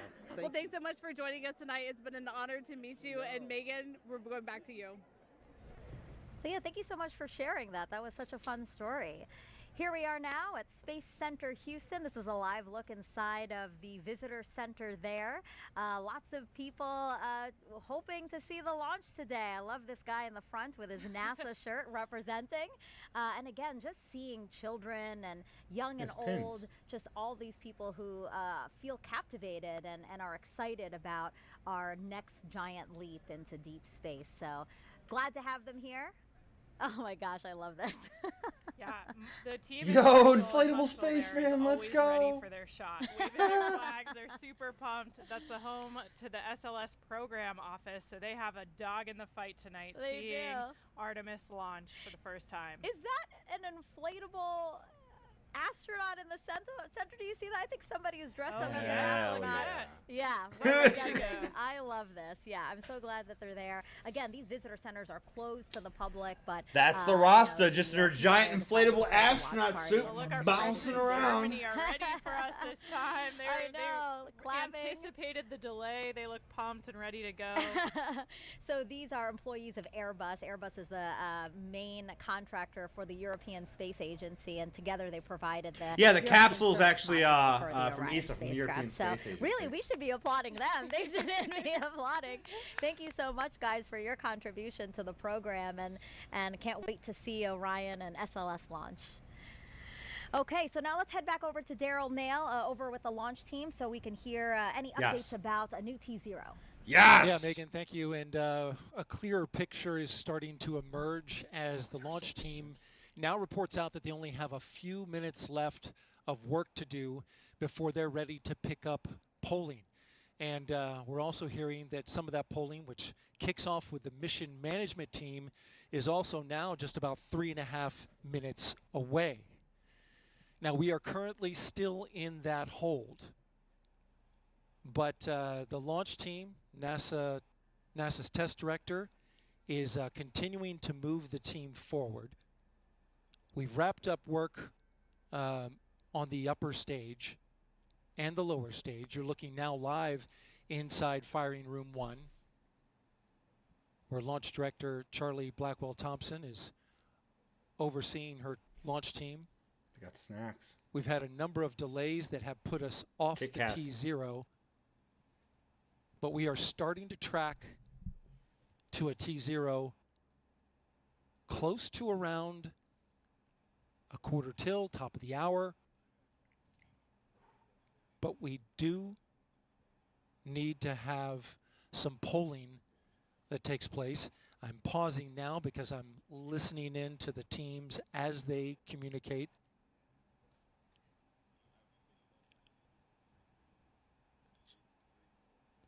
In this launch window, which we're currently 26 minutes into, and it's 2 hours long. It runs until 3:04 a.m. Eastern time. We have what's called 40 cutouts. And in those cutouts, they range from about a second to about a minute. These are times where they can't launch. These cutouts must be accounted for when determining a new T0.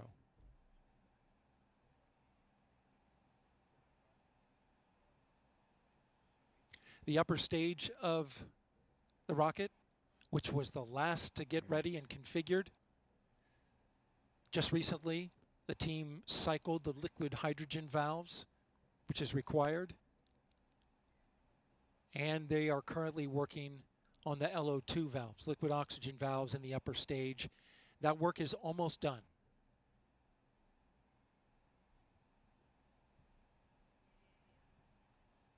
You can see it bleeding in the upper stage and in the lower stage.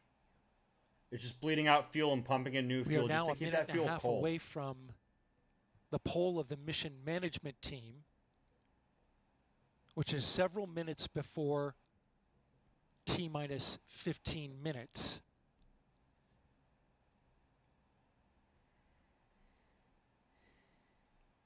When that poll starts, we'll get a clearer picture of our T0. That polling is just like a final check.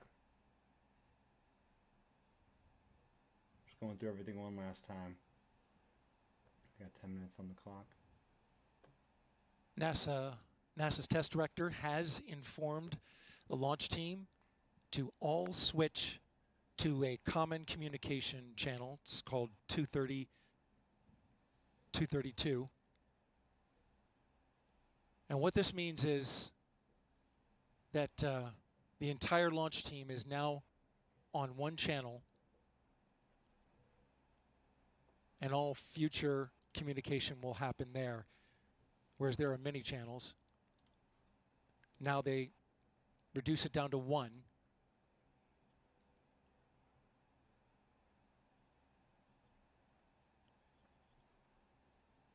Just heard from NASA test director Carlos Monge.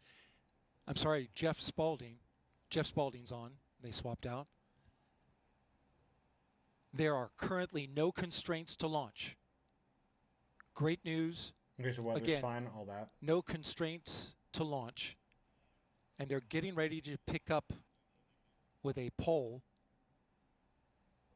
to determine readiness for launch. Yeah. So after they do the polling, we should get a new T0. I'm debating sharing this in the Discord and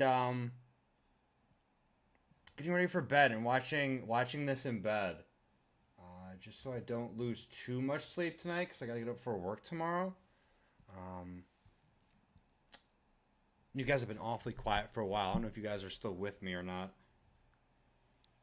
Oh, my phone's about to not be with me. I gotta plug this bad boy in. Chat, stand by.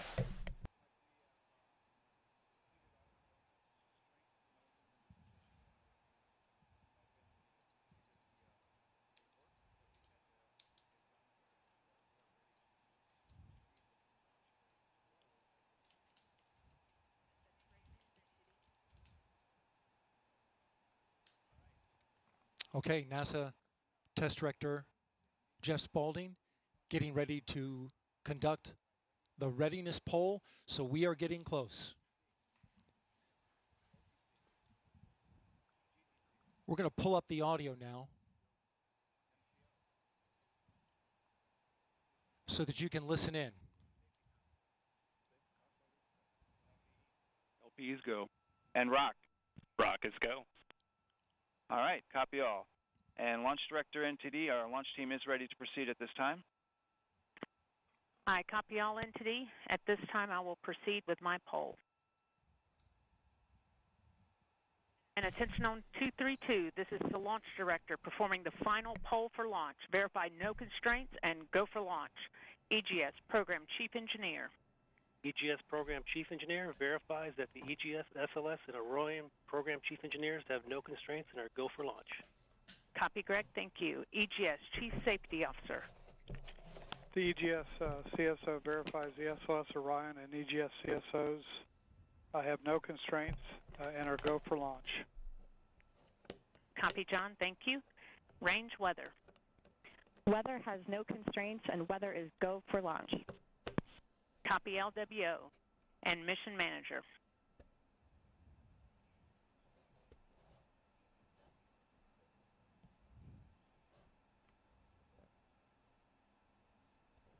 And Mission Manager, Launch Director. Launch Director, Mission Manager on 232. The mission management team has been polled. You have a go to proceed with terminal count and launch of Artemis 1. Nice. I copy all. Thank you. And NTD, Launch Director. Go ahead, Launch Director. Yes, sir. On behalf of all the men and women across our great nation who have worked to bring this hardware together to make this day possible, and for the Artemis generation, this is for you. At this time, I give you a go to resume count and launch Artemis 1. Nice, Copy, okay. Launch Director, and thank you. All right, we do have a couple of steps to configure, and then we will be ready to resume the clock. CVSE, NTD. CVSE here. Initiate recording of Orion cameras at this time. In work. NTD. RSR here. Perform the booster ignition SNA arm rotation enable. NDT, RSR, booster ignition, SNA, arm, and rotation enable is complete. And I copy. Thank you. Okay, so there you heard the poll from Launch Director Early.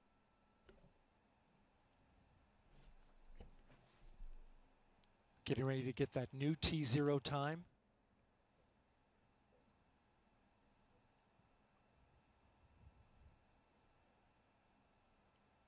The poll that you heard was the NASA Test Director's poll. And all right, and we have verified no cutouts at this time. And all personnel, we are going to resume the clock. GLS, you can resume the clock on your mark. GLS copies. Countdown clock will resume on my mark. 3, 2, 1, mark.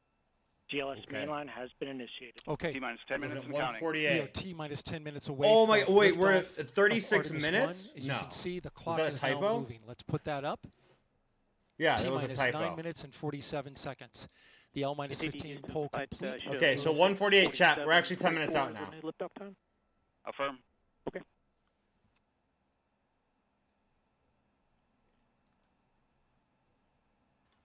Oh, 1:47:44. 1:47 a.m. Eastern Time and 44 seconds.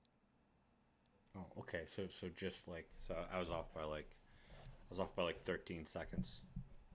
We went straight into terminal count.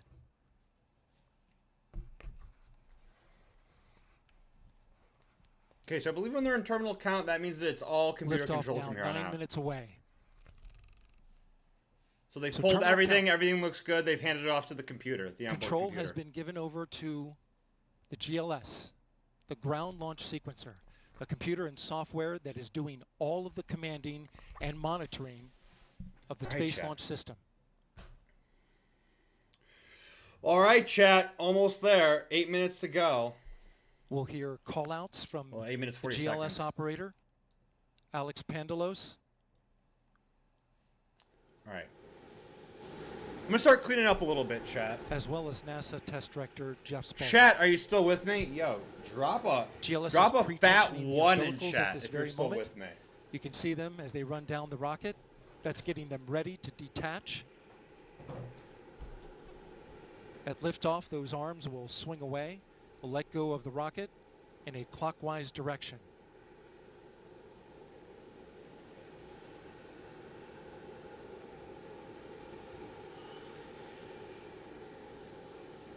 T-minus 8 minutes and counting. The GLS I forgot my sun kissed. Holy shit. performing up to 100 commands per second, including configuring ground systems for power transfer to the rocket. GLS is turning on cameras, recording video inside and outside the crew module to collect data for engineers. I'm going to share this out to the Discord. Purging the Asgard booster with high-flow nitrogen. Clear out any hydrogen gas that may be there.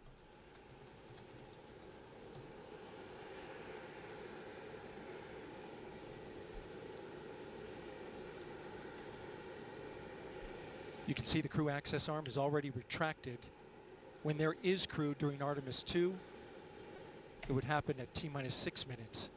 But out of abundance of caution, they went ahead and retracted the arm well ahead of liftoff.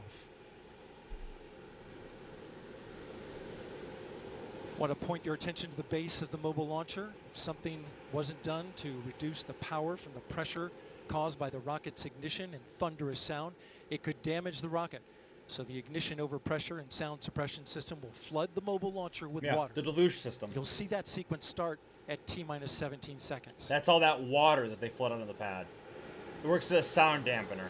Now coming up in less than 30 seconds, the ground launch sequencer will start bringing the high energy systems online, starting with core stage pressurization. Let's see, okay.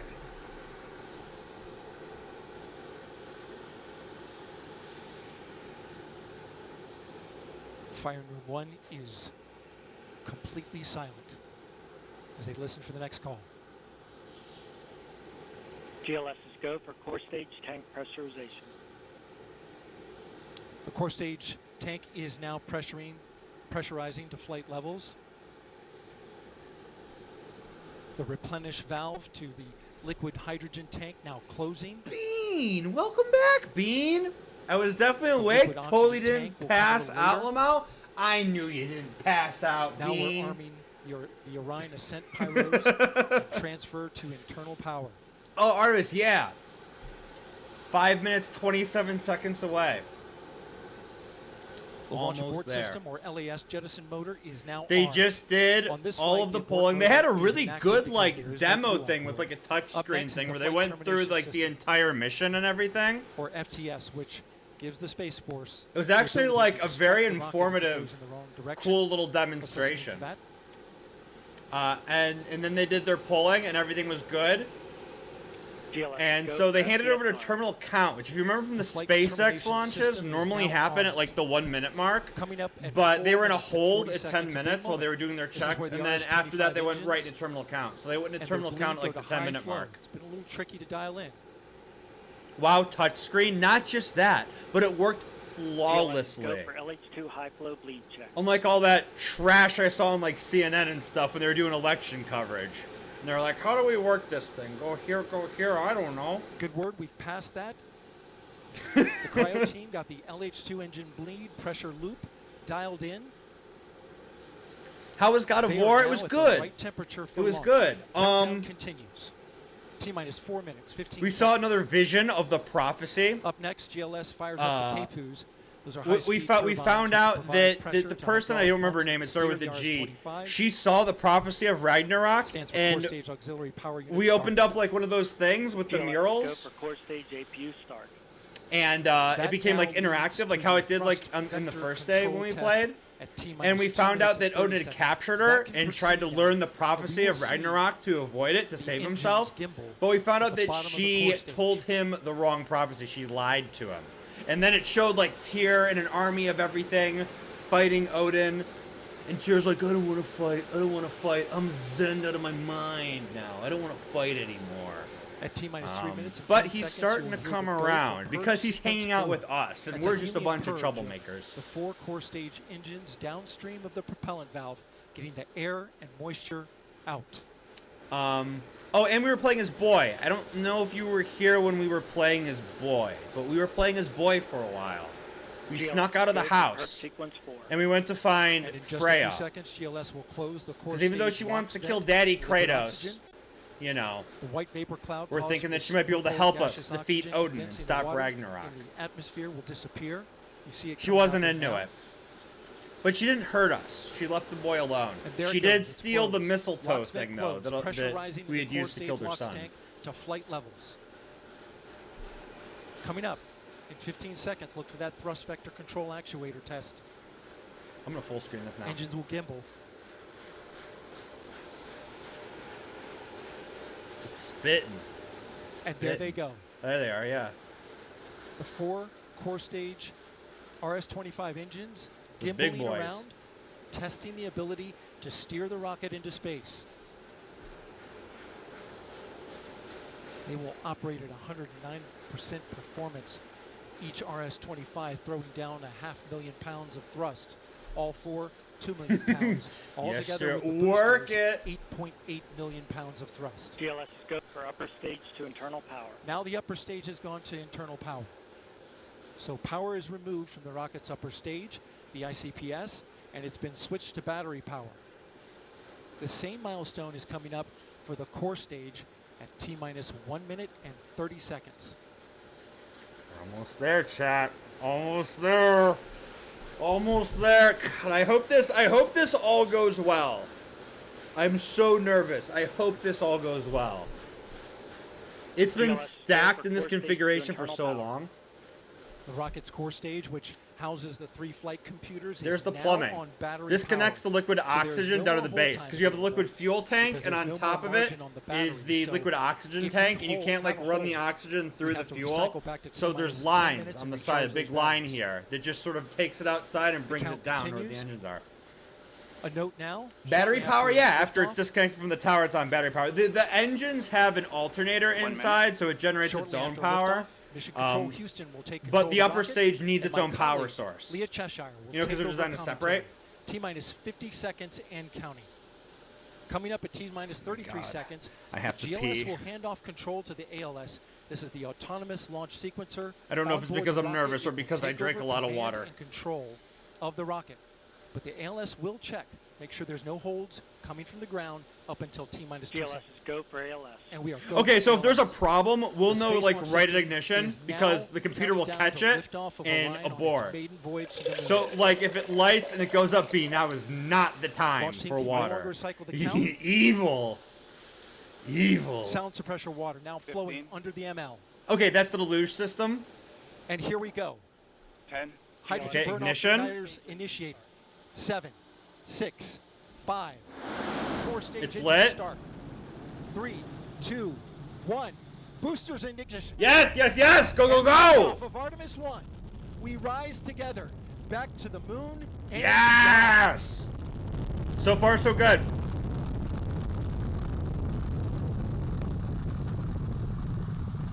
All 4 RS-25 engines on the core stage and 2 solid rocket Yes! following the vehicle at 128 miles per hour.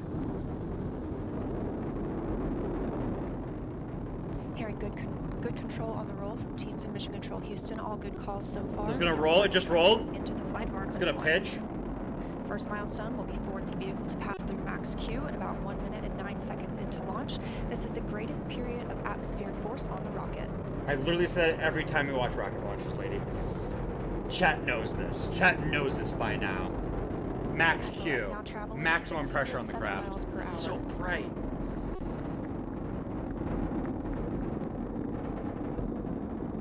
You're looking at 8.8 million pounds of maximum thrust. Quiet here in the loops in Mission Control. The 4 core stage engines are throttling down ahead of passing through max Q. Alright, alright. When you wish upon a star. I wish this all goes smoothly. It's spending a month up in space. Now 1 minute, 21 seconds into the flight, traveling at 1,420 miles per hour. We've passed max Q, right? The 4 core stage engines are back at maximum thrust. Yeah. They throttle down as they go into max Q, The next as they major cross the sound milestone barrier. will be for the solid rocket boosters to cut off and jettison at about 2 minutes and 11 seconds into the flight, so about 30 seconds from now. Shit, yeah, Again, dude. quiet here in Mission Control Houston as teams continue monitoring the flight of Artemis 1. We're now 16 Well, I thought it was miles just looping downrange from the around. launch pad at Kennedy Space Center, traveling over 2,800 miles per hour. Well, it's just kind of like hanging out up there. It's doing some stuff, but it's got the capsule's designed to stay up there for a month, so they got to keep it up there for a month. 28 days, I think, if I remember correctly.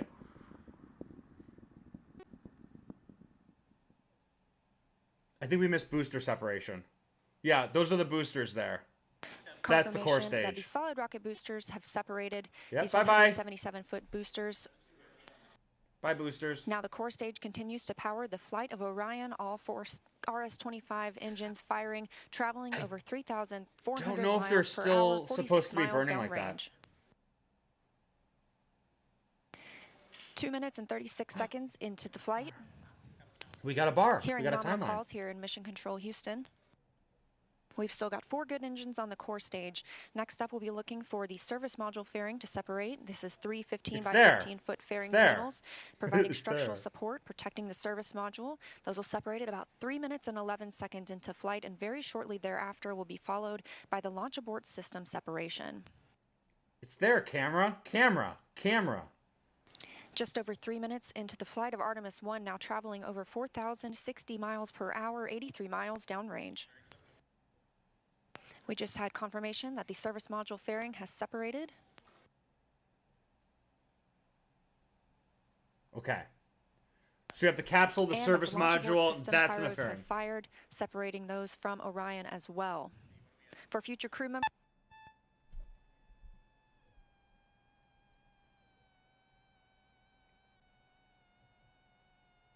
We just lost audio. We just heard the call for 3-engine press, meaning if SLS were to lose an engine at this point in the mission, we could still achieve a nominal mission. We would just have an extended main engine cutoff time. However, we still have 4 good engines, all at maximum thrust right now, powering the first flight of Artemis. So the fairing that they were just talking about, the fairing covers this, miles downrange. covers the top, and has a little rocket. So that if there's any problem with the little rocket pulls away the capsule with people, there's no people on this one. This is just like a test. But if it had to abort, that's what it would do, is it would separate the capsule and the little rocket up top. But they separated the fairing, all this stuff in here. This is the capsule. This is the service module.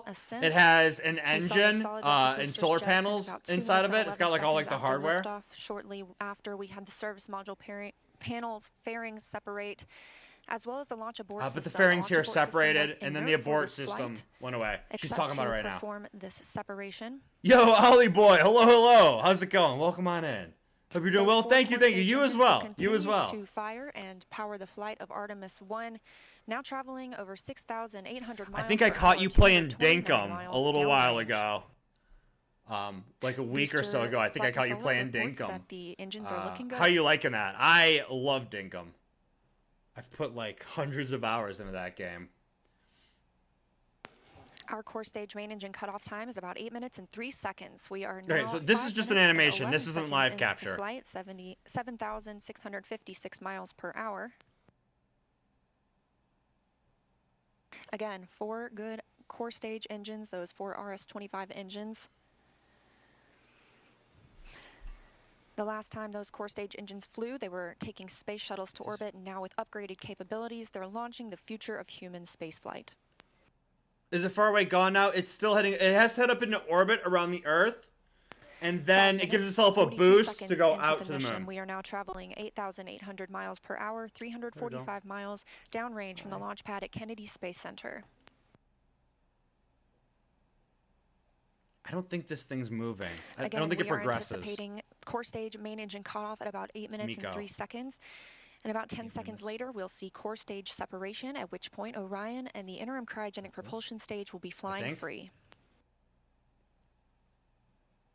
So all now this... traveling over 10,000 miles per hour, 6 minutes and 15 seconds into the flight of Artemis 1, 427 miles downrange. Quiet here on the loops in Mission Control Houston. Teams continue to monitor this first flight. So all of this sort of goes away. Tucked inside this little cone is the engine. There's the capsule, and then the service module, and the service module has an engine attached About here. a minute and a half now until that core stage main engine cutoff time. Our 4 core stage engines continue to fire maximum thrust. It's actually, here, I'm going to turn this down. It actually kind of has like a third stage tucked in here. So you have the service module and an engine, and you have like another little module here that sort of like gets it to the moon. So that like upper stage, that uppermost stage gets it here. I gotta mute it. I can't hear her talk at the same time. That uppermost stage, that kind of like third stage, I guess, kind of like boosts it to the moon, and then it separates from the service module and the capsule, and then it does a burn of its own, and it sends itself just like out into the solar system. It doesn't have enough thrust to bring itself back down to Earth to burn up in the atmosphere like you would normally do. So it just sends itself out there and away, because space debris around like the Earth and the moon isn't good. And then, like I said, the service module has an engine attached to it. It'll use that to get its orbit around the moon, and also use it to get itself back to Earth. The tippy of it. So all this from the engines up to like here is this core stage that's getting it up into orbit. Tucked inside here is sort of like a third stage, like another stage that it'll use. I don't know if it uses it. Yeah, I think it does. It uses it to circularize, and then it also uses it for translunar injection to send. Oh, there we go. It just separated. Cut off. And we just heard the call for core stage separation. That means Orion and the interim cryogenic propulsion stage are now flying free from the core stage of the space launch. They called like an interim propulsion stage or something like that. I always heard it called the exploration upper stage. But same thing. Check back in with our friends at Kennedy Space Center and hear all about what it was like to hear the rocket roar off the launch pad. Don't get rid of this Megan picture. and I'm Kayla, using it. I've got to hear all about it. Well, if you're just joining us, welcome to NASA's Kennedy Space Center, where we Okay, just so watched damn it. Artemis 1 launch, our first step towards our next adventure into deep space. As Leah said, I'm NASA's Megan Cruz, and this is NASA astronaut Kayla Barron. So that engine that we just saw, that bit, it's going to raise perigee. So you have apogee, which is like the high point, and perigee, which is like the closest point to the Earth. They're like up towards apogee. They're going to burn that engine to like raise perigee, so it makes like a circular orbit. If it was a perfectly circular orbit, there would be no apogee and perigee. It would be the same distance from the Earth everywhere. And so that's kind of like what they're trying to do there. And then afterwards, that engine that we saw is going to give them this one here. It allows them to circularize, and then it's going to burn again to send the whole thing. Translunar injection is what it's called. It's where they just sort of like inject the spacecraft to the moon, I guess. It's going to send them from the Earth to the moon. And then this part here, I don't know how far up it goes, but this engine will break away and then do a burn to sort of send it off into the solar system, just to kind of get rid of the trash. And then there's another engine tucked in there. God, they keep cutting away. And then there's another engine in there that the capsule will use once it gets close enough to the moon. It'll use that engine to like slow itself down to put itself into a circular orbit. Or it's not really a circular orbit. It's kind of like an elliptical orbit, I think. But it'll put itself in orbit around the moon. In a little bit, we'll go back and I'll show you the thing that we watched, which like breaks all this down, because it breaks it down with pictures and stuff like that, and it probably makes a lot more sense when you have like the pictures and like the illustrations and everything like that. But since I've told you about it, it'll be easier to follow along when we do that. All right, what are they talking about? Observed this moment. They've been working so hard for this moment. When I heard that we got into terminal count, it was, I felt a sense of relief and excitement for them that I think everybody here did. Same. You know, we really wanted them to succeed. We really wanted to see the launch today. Yeah, this is NASA. This is NASA. Me neither. It was an incredible experience to be here and see that happen. Yeah. Was there anything the rocket is made by Boeing, I believe. You know, what were you expecting? You know, I think we also had a but they're contracted by NASA to do this. NASA doesn't actually like make stuff. I mean, they kind of do, I guess, sort of, but really they work on programs and they do research and they contract out the like building of everything to other people. They're basically like, hey, Boeing, we need a big old rocket to do this, and this. And here's a couple suitcases of money. Make it happen. You know what I mean? I was like, oh my God, that's so poetic. It's so beautiful. I'm so glad we launched today. Yeah. Wow. Congratulations to the team. It's incredible. We're going to head over to Daryl, who was at the launch team. Daryl, you got to count. Oh, I'm sorry. It's not Boeing. It's Aerojet Rocketdyne. I mean, how was that? In Northrop Grumman. Launch control center with them. Well, Megan, it was. Also, if they show it again, there's someone in the crowd there, like fans and stuff like that. You know, there's someone. They showed someone in the middle of the crowd with it wearing a giant inflatable spacesuit, just bouncing around, and I completely thought of Rachel. Com check. Speech. But you can't hear it in the room. She's the director. Can you guys hear me? No.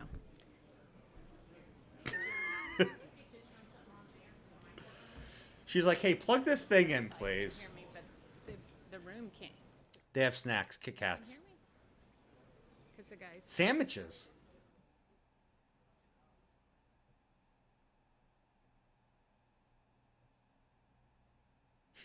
Yes, Mommy, we can. Mommy, launch director.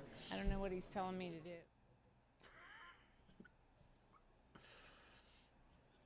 Hey, if these are the only technical difficulties we have tonight, it's a good night.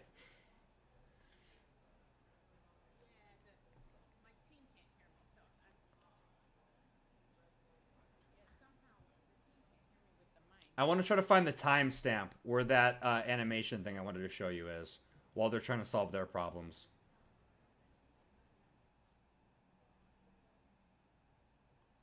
Maybe I can find the one with spacesuit person as well. Although that's going to be a much more tricky one to find, I think. Oh, no, it might not be. It was right before this. Right here. All right, $33.50 for spacesuit. Can you guys hear me? Oh, there we go. Is he ready for me?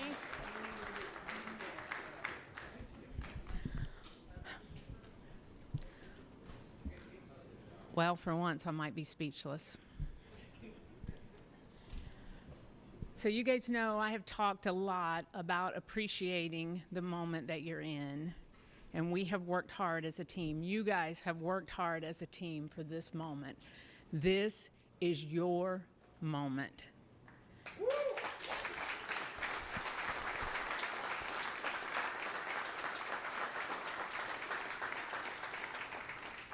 It is not by chance that you are here today.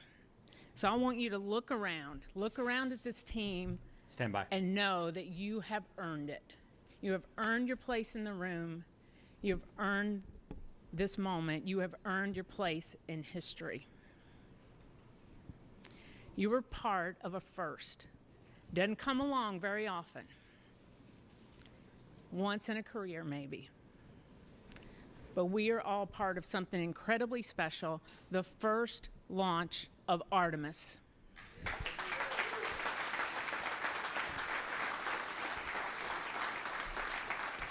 Very cool. The first step in returning our country to the moon and on to Mars.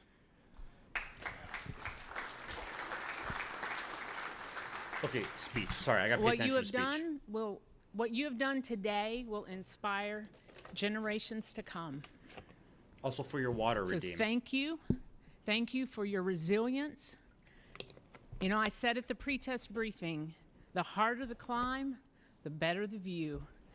We showed the Space Coast tonight. What a beautiful view it is. So congratulations.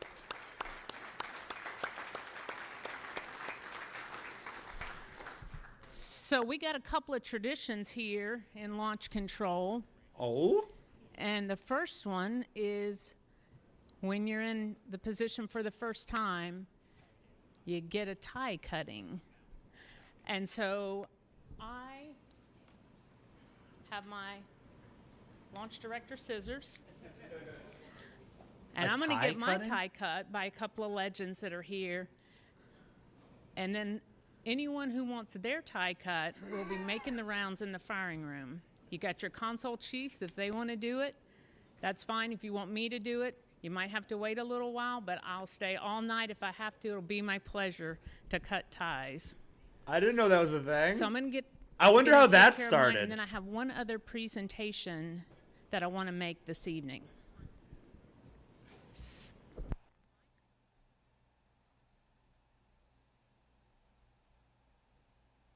I wonder how that started. Maybe someone like made a bet. And the result of the bet was they had to cut their tie. I'm going to Google it right now, chat. I'm going to Google it right now. I'm going to find out the tie cutting tradition. I never heard of that.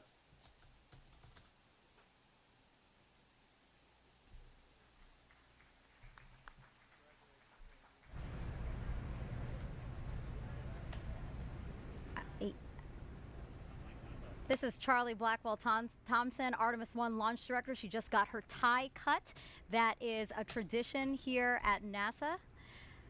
We just got to hear her talk to the team, and one thing that really stuck out to me that she said is that they've really earned their place in history. We're coming up on solar array deploy. Let's go on to Leah.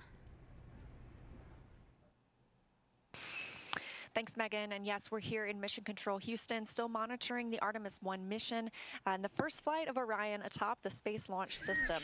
So far, we saw successful liftoff at 1:47 a.m. Eastern Time, all the way through separation from the core stage. We now have Orion. Oh my God, I searched it and this is what came up. Stage flying free. Beans are go. Initiated solar array deploy. So we are turning our focus to that. The spacecraft was running on battery power, but stretching these wings will allow it to stop relying on those batteries and significantly extend the time it can stay in space. So solar array deploy takes about 12 minutes. We have 4 solar arrays that we need to deploy and latch. These will provide power to the spacecraft on its journey to distant retrograde orbit and all the way back to Earth. Once these are properly configured, again, Orion will no longer need to rely solely on battery power. And we expect this to be done about 30 minutes after liftoff. Right now, we're 19 minutes since liftoff today. Orion is now traveling 17,175 miles per hour. That's fast. We're continuing to hear good calls here in Mission Control Houston from the flight controllers monitoring the mission. A little bit about these solar arrays as we wait. Again, we heard the call that the deploy has been initiated. We'll hear a little bit more about that once they start to unfold. These 4 solar arrays generate 11 kilowatts of power, which is enough electricity to power 2 3-bedroom houses, and they have a wingspan of 63 feet. Just one of these 6.5 by 6.5 foot panels has 1,250 solar cells. So you're looking at a total of 15,000 solar cells. Now, we just heard the call fast, that all way 4 solar faster arrays than have that. been released. So we initially heard the initiation call. That command had been sent. Now those 4 solar arrays are released. Again, this is about a 12-minute process. Oh. The solar arrays will deploy straight, and you're getting a live view right now. This is really exciting. They'll eventually be switched back for the against 2 seconds we had it. prior to translunar injection burn to prevent any loads from breaking or damaging the arrays. And on the end of each solar array is a camera that will capture imagery for us throughout the mission, along with a few other cameras placed outside and inside the spacecraft to help us monitor and perform various other inspections. Dope. Of course, if you recall the Apollo capsule design, there were no solar arrays. We had fuel cells instead. So this design with arrays gives us the opportunity to stay in orbit longer. All right, chat, you guys want to hear about the tie tradition? No limit to the energy available for use from the sun. Here's what I found out with the tie tradition. Okay. There are a number of rites of passages that mark the graduation from newbie to professional. The tradition of cutting someone's tie or scarf is said to have originated when military pilots completed their first mission. On training flights, the instructor would sit behind the trainee and yank on their scarf as deemed necessary to get the trainee's attention or scold them for making a mistake. Ties, or scarves in this case, were typically cut after a pilot's first solo flight, signifying that the instructor no longer possessed power over the pilot. I think that's pretty cool. I don't know about that. That's pretty cool.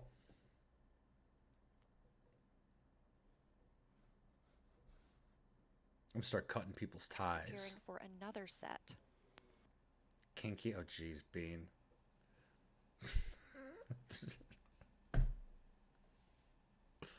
Coming up on 22 minutes since liftoff today, Orion in the interim cryogenic propulsion stage, traveling over 16,800 miles per hour.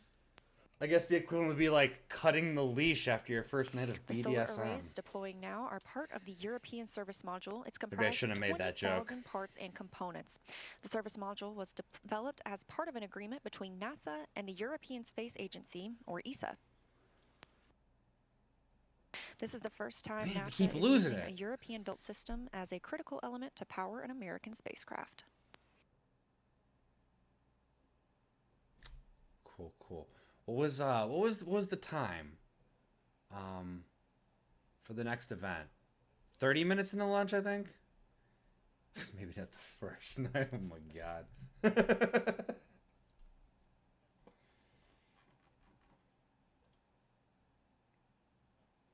All right, I'm gonna hop on Twitter.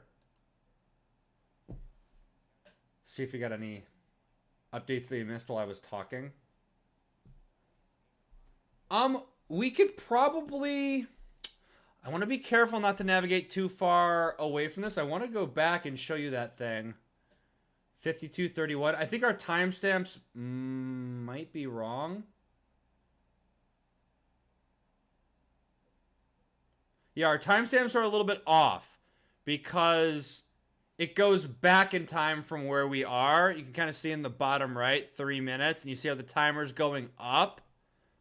So it's not taking the timer from the start of the stream. It's taking it from where we are now. So as the stream goes on, we're drifting farther and farther away from these times.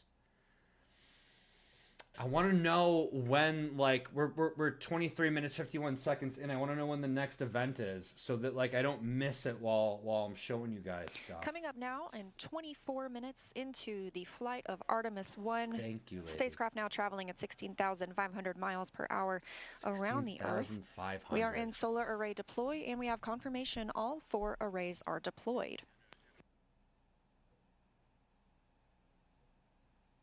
Okay, that's what it looks like with the arrays deployed. You can kind of see it. Okay, so arrays are up. When do we do? I think we have. So we're circularized. Coming up in a little less than 30 minutes is the perigee raise maneuver. Oh. Not yet. The perigee raise is what puts us in that circle around the Earth. So we have like 5 minutes. Why is I'm not clicked on this? What the hell? I'm not clicked on that. Okay, cool. Is 5 minutes enough time? What if...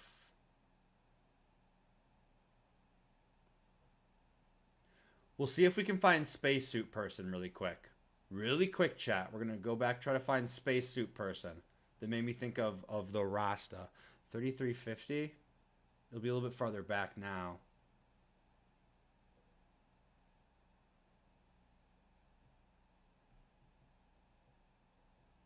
Astronaut in the center. There. Do you see that? I think somebody is dressed up as an Look astronaut. at that. Yeah, They're ready to representing. go. Center, do you see? Time. So they have a dog in the fight tonight. There Seeing you go. Artemis launch. It's first Rachel. time. Is that an inflatable astronaut in the center? Center, do you see that? I think somebody is dressed up as an astronaut. Look at that. Yeah, They're ready representing. to go. I love this. Yeah, I'm so glad that they're there. Again, the visitor centers are closed to the public, but you know, the people there decided to hold. I love it. Again, at about 53 minutes into the mission, so about 27 minutes from now. During the perigee raise maneuver, the interim cryogenic propulsion stage will use its... Yeah. Yeah, it's totally her. Hours ago, she told us she's going to bed. Lies. Lies. She had to get her inflatable spacesuit together and get there. She had to get there early. Systems and any adjustments to the solar arrays. It'll be a short burn, less than 30 seconds long, but critical to keep us on track. And it also prepares I'm gonna us clip for that the for her next later. engine burn to send Orion to the moon. That's the translunar injection burn. That'll come up a little later, which is a longer burn, another firing of the RL-10 engine on the interim cryogenic propulsion stage. That's the big one that she was just talking about. The translunar injection burn coming up in like 27-ish minutes. That's what's actually going to send it to the moon. I feel like I want to see the timeline. We caught again. a glimpse there of those solar arrays, and with all 4 solar arrays properly deployed, Orion's journey to the moon continues, and we've got more operational updates coming up shortly, but for now, I'm going to toss it back to Megan and Kayla at Kennedy. Okay, Leah, thank you so much. Our return to the moon She will has be such different white than the teeth. last time. We plan to explore more of the lunar surface and learn how to live and work there. With more on our destination, let's bring back NASA's Dan Hewitt with our new moon board. Hey, thanks, Megan. I gotta be honest, we ran outside to catch it. I'm still shaking a little bit. That never gets old. That is always one of the coolest things you'll ever see in your entire I'm waiting for life. someone to just walk out a hand to come from rocket off was screen and just cut his massive tie. and loud and just so cool. All right, the moon. The This is why circle, we call then it the they're moon gonna board, make but it. the moon. You know, since the Jump dawn to of moon time, circle? humans have looked Yeah, at they're the gonna sky they and circle the shouted to their Earth, neighbor, "I'm and gonna then they walk sort in of your like do a face." burn to slingshot themselves In out the to the 60s, moon, we and then if actually you did like it. Starting with like a Neil burn to put them in Armstrong, orbit Buzz around the Aldrin, moon to slow Apollo themselves 11, down so they don't overshoot it. 1969, followed by 5 more successive landings. All right, each all right. time I'll tell you what. delivering I'll tell you what. two I'm gonna show.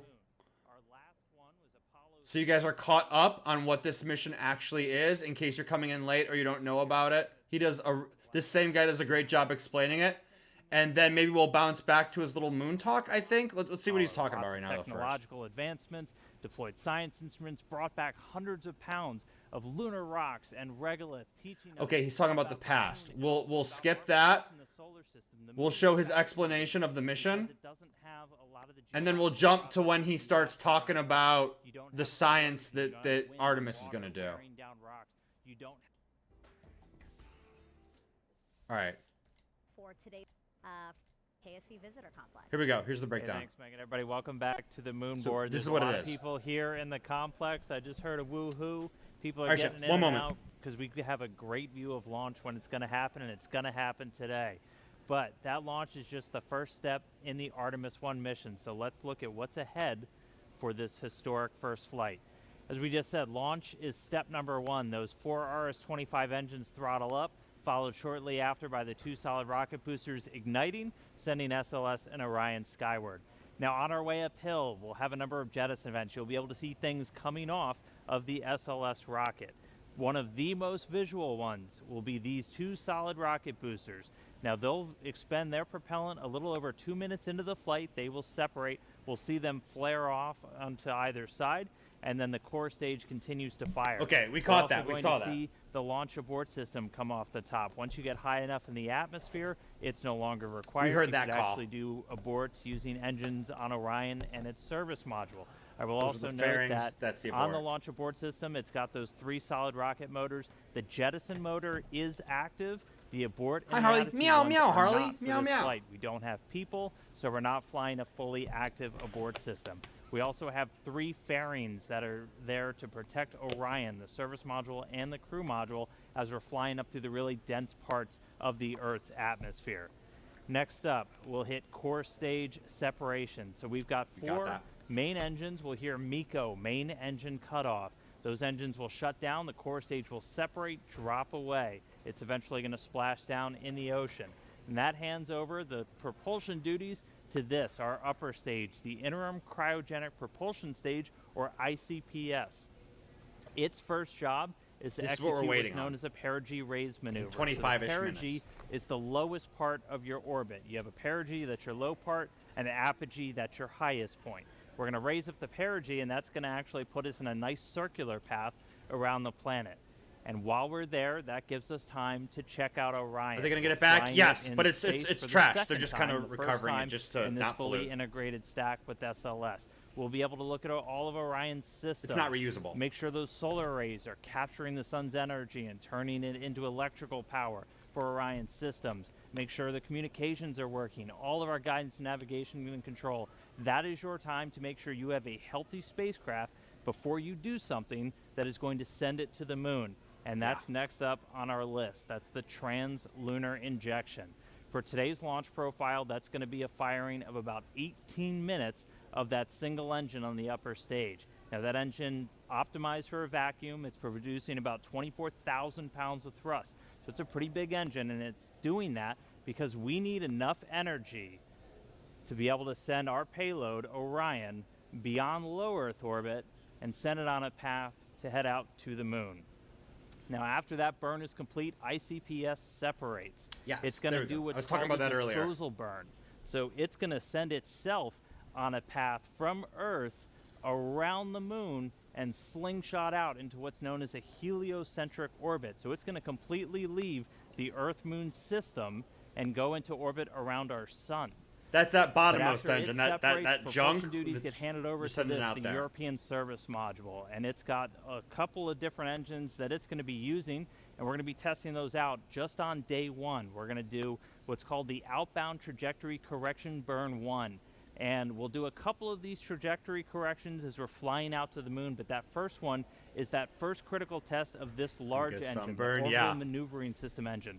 That's the one that has the most thrust, generating about 6,000 pounds of force in a vacuum, and that's what's going to be doing a lot of our maneuvers, or giving us that pushing power as we do these maneuvers around the moon to enter into what's known as distant retrograde orbit, or DRO, and that's this dotted line that you see around here. Now, we call it distant basically because of the distance we're away from the moon. We're about 40,000 miles, a little bit less, off the lunar surface, and then we call it retrograde because the moon orbiting planet Earth in this direction, going in a counterclockwise fashion, we're going to be entering into a clockwise orbit around the moon, opposite retrograde. Now to do that, we're going to get in close. We're going to dip in off the lunar surface. We're going to be about 80 statute miles off the lunar surface as we do this outbound powered flyby. Again, the major thrust coming from that orbital maneuvering system engine. After we do that, we'll do a final maneuver to actually go into that distant retrograde orbit, that DRO. Now, why DRO? Why are we not just going around the moon and coming back on like a free return trajectory, which we did on some of the Apollo missions?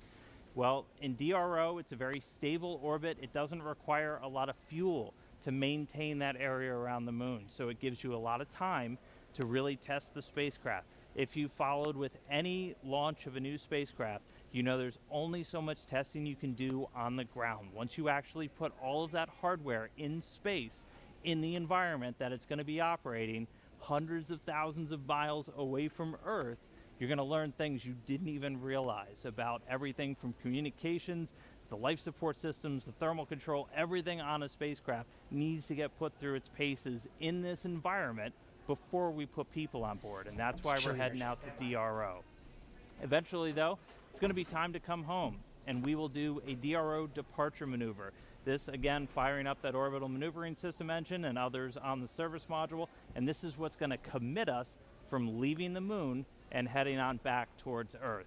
We'll dip in once more, close off the lunar surface, slingshot and use the lunar gravity to do this return-powered flyby, and then, similar to the way out, we can make correction burns as we kind of fine-tune our path back towards the Earth.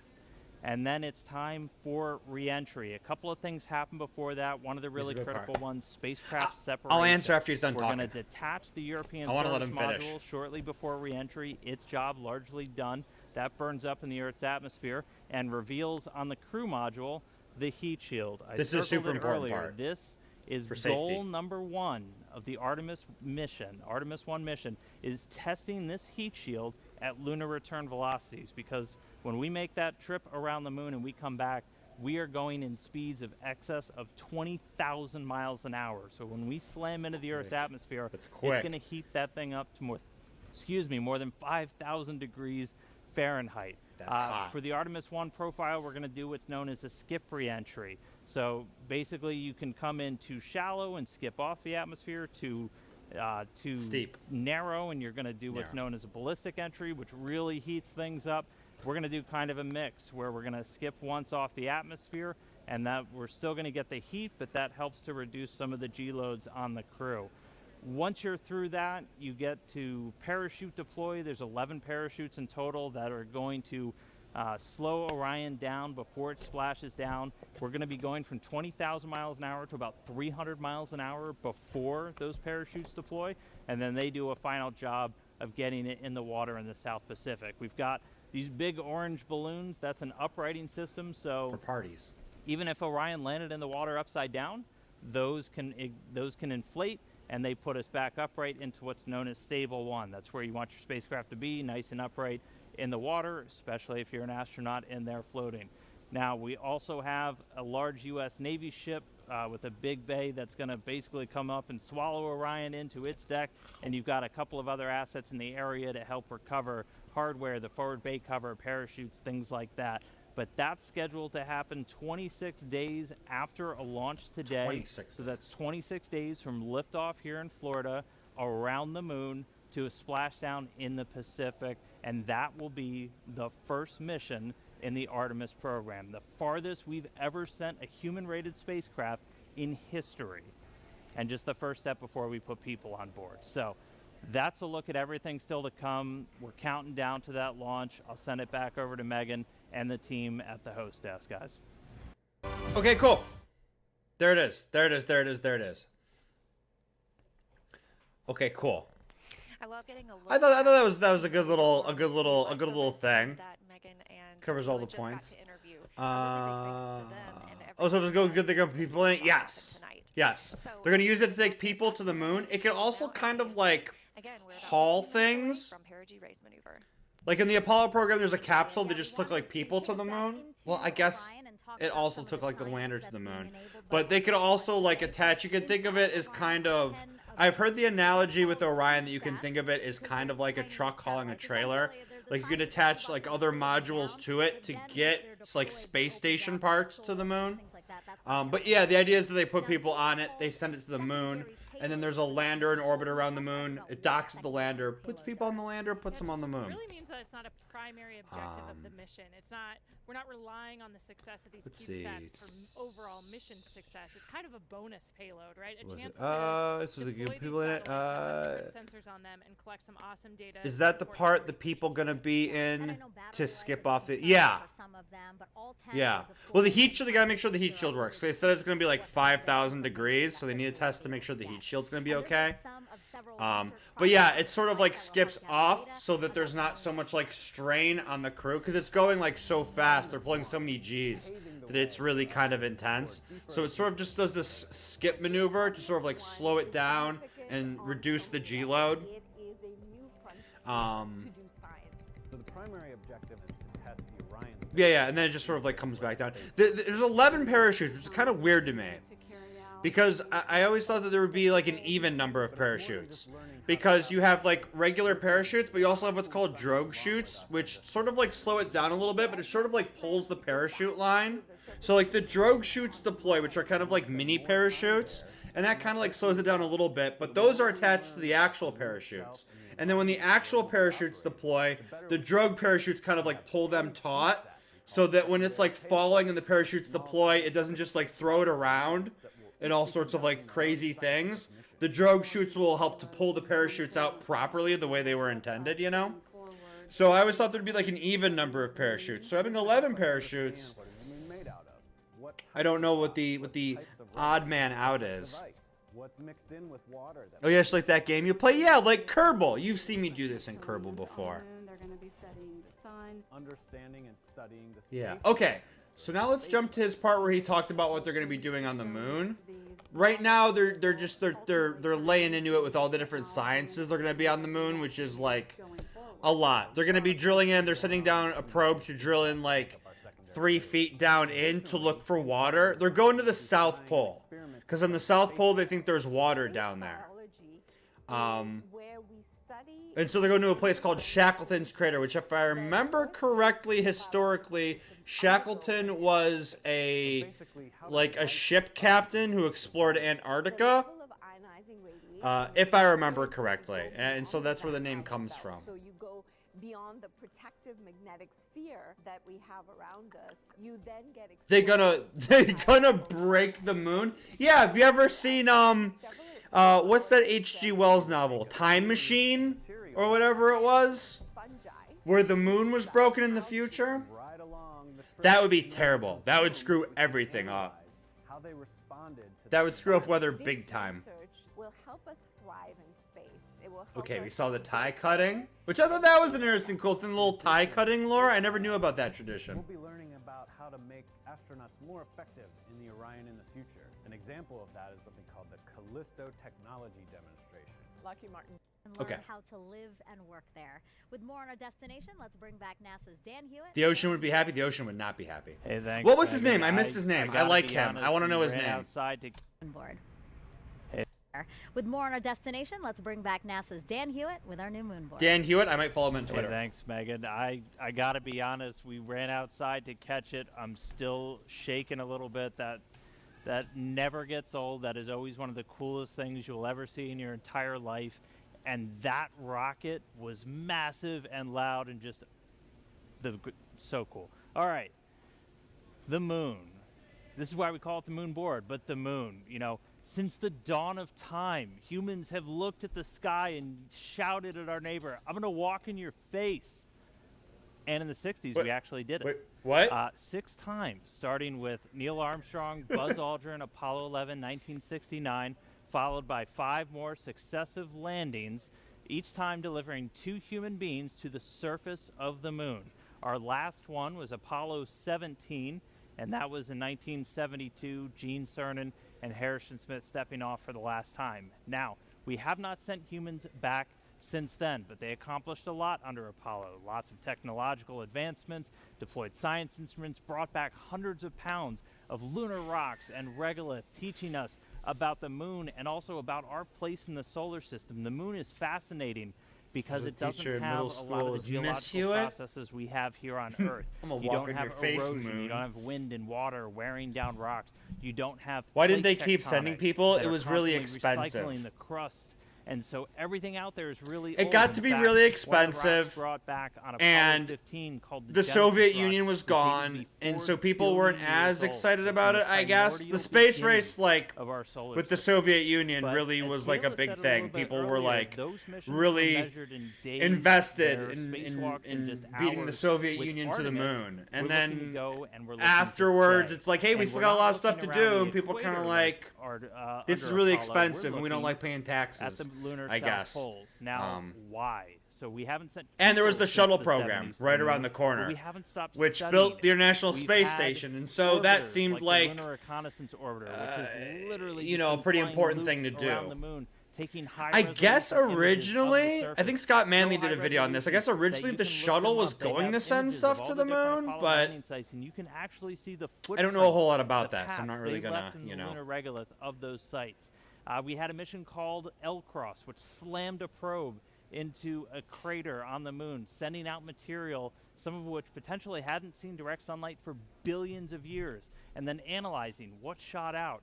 And through missions like that and others, we've been able to find that there is water ice trapped in those permanently shadowed areas on the moon. A lot of them center around that South Pole. We have already identified 13 potential landing sites for the Artemis 3 mission. Dude, I think and I these found are this where guy. we're going to send I our think he works at astronauts around the lunar SpaceX. South Pole to access that water ice. Now, why water? Why are we caring about water? Well, it serves a lot of purposes. Obviously, for humans, you need that to breathe. You can split water apart, get Wasn't your oxygen birthday? for breathing gas, for Bean, an happy atmosphere. If you have birthday. a lunar base, you can split it into oxygen and hydrogen. That's rocket fuel. We just launched the most powerful rocket in history using those constituent parts. Maybe not. And so you can start. I'll to keep live off the researching while we land. we can listen. use Sorry, that, I'll stop talking something and let him called talk. in situ resource utilization. And really, the whole point of that is to use the moon as this proving ground. We're trying to get to Mars. We're trying to learn to live on other planets where there is gravity, where we're going to have to use resources there on the ground because we won't be able to bring everything with us. And by going to the lunar South Pole, by going to stay under Artemis, we're going to be able to start practicing that. We're going to perfect those systems, perfect those techniques and operations we need to do that. so we can Sustainability is use important. The moon as that jumping off point to Mars and beyond. So that's why the moon. We're going to see Orion fly I spelled around it his for the name very wrong. first time in just a couple name of spelled days. weird. That launch was spectacular. I'm still way too excited, but can't wait to see some shots of the moon from up close from Orion. So I'll send it back over to you. There he Megan. is. Thanks so much, Dan. So right now we're actually joined by members of the Red Crew. You'll remember His from last name is spelled watching the launch coverage that the H-U-O-T. Red Crew was sent out by the launch team when the launch team identified a small leak on a hydrogen valve inside of the mobile launcher. Well, now here Okay, they let's are. touch on where we're at because we might be close to something important. So for me as an engineer, that was really fun. That's We're a at photo of 46. me Okay, so I think doing we're the coming first up scanning on that electron microscope samples perigee on raising the burn. International Space Station. And it was cool for me because I worked with a scanning electron microscope in my graduate school research that took up it was as big as this desk. Oh. But seeing a miniaturized version of those that He we takes have good up there pictures. and imagining how we could use it in a lunar or Martian laboratory to better analyze samples and decide what to bring He home takes was good really pictures. exciting. Yeah, I'm following and him. you touched on this earlier before, but I do think it's just so important to note again that you're doing science for scientists who've been working on their studies for decades, some of them. So to fulfill that, how does that make you feel? It's incredible. We're almost like their laboratory technicians for that little moment in time, but they've Sorry, let me been pause it. working their entire life sometimes. Chat, hold on a minute. What am I? If one of y'all knew how to moonwalk, can you actually? I was just wondering if one of y'all knew how to moonwalk. Can you actually moonwalk while you up there? Oh! Yeah. Oh, I just got to witness the moonwalk on the moon. You know what I'm talking about? Michael Jackson couldn't even do that. I was just wondering if one of y'all knew how to moon.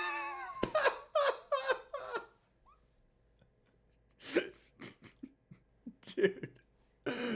love it, man. I love it. And in the moments just after launch, but this is really the culmination of a giant team effort. It takes every single member of our team to pull off a successful launch. It's incredibly complicated, incredibly challenging, and in some cases kind of dangerous for a red crew team. Okay, so it's on that PRM burn right now. So right now it's raising perigee to get a more circular orbit. To see the team succeed and feel that excitement was incredible. And then after PRM cutoff, it'll be in a circular orbit around the Earth. And then you have translunar injection burn, which will send it out towards the moon. 100%. And then this engine bit down here, you saw this bit down here, it separates, and that's the bit that then afterwards it fires and it like tosses itself out into the solar system. Because we can't leave space junk around here, it becomes a really big hazard. Okay, Jack's final question, I promise. Let's talk about Orion. How long will it take for Orion to fly around the moon and come home? And what's that re-entry gonna be like? Is that Jack Black? Sounds like it might be a little hot. Coming in hot. That is Jack Black. You're exactly right, Jack. It is a 26-day mission that we have planned for Artemis, where it will go to the moon, go into a distant retrograde orbit, so we'll get a few close flybys. When did Jack Black get here? Past the moon. And then, yeah, that re-entry is going to be something else. It's going to be 5,000 degrees Fahrenheit, super hot. And so we'll be looking at how the heat shield performs just to ensure that it'll be able to protect the crew for that speed and temperature. That's half as hot as the sun. Yes. I'm sorry, can we get this whole interview with Jack Black? So we rely on that. Three, you know, do you incredible to be a part of of me doing the, and it was quick. It was as big as imagining. Oh, did he just have the one question? Working their entire life sometimes environment. The micro is an opportunity. All right, so let's take He was some doing more Ray Ray's social outfit? Was media he really? questions. Social media is buzzing right now since we launched about 48 minutes ago. So why don't we take the first question, I think again from actor, oh no, let's see, Kayla. How She do you almost feel spoiled after it. launch? She almost spoiled it. Super inspired. I mean, but single member area succeed. Charlie Blackwell Thompson's words ringing in my head. The fact that she said the harder the climb, the Dude, better what if the he view. was the dude in Ray Ray's 100% outfit? correct. Oh my In god. a movie called and is Better the View. Absolutely. 100% correct. I want to hear the whole question. All right, next question is from actor Jack Black. He starred in a movie called Apollo 10.5. He has a question for Kayla. Okay, Jack's final question, I promise. Let's talk about Orion. Show him. How long will it take for Orion to fly around the moon and come home? And what's that re-entry gonna be like? Sounds like it might be a little hot. Coming in hot. You're exactly right, Jack. It is a 26-day mission that we have planned for Artemis, where it will go to the moon, go into a distant retrograde orbit, so we'll get a few close flybys, and then some we just time saw in that. deep space We just past the we just moon. talked about that. And then, yeah, that re-entry is going to be something else. It's going to be 5,000 degrees Fahrenheit, super hot. And so we'll be looking at how the heat shield performs just to ensure that it'll be able to protect the crew for that speed and temperature. That's so like half as unfathomably as hot. The sun. Yes, it's incredibly hot. So we rely on that heat shield to keep our systems and our crew safe, but we expect that it'll perform well, but we're excited to see how it does in about 26 days. Okay. One last question from social media.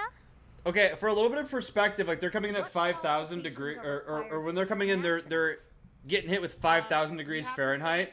Aluminum will melt at 1,200 degrees Fahrenheit. Besides that, we're looking for people who are awesome team So players. that's more than 4 times the temperature that aluminum We melts seem to be at. getting a lot of questions about how people themselves can become astronauts. I think that's really cool that we might be and inspire. Steel melts between 2,200 and 2,500 degrees well, Fahrenheit. Kayla, and thank you So that's for more than those twice the answers and temperature that questions. steel melts We are at. about 50 minutes after the launch of Artemis 1, and we are approaching. I think the heat shield on this is like a fancy sort of like polymer ceramic thing or something like that.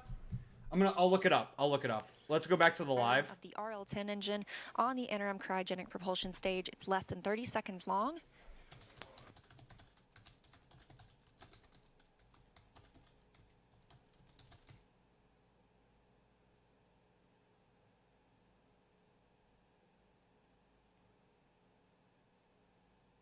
Oh, the camera's bouncing. I think they said the cameras are tucked under the solar. And we have confirmation of perigee raise maneuver ignition and full thrust. Oh, they just started. This is a live view from the spacecraft. Again, a really short burn. We're standing by for the cutoff. So they're just, right now they're raising that perigee. The animation showed a burn, though. I thought they were already on it. Because the animation showed fire coming out the end. I thought they were already on it. And we have confirmation of perigee raise maneuver cutoff. Okay, so now they're in Flight circular Dynamics orbit. officer reporting on the loops here in Mission Control Houston that it was a good burn. We are now 54 minutes into the flight. Orion traveling 14,700 miles per hour. And that was the perigee raise maneuver, lifting the lowest part of Orion's orbit around the Earth and putting us right where we want to be for the translunar injection burn.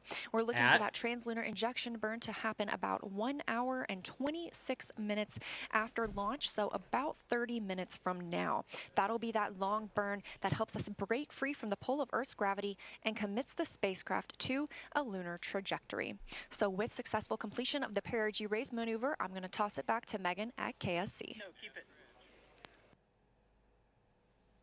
I heard someone say no, keep it. It's a good burn. That was a good burn. Like 30 minutes? 30 minutes until TLI burn. That's the big one. That's what sends it towards the moon. We gotta stay. We gotta keep going for that. We gotta wait for that. That's the big one. Okay, so it says the heat shield is like a titanium truss, so I guess it's like a titanium frame covered in a skin composed of layers of carbon fiber. If you did, we have a quick replay of the launch here. Sound suppressor water now flowing under the ML.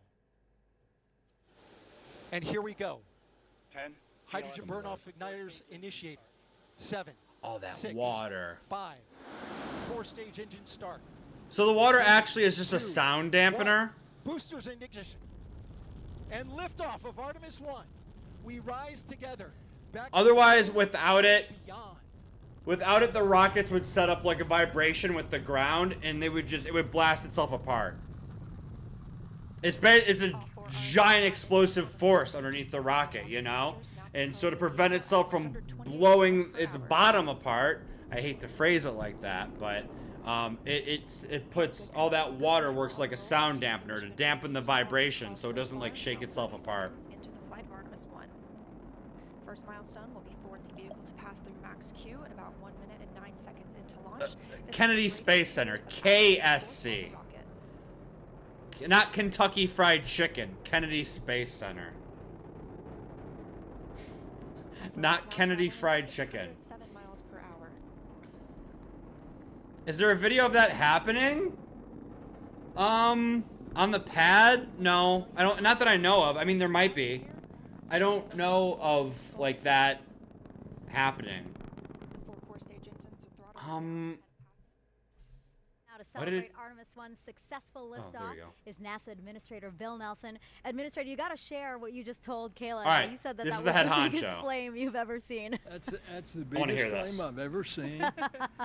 It's the most acoustical shock wave that I had ever experienced. We were out on the roof of the Launch Control Center, and I'm telling you, you definitely knew that there was some energy being expended over there.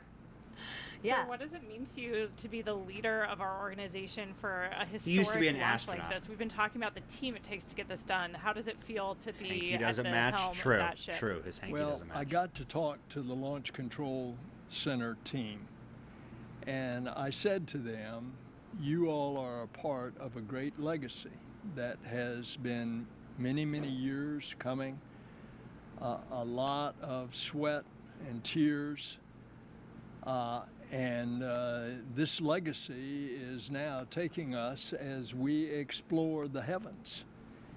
And it didn't end with Apollo 17, but this time we're going back and we're going to learn a lot of what we have to, and then we're going to Mars with humans. Why is it such a priority for the agency to land the first woman and first person of color on the moon through this Artemis program? Well, I think it's reflective of us. It's reflective of America. I had a good show. We are people. Our Latin emblem is E pluribus unum. In the chamber of the United States Senate, over that main door is E pluribus unum, out of many, one. And so our astronaut corps reflects that. And it's going to be the first boots back on the moon are going to be the first woman and the next man. Yeah. And another goal of the Artemis program is to spur economic development. Can you talk to us about how this program has been able to do that for the country? Well, if you put it in NASA's economic report terms, it's billions of dollars affecting the economy, almost 400,000 jobs. But that's just direct. Think of all the indirect expenditures that are causing the economy to rise and more jobs. For example, what you guys are doing on the station, a lot of your research. Take, for example, the pharmaceutical research. You're helping already one drug that's being manufactured on Earth better because of what you learned in space, and that drug is attacking cancer. Now, what's the value of that? That's just additional value that is added. I remind everybody, in everybody's pocket, they've got a cell phone, and that's got a camera, and that's a camera on a chip that came out of the NASA space program. That's right. Absolutely. In addition to those innovative new technologies and the economic impact, I think for me, seeing this launch today, it's so palpable, just that human desire to explore. Silly. What do you think about what we're doing to inspire the Artemis and the generations to follow us? Well, I think all you have to do is walk into a classroom of kids and look how their eyes get big when you start talking about space. And that is going to multiply itself manyfold as we go back to the moon and then on to Mars. It's also going to bring about a new generation of engineers and mathematicians and technologists and scientists, and all the benefits of that additional activity and education coming out of the Artemis generation. Look what that's going to do for our country and our economy, as well as for our international partners. And it's a great day. Couldn't have said it better myself. Administrator, thank you so much for joining us for this momentous occasion. As you said, this is the beginning of a new age in space exploration. Pretty standard speech. So good speech. Good speech. And Kayla, that's going to do it for us here at the host desk. Launch was just the first step in a nearly 26-day mission. Barron. I'm going to look her Our colleagues in Houston will now continue the broadcast to bring you the next big milestone to the moon. From Kayla and me, have a great day, and go Artemis 1. Whoa. Go Artemis. Chat, she was a submarine warfare officer. Kayla Barron is an American submarine warfare officer, engineer, and NASA astronaut. And we had a great ride to orbit today. We are now 1 hour and 2 minutes since we launched. She was selected in June 2017. She was selected in June 2017 as a member of the NASA astronaut Group 22, and later qualified as an astronaut in 2020. Around the Earth, and it puts us in the perfect position to prepare us for translunar injection burn coming up. She flew on SpaceX Crew 3. So she's been in the ISS.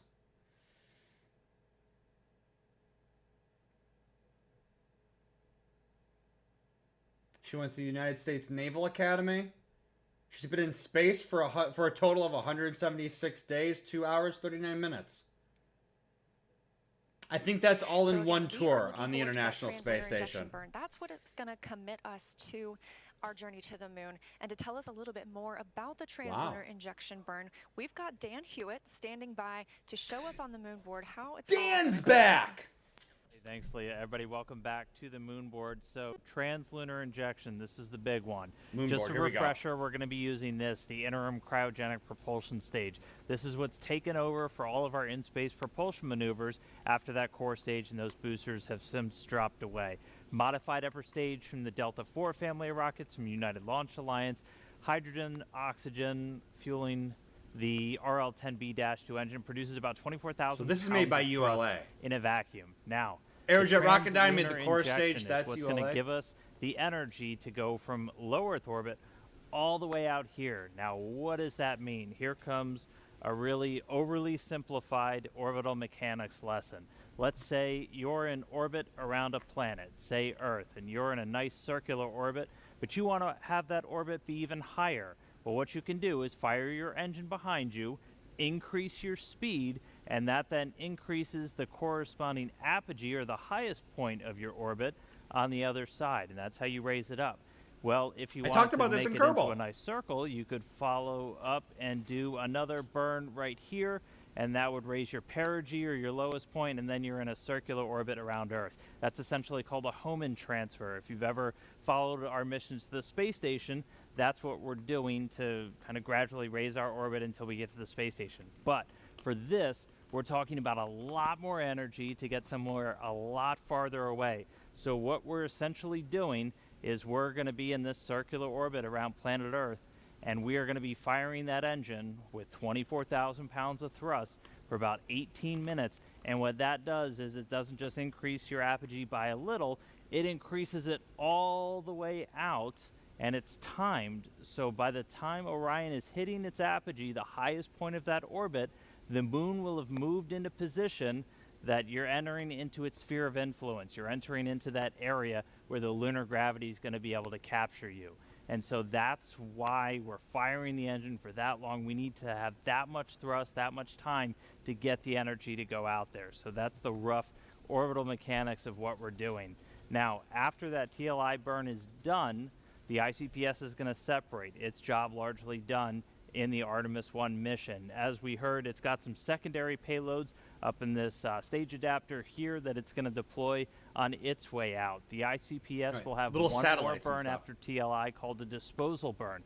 And what that's going to do is put it on a trajectory almost looking parallel to that of Orion, where it's going to go around the moon, slingshot away, and then go into what's called a heliocentric orbit. It's actually going to go into orbit around the sun, just like Earth. It's going to leave the Earth-Moon system completely. And then after that, all of the propulsion duties get handed over to the European Service Module.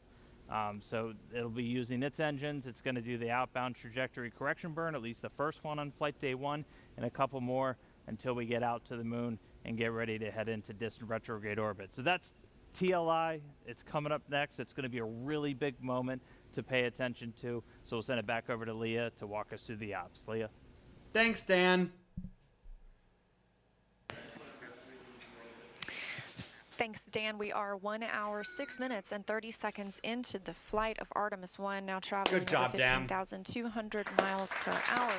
Good job, Dan. 10 out of 10. Again, we have the perigee raise maneuver, and in less than 20 minutes now, we'll be looking for the translunar injection burn that Dan just showcased that's going to send us to the moon. But our mission started off with an epic show from the Space Launch System.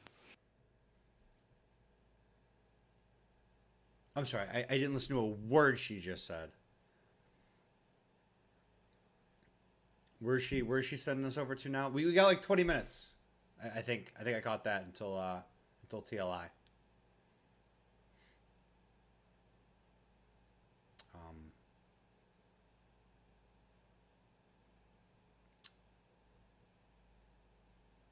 Again, the Space Launch System is what carried us into orbit today. Launching now he's gonna go get Mickey 1:47 D's. a.m. Eastern Time, and we've got a couple of special guests from Marshall Space Flight Center. We have Bruce Tiller, the Solid Rocket Booster Manager, and Johnny Heflin, the RS-25 Engine Manager, to tell us more about the maiden voyage of the rocket. Now, they both got to watch it live at Kennedy Space Center.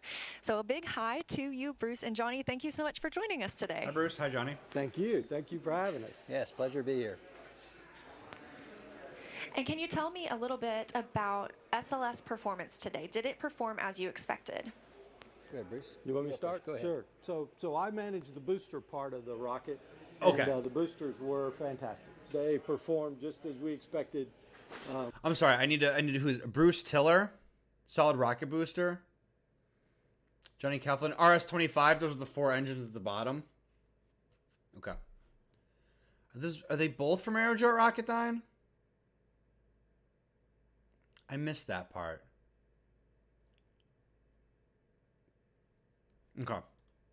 We got to see some of the data. Obviously, the team hadn't plotted. We've got a lot of data to look at, but so far the data looks really, really good. These historic RS-25s that have 25 flights between them on coming off the shuttle program. Yeah, So yeah. These are the same. These are the same engines that were not like they didn't take the engines off the shuttle. These are the same like design engines. It was amazing to Is monitor the shuttle? The loops were very quiet in Mission Control Houston. That was a good sign. You knew that things were going well. So we know that the launch abort system. I don't know what they ever did with the inactive engines for that they this right mission, off the but it will shuttle be after they active for when we retired have the crew shuttle on program. board for Artemis 2. Are there any other differences we can expect to see in the rocket for Artemis 2? So for the boosters, by and large, no. If I talk about the boosters from top to bottom, we Hi, Mark. are going to make one change, though, because of the crew is on it. We're going to have a delay time. Yo, HC, what's up, dude? Thanks for the like. If for some reason they need to abort, we have a few seconds there before, after they We're abort, just before we're just going late. We watched we played some God of War earlier, and then we watched the Artemis 1 launch. And now we're just waiting for that final maneuver that sends it from Earth's orbit to the moon. Configuration-wise, they'll be the same as what we. Which is coming up in what was it, chat? 15, 20 minutes, something like that. I think. I'm glad it all went so well. And so Right now, after they're we just get talking that to data back, people who worked on the engines. Well, for my team, But we've still got a ton of work to do. We're not only. I mean, we're working on. Yeah, no, this is the Artemis 1 mission. So this is going to test the rocket and the capsule that's going to send people back to the moon. Right now, this is uncrewed. It's sending the capsule up around the moon for about 26 days, and then it's all autonomous. There's no crew on board, and then it does a burn to come back home. And separates from the service module.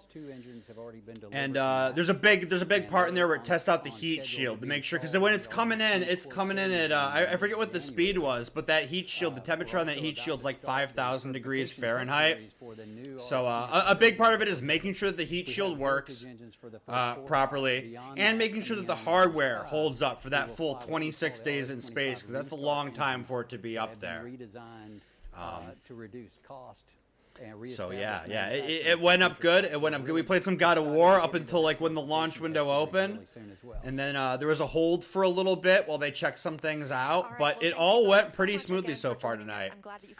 And right now it's in a circular orbit, and we're just sort of waiting for that translunar injection burn to send it off to the moon. Thank you so much. And then I think the next maneuver will actually be tomorrow, but that's going to wrap it up for tonight. But yeah, we just been hanging out, talking about, watching this, talking about space. But yeah, it's been a good night. It's been a good night. Hopefully you're doing well, good. Sorry, dude, it's late. I'm tired. Hopefully you're doing good, dude. Good to see you, man. Where are you? I'm out of curiosity. Where are you at right now in God of War? Goal is to inspire the next generation of dreamers and explorers.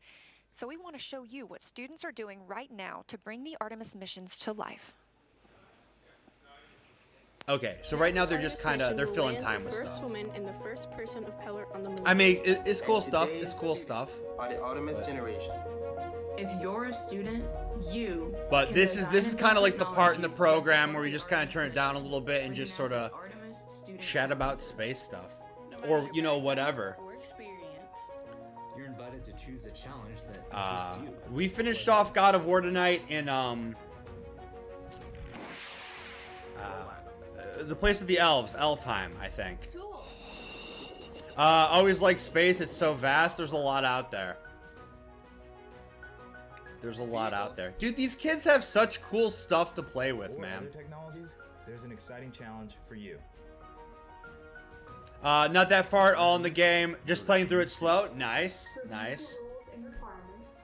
It's fun. It's a lot of fun. I'm really liking it. ARTEMIS student challenges. Visit stem.nasa.gov/Artemis and see how you can join one of NASA's mission-related student challenges. Dude, I wish I had these kinds of programs when I was in school, man. No. We haven't finished it. We haven't finished it. I don't think we're close to finishing it. Right now, where we're at is the place with the elves from the first one, Elfheim, I think it is. Liftoff today. We are looking towards translunar injection burn, now about 13 minutes away. That's going to send us to the moon. But did you know that you were invited to fly on the first Artemis mission too? Earlier this year, NASA asked the public to create a pass to virtually board Orion. Anyone who signed up got to include their name on a flash drive. I know my name is on there, and that flash drive is on Orion right now for its journey around the moon. It has more than 3.3 million names. Yo, Chad, I could have dropped the stream on this mission. The Orion spacecraft is designed to carry 4 crew members to. They asked me for my name. I'm just like, yo, Savage Duck, send it up. Send it up. Brought us through the hatch of the vehicle to show us where those. If aliens find it, tell them about ! Socials. They can follow me on the Twitter, the YouTube. There's a Discord link in there. I don't know if aliens use Discord, but they're more than welcome. When they fly the vehicle, as you can see, the commander seat's on the left. The pilot seat is on the right. Compared to the space. So you think it's gonna get Game of the Year? Let me answer that after this bit, because I want to hear this bit. And I want to talk about that as well. Inside, the crew of 4 can live and work for up to 21 days at a time, which is several days longer than the previous crewed Apollo missions to the moon. The interior is about 30% larger than those Apollo-era capsules to give more crew living and working space. It's a good amount of space. Everything crew needs is packed right under the floor, thanks to the Orion stowage system. Under these panels is space for everything ranging from food, clothing, sleeping bags, science and camera equipment, and even the tools necessary to perform repairs if required. On the upper part of the crew compartment, or what we call the overhead, is the docking compartment, a crucial component to future exploration. It allows crews to dock the Orion capsule to Gateway. Okay, I'm gonna actually pause right there because this is what Gateway is supposed to look. Gateway is a station that Gateway, last I heard, Gateway is kind of on the fence if we're gonna actually make it or not. But Gateway's a space station that's gonna orbit the moon. It has a very weird orbit. Its lowest point brings it really close to the moon, and at that point, that's where it's gonna deploy the lander to come down. At its highest point, it's at what's called a Lagrange point. So you have the Earth and you have the moon, and there's this center point somewhere between them where the Earth's gravity and the moon's gravity is kind of equal. It's sort of like a balancing point between the two, where if you're right there, you're not really going one way or the other, right? That's going to be its highest point, and it's at that point where the Orion capsule would dock to it. The space station gets out there, and that's really high up from the moon. It gets up there, and then it uses its thrusters to just sort of hang out there in that Lagrange point. And then the capsule gets up there, and it uses its thrusters to just hang out at the Lagrange point. And then it docks. And the space station gives itself a little bump, and it falls back down towards the moon, back down into that orbit. It's supposed to be more efficient to do it that way rather than just sending a whole payload all the way out to the moon. You send it a little bit over halfway, because that Lagrange point's kind of closer to the moon than the Earth, right? Because the moon's gravity, if the moon's gravity was equal to the Earth's gravity, that Lagrange point would be smack dab in the center, right? But because the moon weighs so much less, that Lagrange point's a little bit closer to the moon. But it's supposed to be more efficient to do that. I don't know if it is or not. Last I heard, it was kind of because, you got to get the money from the government to be able to do it. And last I heard, there was some people complaining about it in the Senate and stuff. But this is the plan, is to dock it to Gateway. If they don't do Gateway, they could dock it right to a lander that they have in orbit. But from the sounds of it, they're talking about Gateway, so it might have gotten actually greenlit. Anyways, let's keep going. Oh my God, let me unmute. Once they dock, crews will have the ability to board the lunar landers also attached to the Gateway and then head down to the surface of the moon. Through these windows, the 4 crew members will have amazing front row seats on their journey to and from the moon. Do you remember Apollo 8 and Bill Anders' famous photo of Earthrise as they came around the moon and saw it for the first time? Imagine being one of those first crew members on Orion, having their own modern-day Earthrise, and knowing they are traveling farther from Earth than humans have ever traveled before. Be so Thanks cool. to thousands of people from across the country and around the world who have helped with the research, design, construction, testing, and more testing. My fellow astronauts and I know that whoever gets selected for future Artemis missions, they're going to have the journey of a lifetime on board the spectacular vehicle we call Orion. That's cool. All right, let's catch it back up. Temperatures, which is really necessary. Oh, we're missing Dan. We're missing Dan. Let me answer your question really quick, AC, because we're getting sort of absorbed in this. I want to make sure that I talk about that before we get too far away. Do I think it's going to win Game of the Year? I don't know. I hope so. It's really good. It's getting really good reviews. I actually want to go through. Maybe like I'll do it on stream tomorrow, but like you can go through and you can vote on the Game Awards. And I kind of want to go through and do that at some point on stream. December 8th is when the Game Awards are streaming. But it looks like I was watching Lyric earlier. I think it was yesterday. And he was going through and voting on things. Yeah. So I was thinking it might be kind of cool to go through with chat and vote on some games for the Game Awards. But I don't know. God of War, it's a lot of fun. It's getting really great reviews. I'm trying to think what else is out there. I think you got Elden Ring, right? Isn't Elden Ring this year? I think Elden Ring released this year. Yeah. February 25th. So it's got to compete against Elden Ring. I think that's the big contender. I think it's one of those two, either God of War or Elden Ring for Game of the Year. But yeah. Still cool. Wow, Game Awards. I'm still salty. Animal Crossing New Horizons didn't win. Yeah, Elden Ring, Stray. I don't think Stray can. Stray was a lot of fun. I really enjoyed Stray. It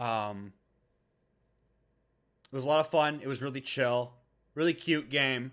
But there wasn't a lot there, you know. Yeah, I voted for Elden Ring.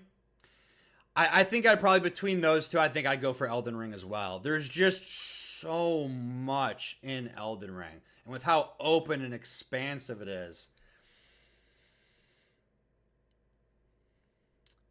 Yeah. But I don't know. I think God of War is the contender. And also the fact that it's coming out like now, right before the Game Awards. It's kind of hype right now. So it's got that going for it. But in my opinion, I think it should go to Elden Ring.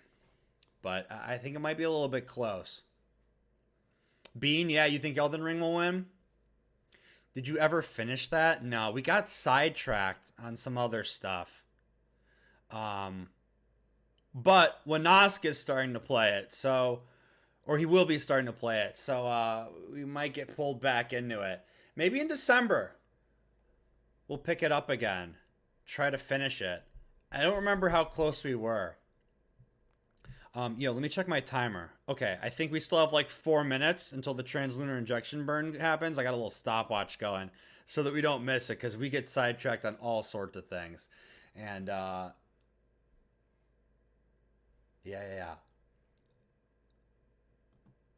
I didn't think so. Yeah, I don't remember what happened. We just got sidetracked. I miss Father Turtle. I know, Bean. All right, what's our boy Dan explaining to us here? I think he's talking about Orion. Okay. Yo, we can't miss any of Dan's explanations. I love Dan's explanations.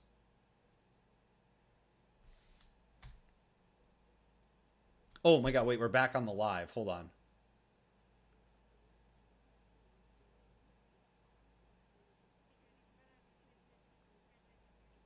You've got to have the journey of a lifetime on board the spectacular vehicle we call Orion. All right, I think if I try to fast forward, it automatically goes into live. So let's just catch up to Dan. We're only probably like a minute behind his. There we go. We're now coming up on 10 minutes until the translunar injection burn. Again, Orion is still attached to the interim cryogenic propulsion stage. That RL-10 engine is what's going to perform the burn for us. But to hear more about Orion, I'm going to send it back to Dan at the moon board to tell us all about our spacecraft. Dan Hewitt.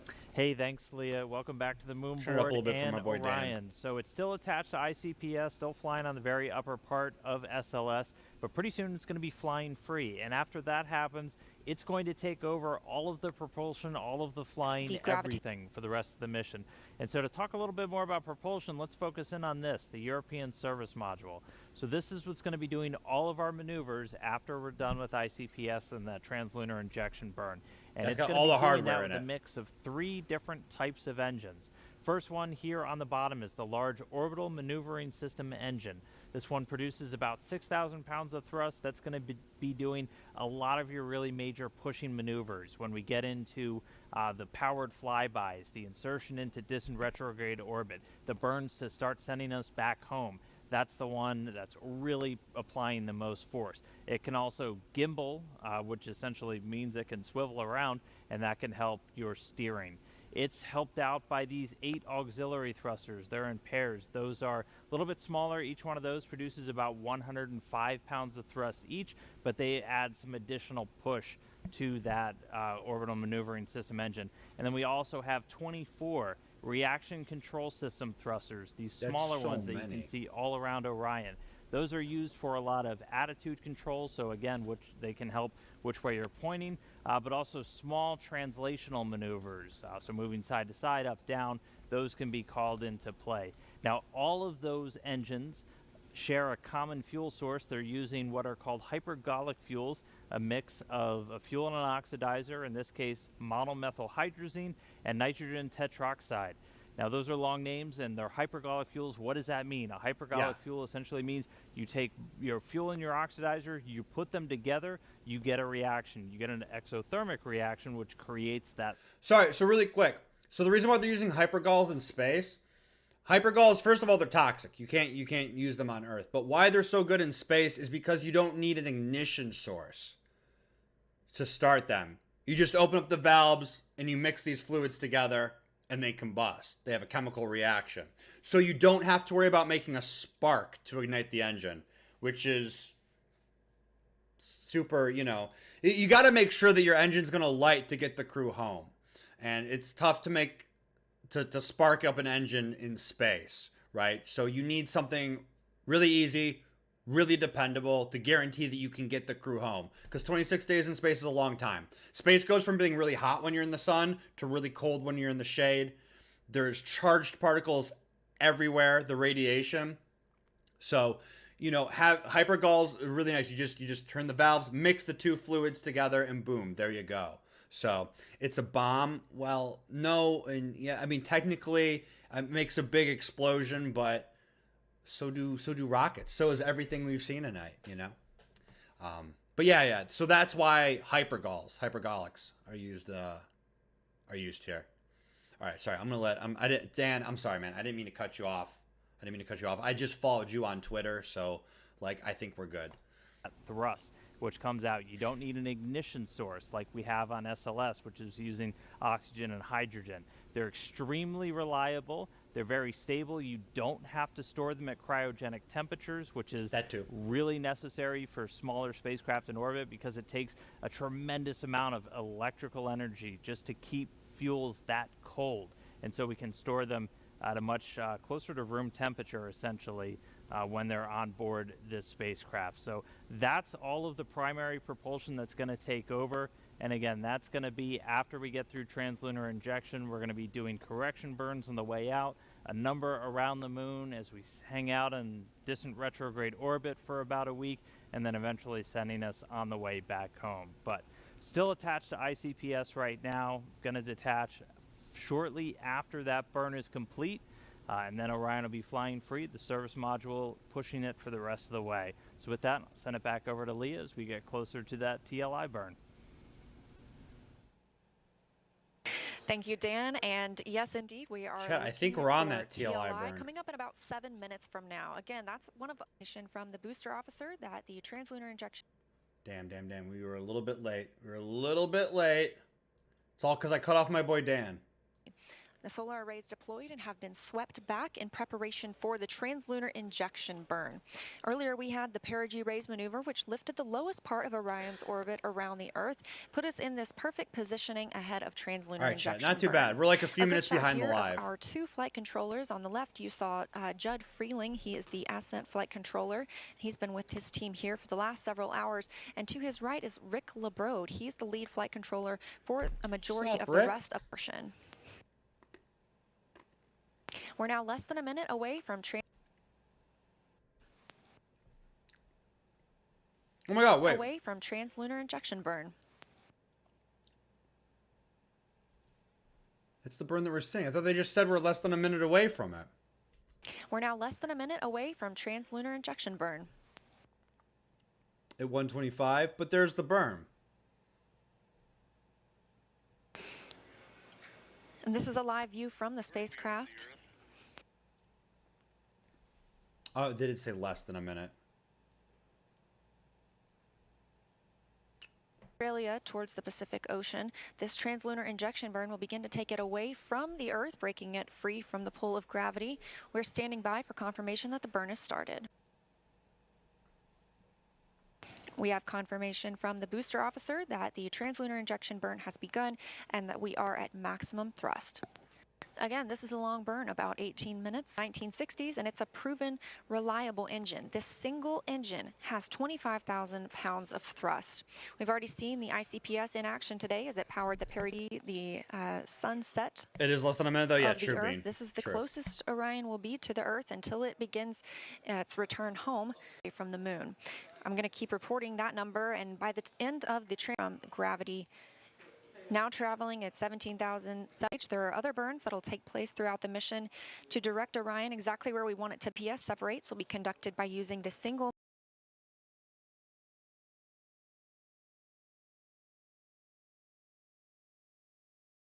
main engine.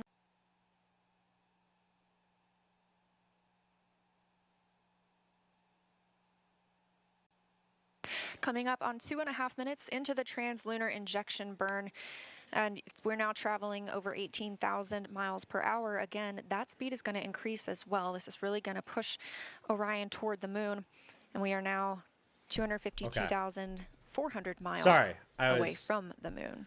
I was a little flustered because like it was skipping around up here. In Kentucky. This is and I wasn't sure if it was like me or what. Spectrometer.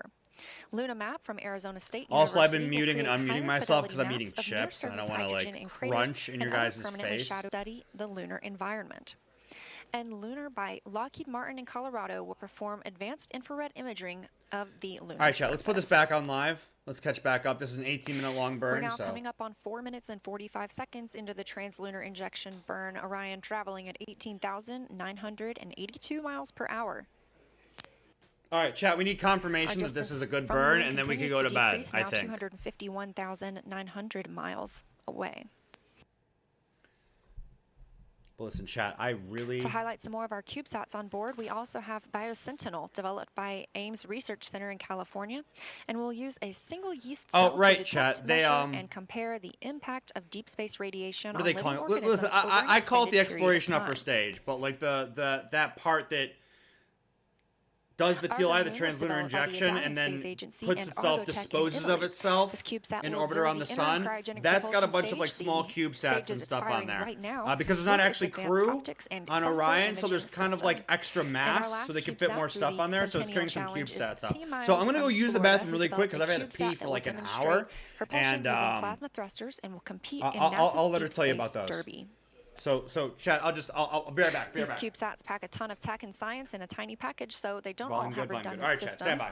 And if any of the CubeSats missions don't go as planned, it does not affect our primary objectives of Orion's mission. This rideshare opportunity is a rare chance to send CubeSats beyond low Earth orbit, and we're looking forward to seeing what we learn. We're now 6 minutes into the translunar injection burn. Orion traveling at 19,500 miles per hour, being propelled by the interim cryogenic propulsion stage. Still quiet here on the loops in Mission Control Houston. Teams are tracking no issues during the translunar injection burn. Again, this is about an 18-minute burn, so we have approximately 11.5 minutes left.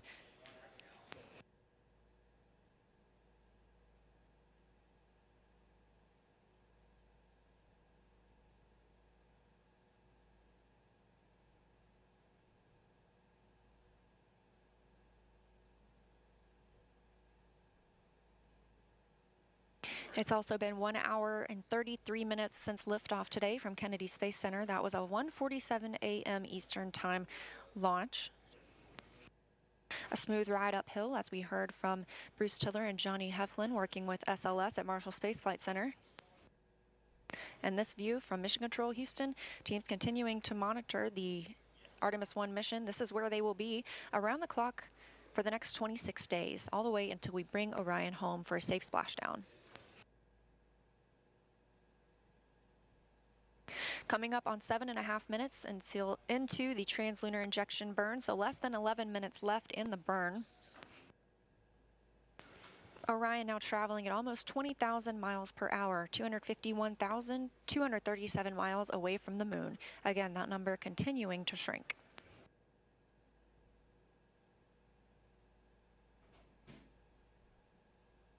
Orion itself is still over Earth. It is over the Pacific Ocean, south of Hawaii. Okay, chat. How's the volume been tonight? I know this is kind of like late in like us watching this to be asking that question, but I've been like adjusting the volume knob like crazy. Hopefully the volume's been good. Catch up a little bit. Oh, what kind of chips? As we've mentioned in today's coverage, multiple countries are represented in Artemis Naked 1 through ones. the SLS Orion and European Service Module, as well as the payloads riding along. They're While pita NASA is leading chips. the Artemis missions, international partnerships will play a key role in achieving They're just like sustainable kind of like the presence on crumbs. the moon while preparing to send humans to Mars. It's good. In Thank you, Bean. 2021, over a dozen countries signed the Artemis Accords, which will establish a common set of principles to govern the civil exploration and use of outer space. The Artemis Accords will create a safe, transparent environment that facilitates exploration, science, and commercial activities for all of humanity. Ooh, I didn't know about that. This cooperation not only furthers space exploration, but also enhances peaceful relationships between countries on Earth. Dude, that stuff. So I'm gonna turn it down a little bit and sort of like mention that for a moment. That sort of stuff is like really like the Artemis Accords. It sets out like lays down like a rule set for like us as like humans to explore space together. We're now over 9 minutes into the translunar really dope. injection burn, And yeah, an it 18-minute absolutely burn, so builds we have international cooperation. about So 9 laying out minutes like left. We're about rules for like halfway how through. we're The gonna RL-10 do engine stuff continues together to as fire like at different maximum countries thrust. working together. That's really cool. Orion traveling attached to the interim cryogenic propulsion stage, now over 20,600 miles per hour. Dude, that's so fast. All right, chat, we're almost there. I think after this TLI burn is done, I think there's like a couple like correction burns to make sure that they're like just right on track. But I think the next major thing happens in like a day or two. But we'll find that out. They'll announce that. They'll let us know. Space Force rules? Nah. International rules, Bean. Everyone working together, holding hands, exploring space. It's been 1 hour and 37 minutes since we launched today. Again, that was 1:47 a.m. Eastern Time from Kennedy Space Center. Orion is still attached to the interim cryogenic propulsion stage. This is the last burn for the interim cryogenic propulsion stage while attached to Orion. It will also have a interim disposal burn cryogenic later on. propulsion stage. I keep calling it the exploration upper stage because that's kind of like what they used to call it, but the interim cryogenic propulsion stage. That's a lot more of a mouthful. That's a lot more of a mouthful. Orion will separate from the interim cryogenic propulsion stage itself, and the capsule will be flying free, still attached to the European Service Module. We've got about 7 minutes left in the translunar injection burn. Orion traveling now at over 21,000 miles per hour. How long is it going to take for it to go to the moon? Super good question.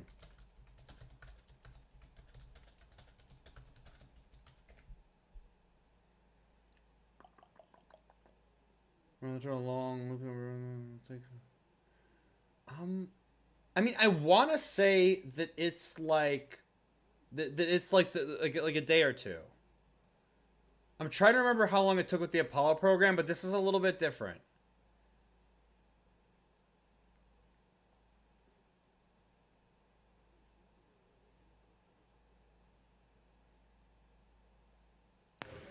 The RL-10 engine continues to fire on the interim cryogenic propulsion stage, powering the translunar injection burn. This is the second firing of the ICPS today. The first we saw was the perigee raise maneuver, which lifted the lowest point of Orion's orbit around the Earth and put it in the proper positioning for this burn. This is the burn that commits us to the moon.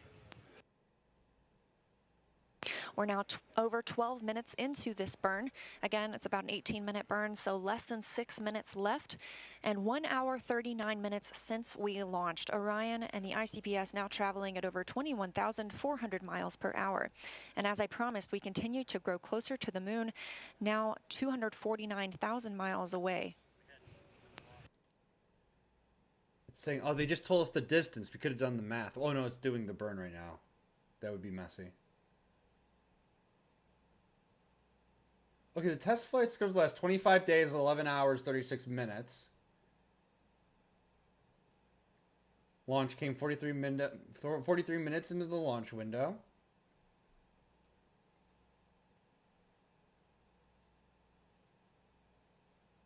Artemis 1 flight will travel a total of 1.3 million miles.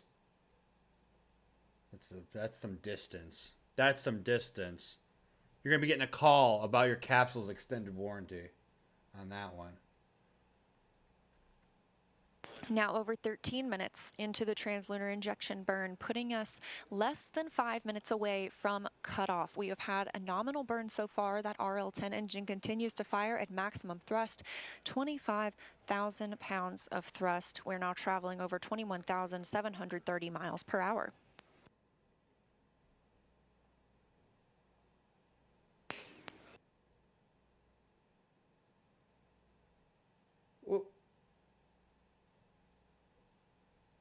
Amazon's Alexa is also going to the moon. Lockheed Martin.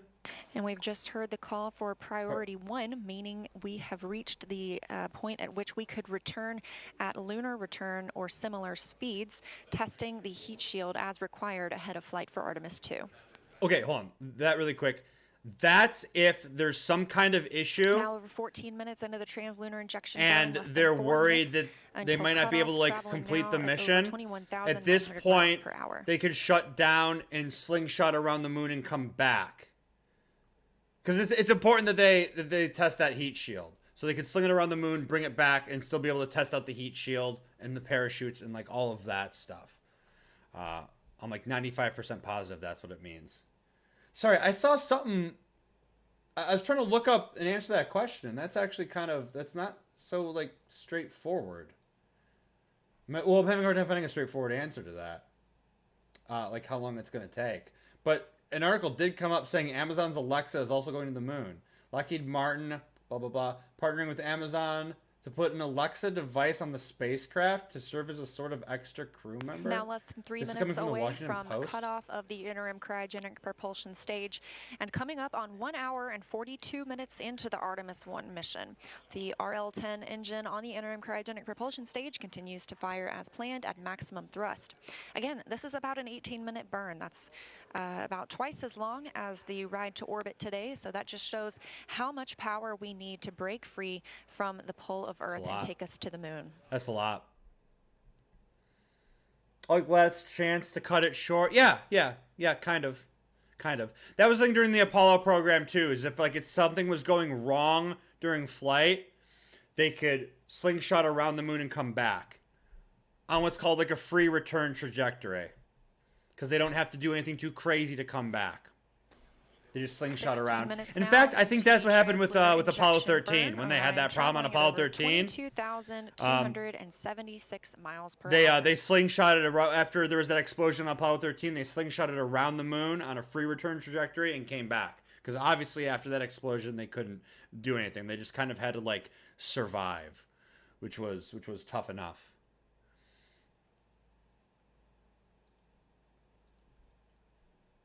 Dude, I have so many tabs open on the About a side. minute and a half now until cutoff of the interim cryogenic propulsion stage. Again, this being an 18-minute burn. We are now 248,280 miles away from the moon and continuing to grow closer, 605 miles away from Earth, and continuing to increase that distance.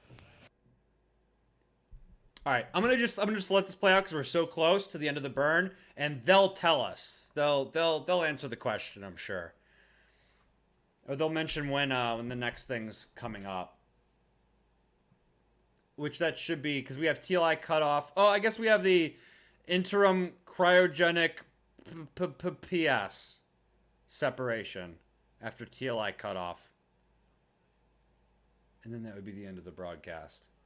But they should mention after that when it's going to arrive. Less than a minute now until cutoff of the ICPS. And the end of the translunar injection burn. We've had a good burn all the way through so far. And 1 hour, 44 minutes since launch today.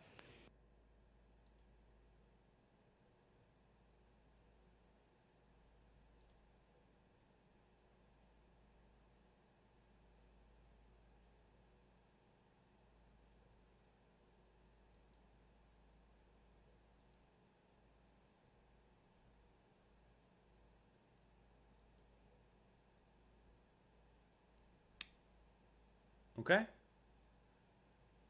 It's about that time, yeah?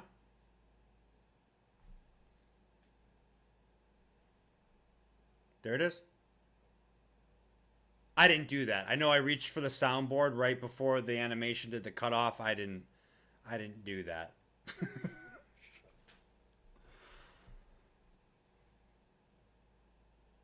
And we have cutoff of the interim cryogenic propulsion stage, which has committed Orion to the translunar conjunction. The spacecraft is moon bound.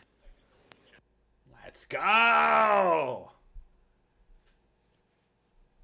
Orion is now traveling at 22,500 miles per hour, 247,450 miles away from Earth.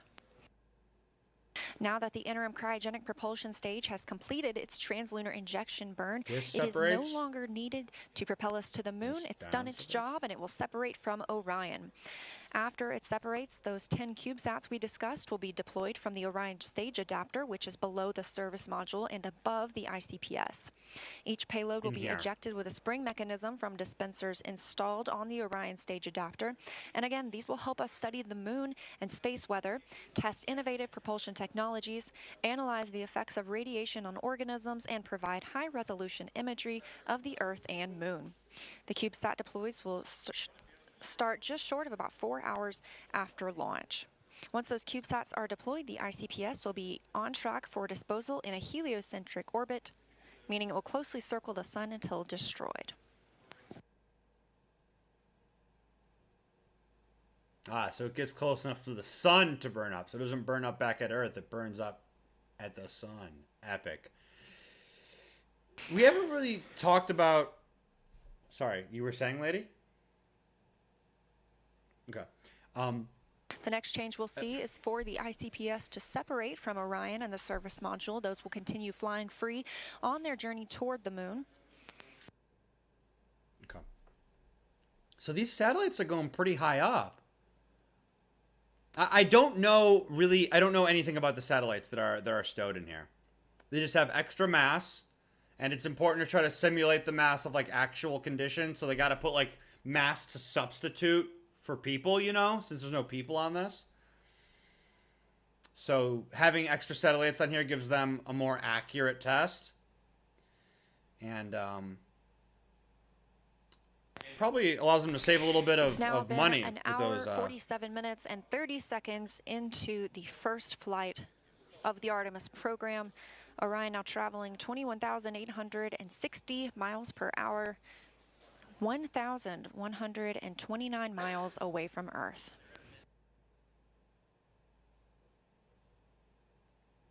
Yeah, I imagine that helps to like cut the cost of That launch stage because it's almost kind of like a separation from the rideshare interim mission, like cryogenic what we've seen propulsion SpaceX stage. do. Again, should be about 10 minutes after the translunar injection burn is complete, so approximately 7 minutes from now. Shortly after ICPS separation, Orion's service module will fire its auxiliary thrusters to move the spacecraft a safe distance away from the expended stage. Orion continues on an outbound path to the moon, and the Orion stage adapter attached to the interim cryogenic propulsion stage will deliver several small payloads over several deployments. But I don't know anything about the CubeSats that are in here though.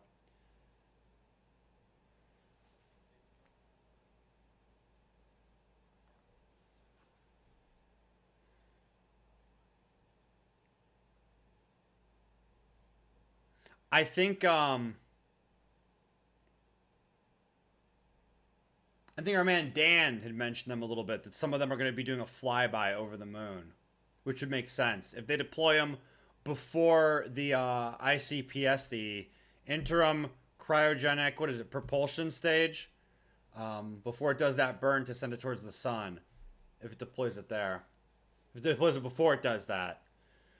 You still streaming? Yeah, it's still going. We're an hour 49 into this now. We're almost there. We're almost there. Right now, we're on our way to the moon. Everything from here down in this little like slanted part here, there's a bunch of CubeSats that are going to deploy, but everything from here down gets dumped and then does a little burn to kind of bring it close to the sun. Not like close to the sun, but close enough that it'll burn this thing up. It's too far out and it doesn't have enough fuel left to turn it around and dispose of it in Earth's atmosphere, but it has enough fuel to give it a nudge to bring it close enough to the sun that the sun will burn it up and dispose of it. It's important to clean up your space trash. It's hard to keep track of all of that, and you don't want anything hitting you at these high of speeds. You know, what did they say? We're traveling at like 22,000 miles an hour right now, something like that. So, and you know, you could have an impact at much higher speeds if like you're going like just say only 15,000 miles an hour and something at you 15,000 miles per hour. That's a 30,000 mile per hour collision, you know? So it's important to dispose of your space trash. But yeah, this is going to separate from here down. The CubeSats are stowed in here. I think they're going to do like a flyby of the moon, but like I'm not super sure. I'm not familiar with the CubeSats that are on here. And then that just leaves the Orion capsule with the service module here. And that's what's going on. That's what we really need to test here. SLS has already proven itself tonight. SLS did great. SLS did great tonight. Chat, did she mention when the ICPS separation is happening? When the interim cryogenic propulsion stage is separating? We're now over 1 hour, 51 minutes since launch today from the Kennedy Space Center in Florida. Orion yo, Colton, good morning. traveling attached to the interim cryogenic propulsion stage, but not for much longer. We look for that separation to happen in about 5 minutes. Okay. At that point, Orion will still be flying attached to the service module, and in this animation, you can see the service module directly below the capsule. Those solar array wings are deployed. That's this with the solar panels attached.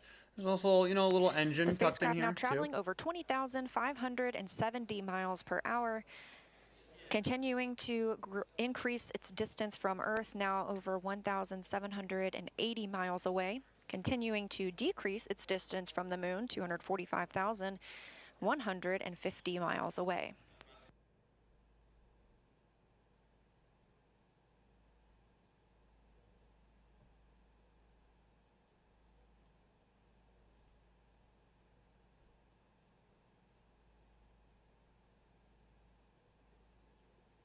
Chat really quick because we got 5 minutes. I want to remind you about this.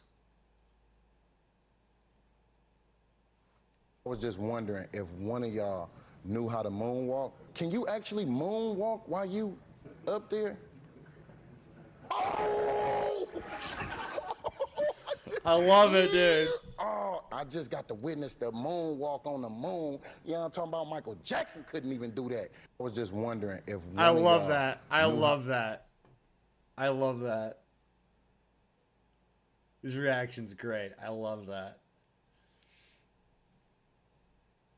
Okay. All right, cool, chat. So in a couple minutes, we're going to have that separation. And then I think that's it. I think that's it for tonight.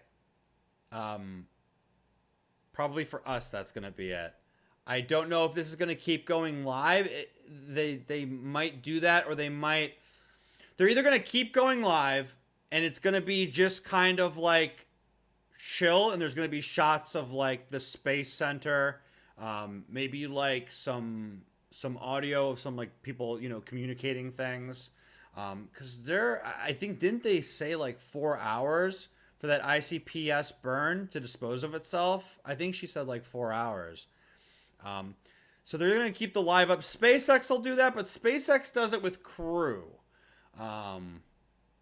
When they do crewed missions, they normally keep it up. They keep it up late, at least until the crew goes to sleep. Hearing confirmation from teams here in Mission Control Houston that the solar arrays are in their proper configuration for interim cryogenic propulsion stage separation. Again, we just saw the translunar injection burn, a successful approximately 18-minute burn that has helped Orion break free from the pull of Earth's gravity and sending us toward the moon. We're now standing by for separation from that stage now that it has done its job for Orion. However, it still has a job to do. It will help eject some CubeSats that will help us study the moon, Earth, and the space environment. How much time? Orion now traveling at 19,700 miles per hour, 2,270 miles away from Earth. We're expecting that stage separation to happen in about a minute. It's going to keep slowing down too. It's still close enough to the Earth, you know. The Earth's sort of like pulling it back. It's just slowing it down. Woo, there we go.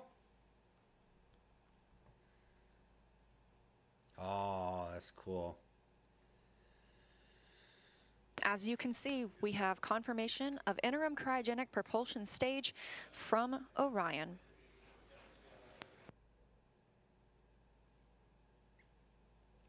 Man. With the Earth in the background and the moon is our destination, Artemis generation, we are going. Heck yeah, heck yeah.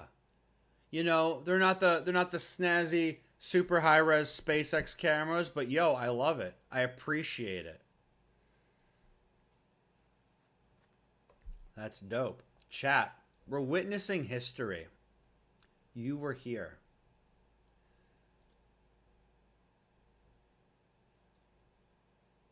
This is the first big step to going back to the moon. Sustainably.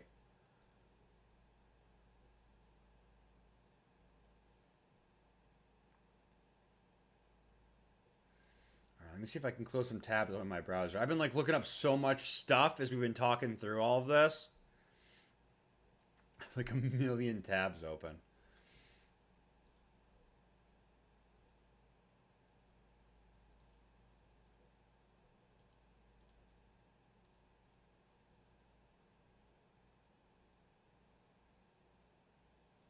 Okay. Okay, cool. So we got that separation. Orion's still coasting. I think the next thing Orion's going to do, it might do like some like minor correction burns. Not really burns, but like thruster maneuvers. Just to make sure that it's staying on track. Like with these here. These are the thrusters. What did they say, chat? 26 of them? I think they said there's like 26 of them on here. It's a whole lot. The whole thing, I looked up the weight and I didn't say it. The whole thing, I guess, weighs about 8,000 pounds. Which is a lot. It's a whole heck of a lot. Twitch being dumb? I did drop some frames. That might have been my fault. I was goofing around a little bit on my Twitch dashboard. Not that that should really matter, but hey, I normally don't do that, so you know, who knows.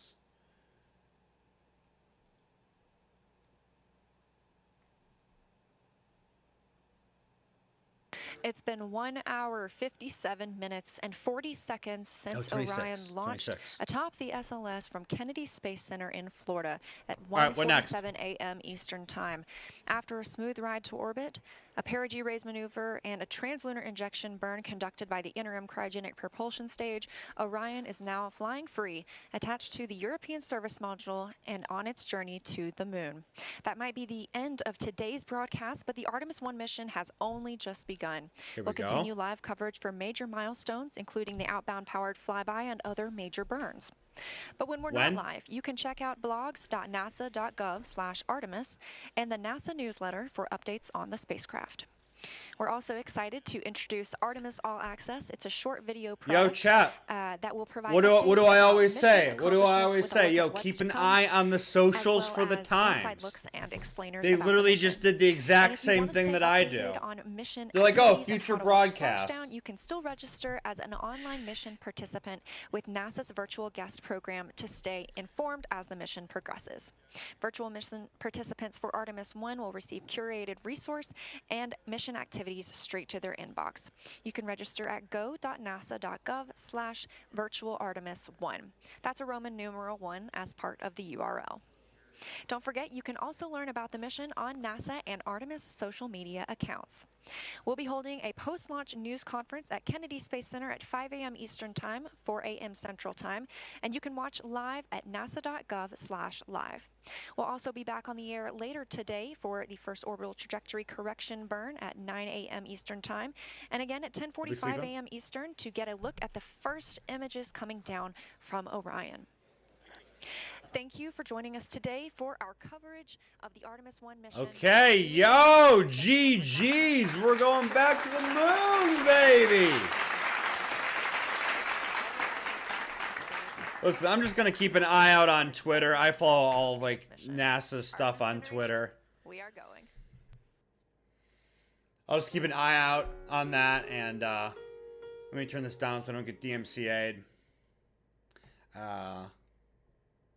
I'll keep an eye out, and when I think the next major thing is when it does its orbital burn.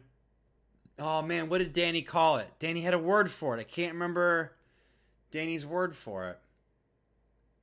It was a retrograde burn to put it into orbit around the moon. That's the next big thing. There's a whole lot of other stuff between now and then. But I'm going to keep an eye out on the Twitter for that. When I find out, I'll let you know, chat. You know, we got the space news in the Discord. So if you're not in the Discord, !socials. But I think everyone who's still awake at this point with me is over there. But if you're not, !socials. And yeah, when the next major thing comes up, which should be that sort of retrograde burn to put it into orbit around the moon, or at least that's what I consider to be the next major thing. I'll find out when that is, and hopefully you guys enjoyed this, because I want to do it again for the rest of the mission. I thought this was a lot of fun. I'm glad that I stayed up to do this. I wasn't sure at first, because when I changed over from God of War to this, a lot of people bounced. And chat was super quiet, and I was like, maybe I should just wrap it up and go to bed. But, you know, Bean showed up and started chatting away, keeping me company. And then Colin came back in, AC came in. So I'm glad I didn't. Also, I would have fallen asleep before it happened. Chat, it's like 4 o'clock in the morning. I could probably get like a solid 5 hours before I got to get up for work.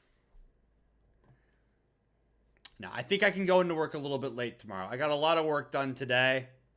And so I think I can get into work a little bit later tomorrow. But I don't want to break my sleep schedule, so I'm not going to sleep in and miss like the first half of work. But this was fun, dude. This was fun. This was fun. I'm so excited. Are they doing the national anthem?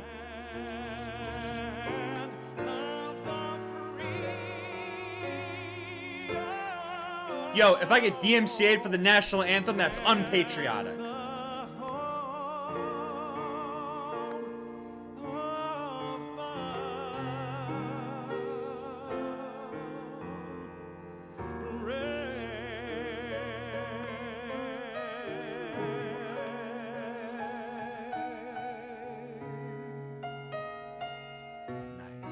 Nice. Small price for space day, yeah.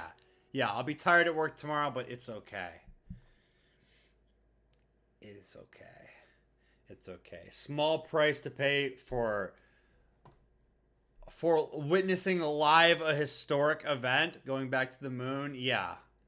Yeah, it's fine. If I got no sleep at all tonight, it would still be fine. So, all right, chat. There we go. There we go. Hey, what happened to my PlayStation? My PlayStation went in sleep mode. I left the PlayStation on this entire time.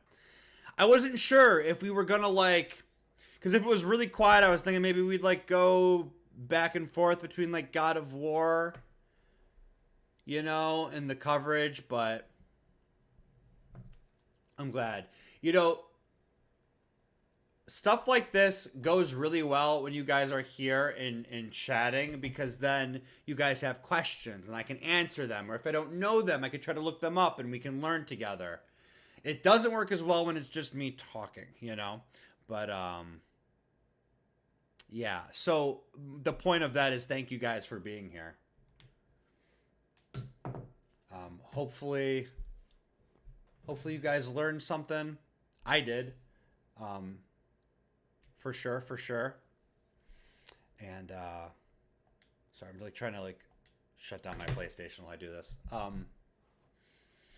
Yeah, hopefully you guys learned some things. I learned some things, and we got to be here together for a historic event. Like, this is the first big milestone going back to the moon sustainably, because the plan is to go to there to stay, which is why we're looking for, like, water there, you know? So I like learning it. Thank you for teaching me, Opa Bean. Thank you for waking up from your nap that you definitely didn't take, and joining me. Okay, PlayStation's off. Cool. All right. Yeah, dude, I did not segment the recording at all. I completely, like... This segment of the recording is 3.5 hours long. Good job, Ducky. Future Ducky's gonna be pissed if he goes through looking for specific footage. Okay, chat. So, hey, really quickly, I'm gonna bounce over here because I gotta export the starboard really quick. I was updating it earlier, but I didn't export it because I didn't want to, like, screw anything up. Yo, chat, it was an exciting day. We got the art for the stream in. We had a great time with God of War. I love the part where we're playing as Atreus. That was a lot of fun. That whole segment was really cool. See, chat, look, art. Oh, look at that handsome duck. What a badass. Yo, what a savage duck he is. Yo, and look at it. We got the socials up there, too. Got the socials up there, too. Heck yeah. Heck yeah. Yes, it looks awesome. I'm super excited. I'm super excited about it. The board didn't update. Did I, in my rush to start, did I not update the starboard in the beginning? Bada bing, bada boop. There we go. Hi, handsome. Thanks, Bean. It must be the hat. This is my space hat. We haven't worn the hat in a while. This is my hat when we do space things or flying things. If we do anything aerospace, this hat's coming on. All right, chat. I don't know how I'm going to sleep. I'm super amped, and it's too late to take melatonin. I think I'll just shove my face in the pillow until I sleep. That's the plan. That's the plan. Okay. Tomorrow. is Wednesday. And we're going to continue God of War. We left off, we just finished up in Alfheim with Tyr. I think Tyr's coming around to becoming a God of War again. There is sort of a little bit of a divide going on between Kratos and Atreus. Atreus snuck out of the house with Sindri, spoke to the World Serpent, who told him about the Ironwood. And then we learned about the Ironwood, that's a place where the giants are kind of hidden after Odin sort of wiped them out. But we didn't tell Kratos that we know about the Ironwood, or that the World Serpent told us that we have to go there to fulfill our destiny, because we snuck out of the house. And so we don't want to, like, self-report, you know? Otherwise, we'll get grounded. We'll be, boy. And then, you know, before you know it, we're grounded. What else? I feel like we did a lot in God of War tonight. Yeah, we were a bad boy. Oh, we found out something about Sindri and Brock, the two dwarfs who make our stuff. We found out from Sindri when we were playing as Atreus and Sindri was accompanying us that there's been something on his mind that's been bothering him. It turns out that Brock actually had died. That Brock died and his soul went into like something, and Sindri went to go save him, but was only able to save 3 of the 4 pieces of his soul, which means that Brock isn't actually fully alive. And all Brock remembers is Brock just thought he was unconscious the whole time, but really he was dead, and it broke Sindri's heart, so Sindri went to go save him. But yeah.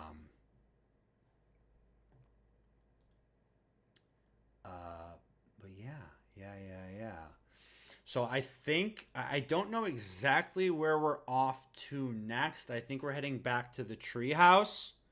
Oh, and we met Squirrel. Bean, were you here for Squirrel? Yo, Ryan, welcome back in. I got my emulator working. Cool. Yeah, Bean, were you here for Squirrel? I can't remember. I can't remember if you were still here for a Squirrel or not, but we met a squirrel. Squirrel? The squirrel he's not like giant. He's about like maybe like 3 times as large as a regular squirrel. He's got an eye patch. He's super cute. Apparently, so you know how like the tree house exists in like the tree of life? Apparently the squirrel takes care of the tree. And apparently he has forest friends. But he was like, show? You want me to show? I'll show you really quick. Where do I put my things? Okay, if I can find it in the recording, I'll show you really quick. I think this was earlier in the night when I was properly segmenting my recordings before everything went crazy. I'll see if I can find it for you really quick, Bean, because you're going to find it to be super cute. Boy. I once took... This was yesterday. Damn! And, had no choice. Or Valhalla, maybe? Oh, yeah. We also met Freya again. And she doesn't want to help us. She still wants to kill our father. She's, like, obsessed because she's not whole and she needs that revenge. But she knows the boy's name is Loki. She knows that... What the hell else does she know? She has the mistletoe thing that we used to kill Boulder. Okay, what stream craziness did I miss? Everything. Oh, and also she knows that Tyr is alive. And that they're going to try to defeat Odin. And we were hoping that she would help us, even though she wants to kill Dad, that we all need to come together to do this thing. She wasn't down with it because she wants to kill Kratos, but I think with this new information, she might come in clutch at the end. Freya's still mad mommy mode? Yeah. Let me see if I can find it. All right, back to the house. We had breakfast with Tier. I BRB'd to use the bathroom while everyone was eating breakfast. And then Squirrel. All right, well, we got Kratos only... Right behind you. Dude, it seems like a solid physique.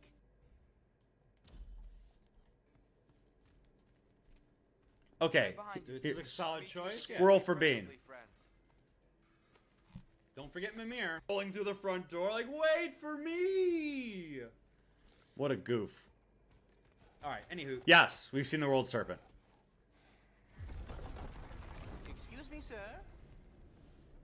Excuse Mind me? if I take a little peek at you? I promise I'll be brief. Is that Conker?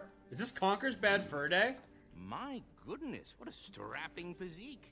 Capable of an astounding variety of acts of violence, I imagine. What is happening? This must be the squirrel that tends the world tree. That delectable aroma. Could it be? Pardon the intrusion. Ah, yes. Amber resin. Delightfully nutty with a hint of squidding. No. Not one for gastronomic exploration, I see. Wait, if you're Ratatosker, why are you so different when we summon you for help? It's a long story. What you are correct. He's so cute! I'm indeed Ratatosker. The one you know as Ratatosker is merely one of my spectral aspects. And a particularly nasty one at that. I consider him so far removed from myself that he's practically a different person. Speaking of, Bitter, would you like to come out and see your friends? Fuck off, I'm busy! I suppose that was to be expected. Anyway, now that I've polished off all this... I was about to say this is starting to turn into Would a you like to Disney see movie, that? but... It is the seed. Indeed. A seed of Yggdrasil. Okay, chap. Precise. Okay, chap. There you go. Since my dwarven tenants performed their little reconfiguration. Anyways, that's cute Squirrel. Yeah, he's super cute. He's super cute. So, fun night tonight. We got to play, we got pretty far on God of War, and we got to watch history being made. So that was pretty cool. Yeah, right, and that's what you missed. You missed history being made, the launch of Artemis 1. Super fun night tonight. Super fun night tonight. I'm going to be super tired tomorrow at work, but I'm not going to regret a second of it. It was wild. It was wild. And we met super cute Squirrel Guy, which I love him. I love when he's like, where he's like, friends coming out, and they're like, fuck you, I'm busy. Yes, Bean, you were here for history. Yes, fun. I missed space news a lot. Yeah. Like I said, space news and all that stuff about space is like, it's great when you guys are like here and like you're talking, you're asking questions about that, because then I get to answer them. Or if I don't know, I get to look them up and then we learn together. Space news, the big problem with space news is sometimes not everyone like rolls through for space news, and sometimes it's kind of just me talking. And I don't think that works out so well. I can only listen to the sound of my own voice for so long. You know. But okay, chat. Tomorrow we're gonna continue with God of War. I think the plan is, with where we're at in game, is that we have Tears with us. We finished up in the in Elfheim. We're gonna head back. I don't remember exactly what the game plan was, but I think we're heading back to the tree. Tears started coming around. He was like super zen. Doesn't want war, doesn't want nothing to do about it, but, you know, hanging out with the God of War and the God of War's son, you know, kind of bringing it out of him. So, chat, tomorrow, it's going to be Wednesday. We're going to continue on with God of War. I don't know if we're going to finish it in when I had planned Thursday. Thursday, I planned on finishing it. I don't know if we're actually going to be able to do that. I don't think so. But we are going to, if we don't finish it Thursday, we're going to take a break over the weekend for Pokemon and get back to it Monday. I always have questions. That's good. That's because you're still young, Bean? No, that's not because Bean's young. Bean, that's not because you're young. You should always have questions. If you don't have questions, then you got a problem. You got a problem. You should always have questions about something. Otherwise, your mind becomes just a a potato. You might as well just wrap it up in some aluminum foil, throw it in the oven. You should always have questions. You should always have questions about something. Stay curious, my friends. Stay curious. All right, chat. That is it for me tonight. I'm going to try to like wind down so that I can get a quick nap before work. But yes. Thank you guys for hanging out. Thank you guys for being here. I appreciate y'all. Thank you guys for hanging out for the Artemis 1 launch. That's super exciting. When I find out when they're going to do the coverage for the retrograde burn to put it in orbit around the moon, I'll let you guys know, and I'll stream that as well. Thank you guys over on the Facebook side for the likes and the shares. Thank you, Danny, for the stars. Yeah, I thought Rasta gave stars today. No, Rasta gave stars yesterday. Danny, thank you for the stars. I don't think he's still here. I think he's probably in bed. But yeah. All right. Thank you guys for hanging out. Thank you guys for being here. Y'all sleep well. Have a good day tomorrow. And yeah, I'll see you guys tomorrow evening for some more God of War. All right, guys. Be good. Catch you tomorrow.